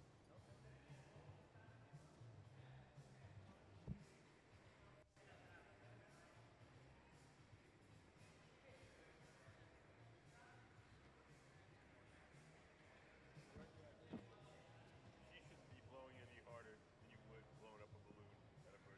Okay, yeah.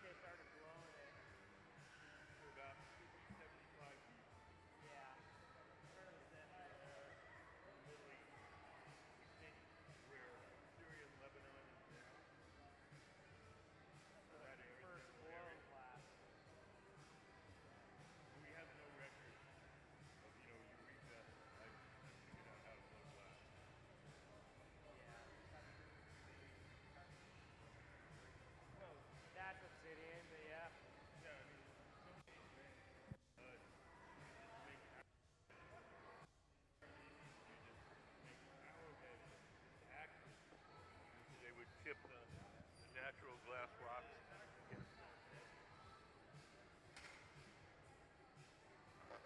Modern doctors actually use obsidian scalpels. It's sharper than any steel that you can make, and they don't scar as badly after.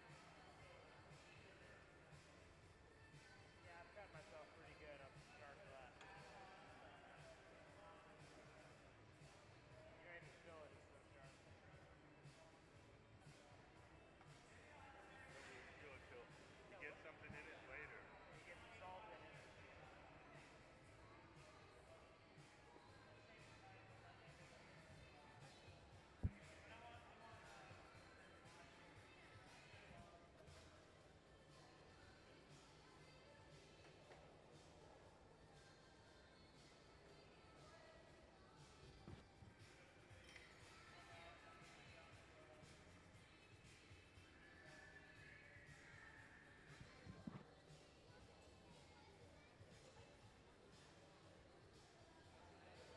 We're going to wind on a little pad in the center to insulate that design.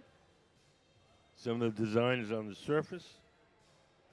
And we're going to attach another pipe there. We don't want to tear out any of the design, so we added a little clear glass at the bottom and on the center.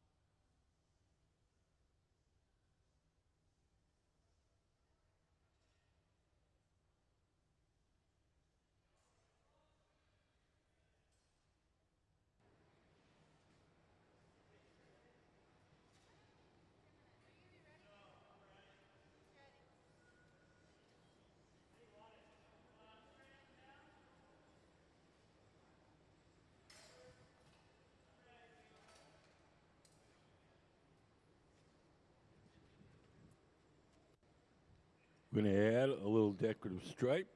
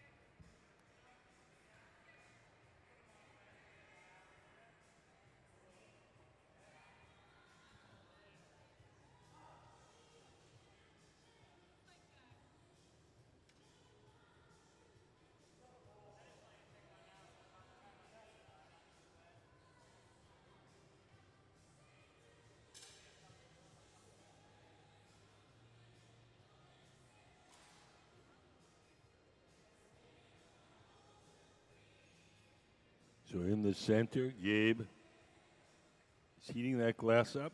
He's going to work on the top of that bowl. We can adjust how much of the glass gets hot by how far or how deeply we stick it into that oven.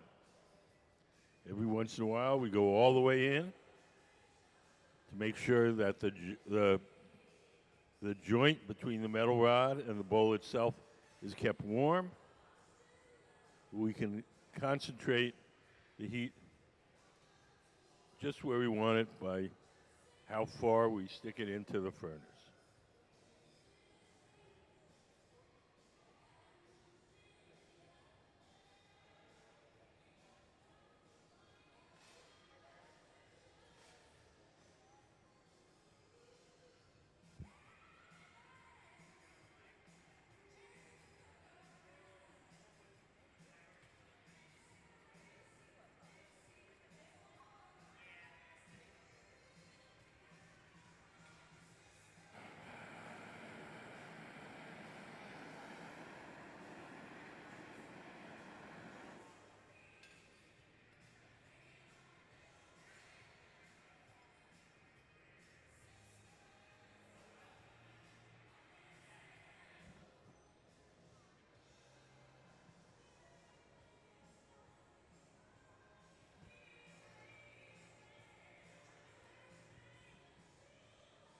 We're going to blow some air into the front end of that using a tool called the soffietta.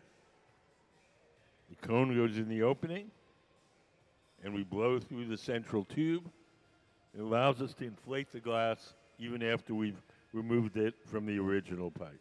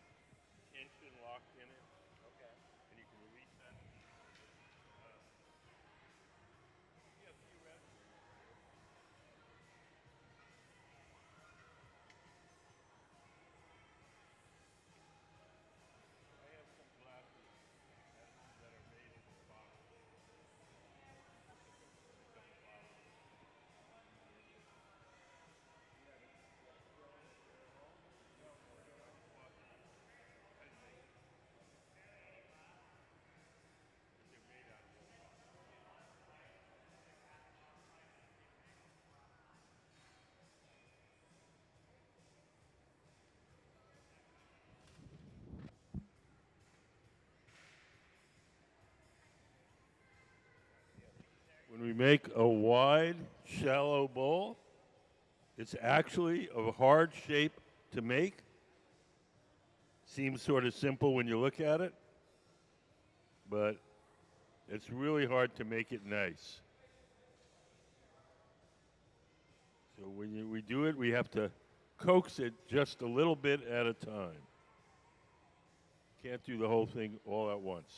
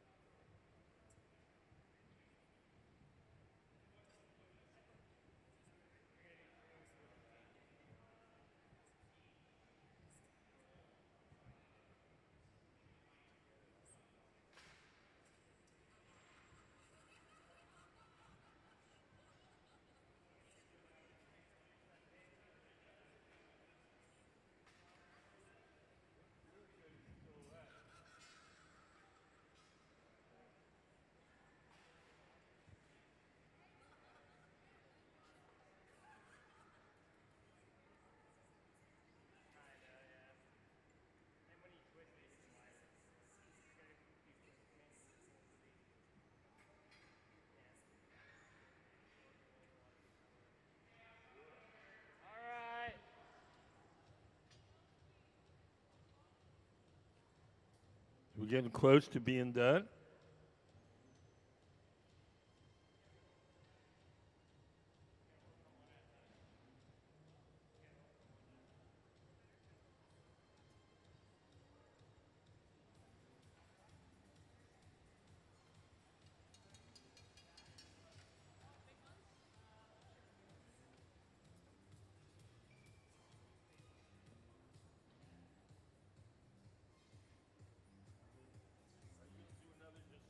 Straight ahead twist. Go inside that. Double stuff it again, yeah. I had a suggestion. The lights, it's already too late. Let's put a clear case in the floor. Too late now. They're having their game. Very.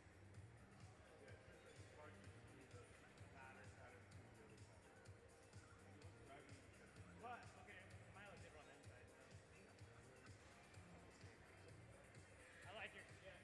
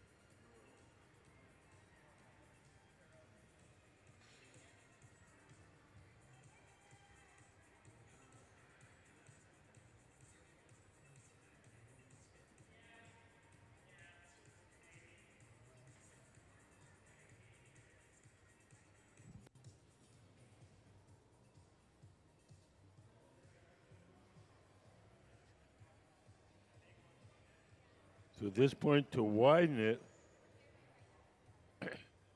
we're spinning it. The sides want to flare out. We're sort of keeping it in check rather than pushing it outward.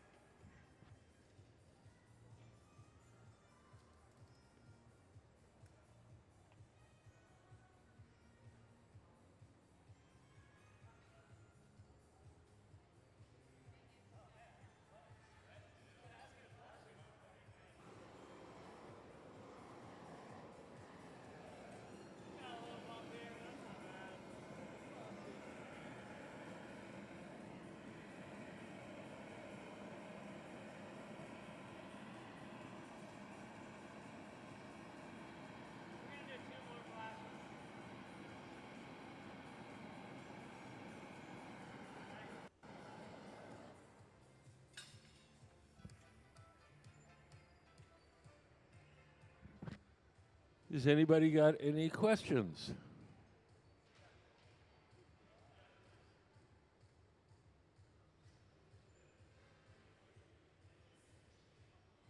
You guys?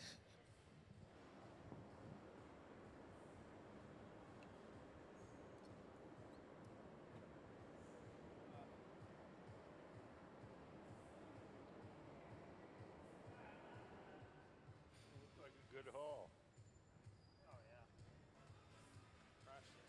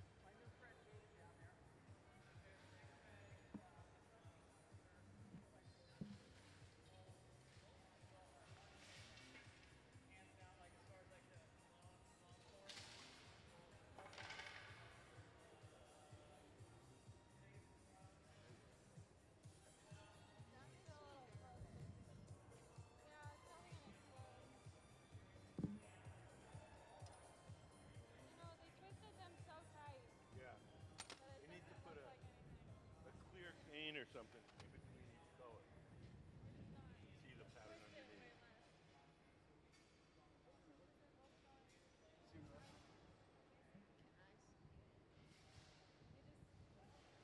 Too warm. It's not warm. What? Some is warm in there.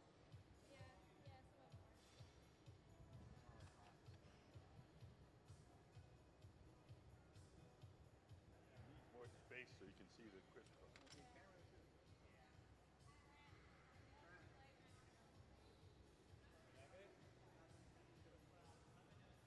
Well, it's just so horizontal that like it doesn't even crisscross. They just like Kind of horizontally parallel. like intersect each Yeah, other. a little.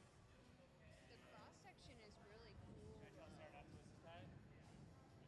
There's the cane on the top and then the one right here. down in here.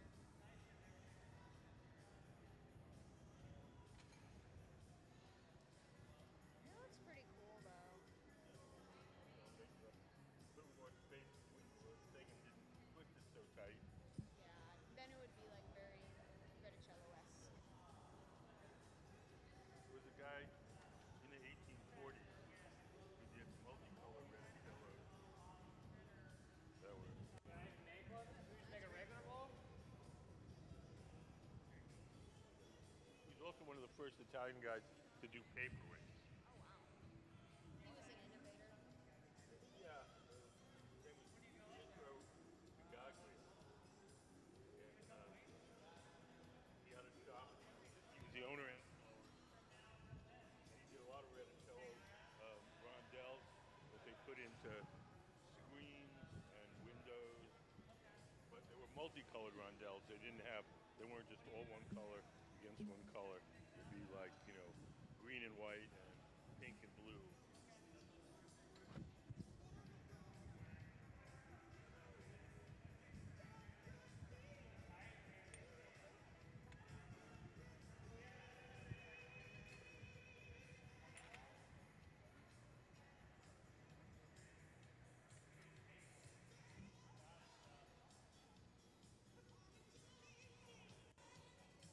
Nothing. I mean, it's interesting still.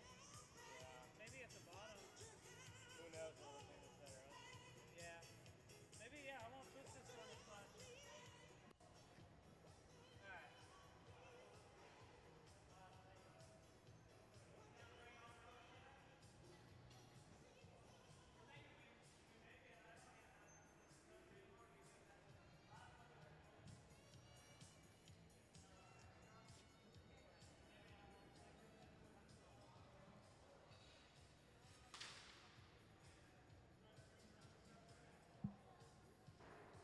The crisscrosser also might look nice if we use some transparent, not have white boards and everything. I agree. Then you can see both through each other. So Yeah, it'd be that would be more like, mixed in the pattern. I agree.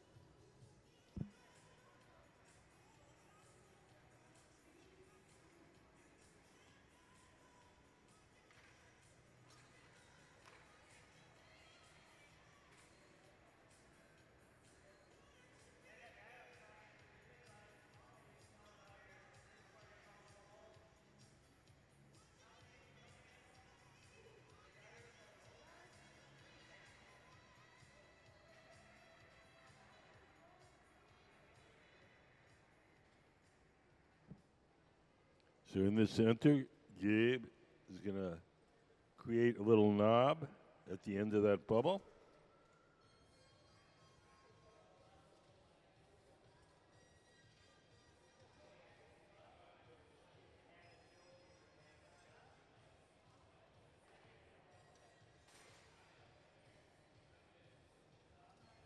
And cut that off.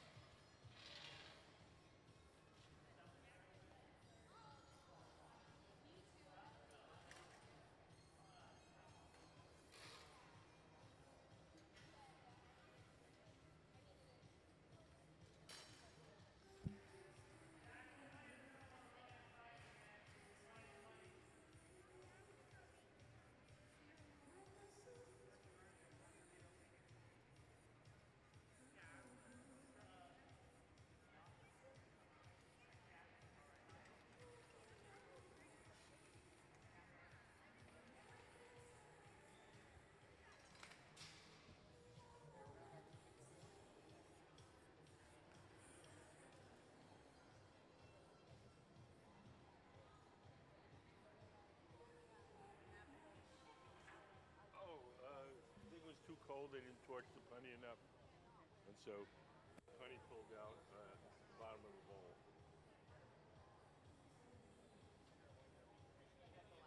What? Was that the most recent piece they did, or was that a No, while ago? no, I've done one since, but it was next to last. Yeah, getting tired. No, yeah. It just happens. Yeah. If you don't want it to break, you shouldn't make it out of glass. That's my philosophy. Always that, but that's what makes it fun. You want to keep it, make it out of rubber.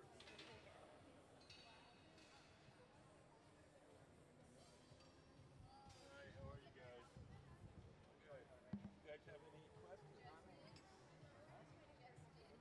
Oh.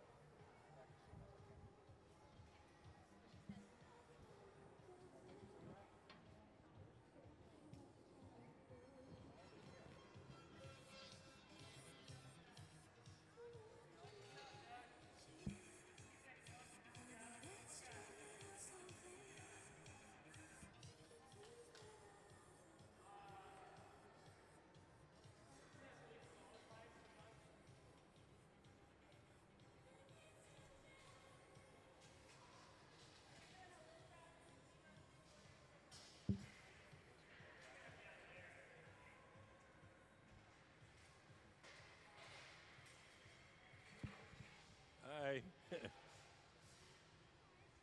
you guys have any questions?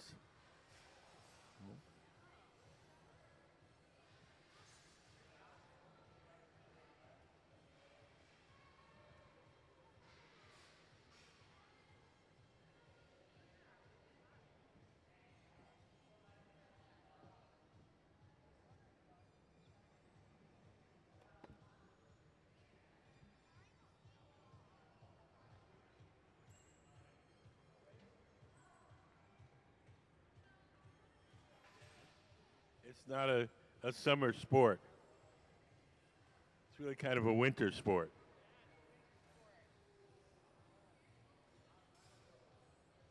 Nice and cozy in the winter. There's a little water fountain just around that corner towards the door. Go out and curl around. You guys want to get a cup of water?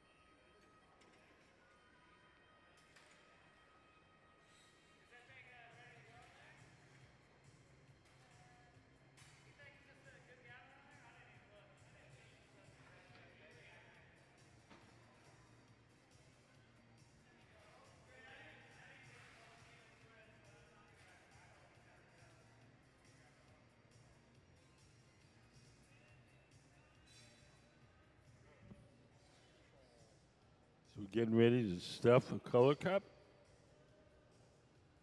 We have another bubble with the stripes twisted in the opposite direction inside that little black oven.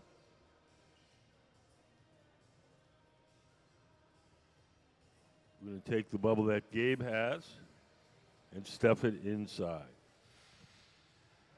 Can we put up stuffing a color cup? So if you look up on the big screen, we have a little diagram. We're going to put one bubble inside the other. You can go back to the action. They're going to stuff it soon.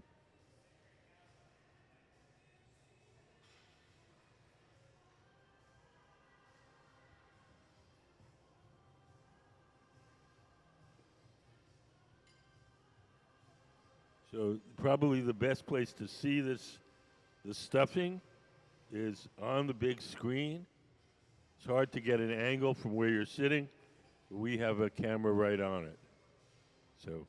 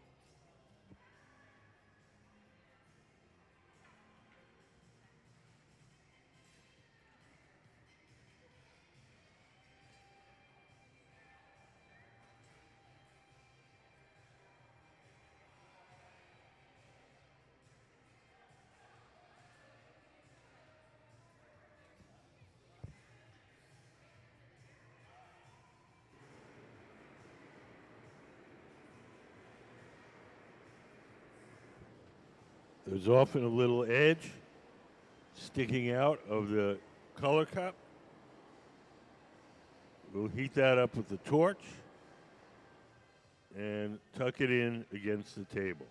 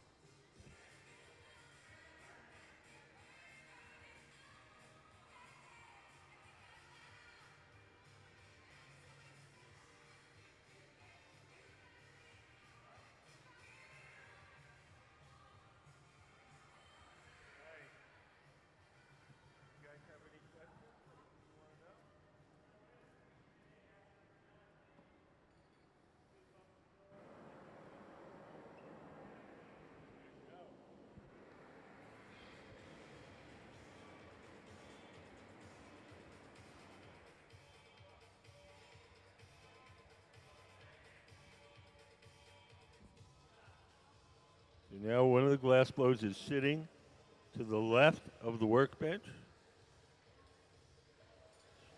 Eddie's the one who's going to be blowing.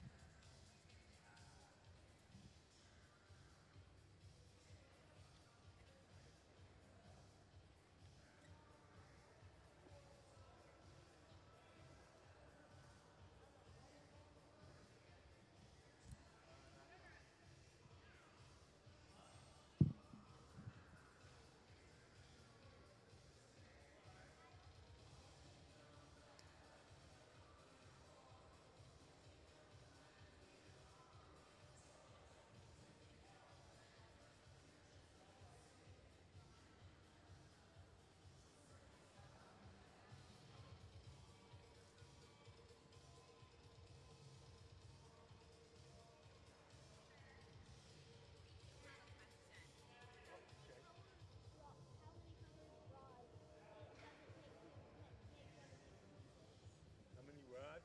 How many of the colored rods? Yeah. 4, 5, 6. 6, that'd be 6, 12, 18, 24, 30, 30. Wait, no. No, because it takes,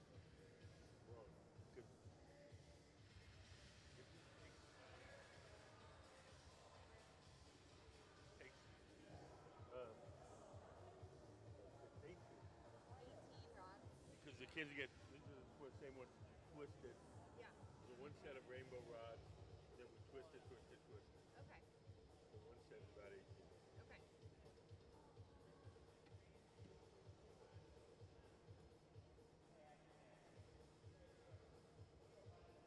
Fun stuff.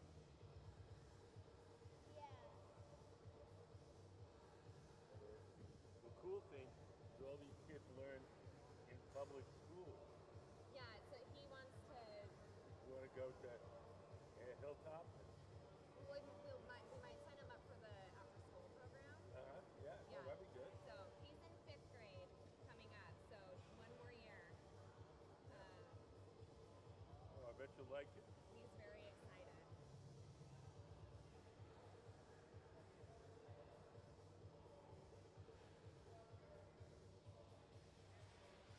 What happens, like, where did the pieces go that were made today? Today's very specific thing. Today, they have an annual fundraising luncheon for the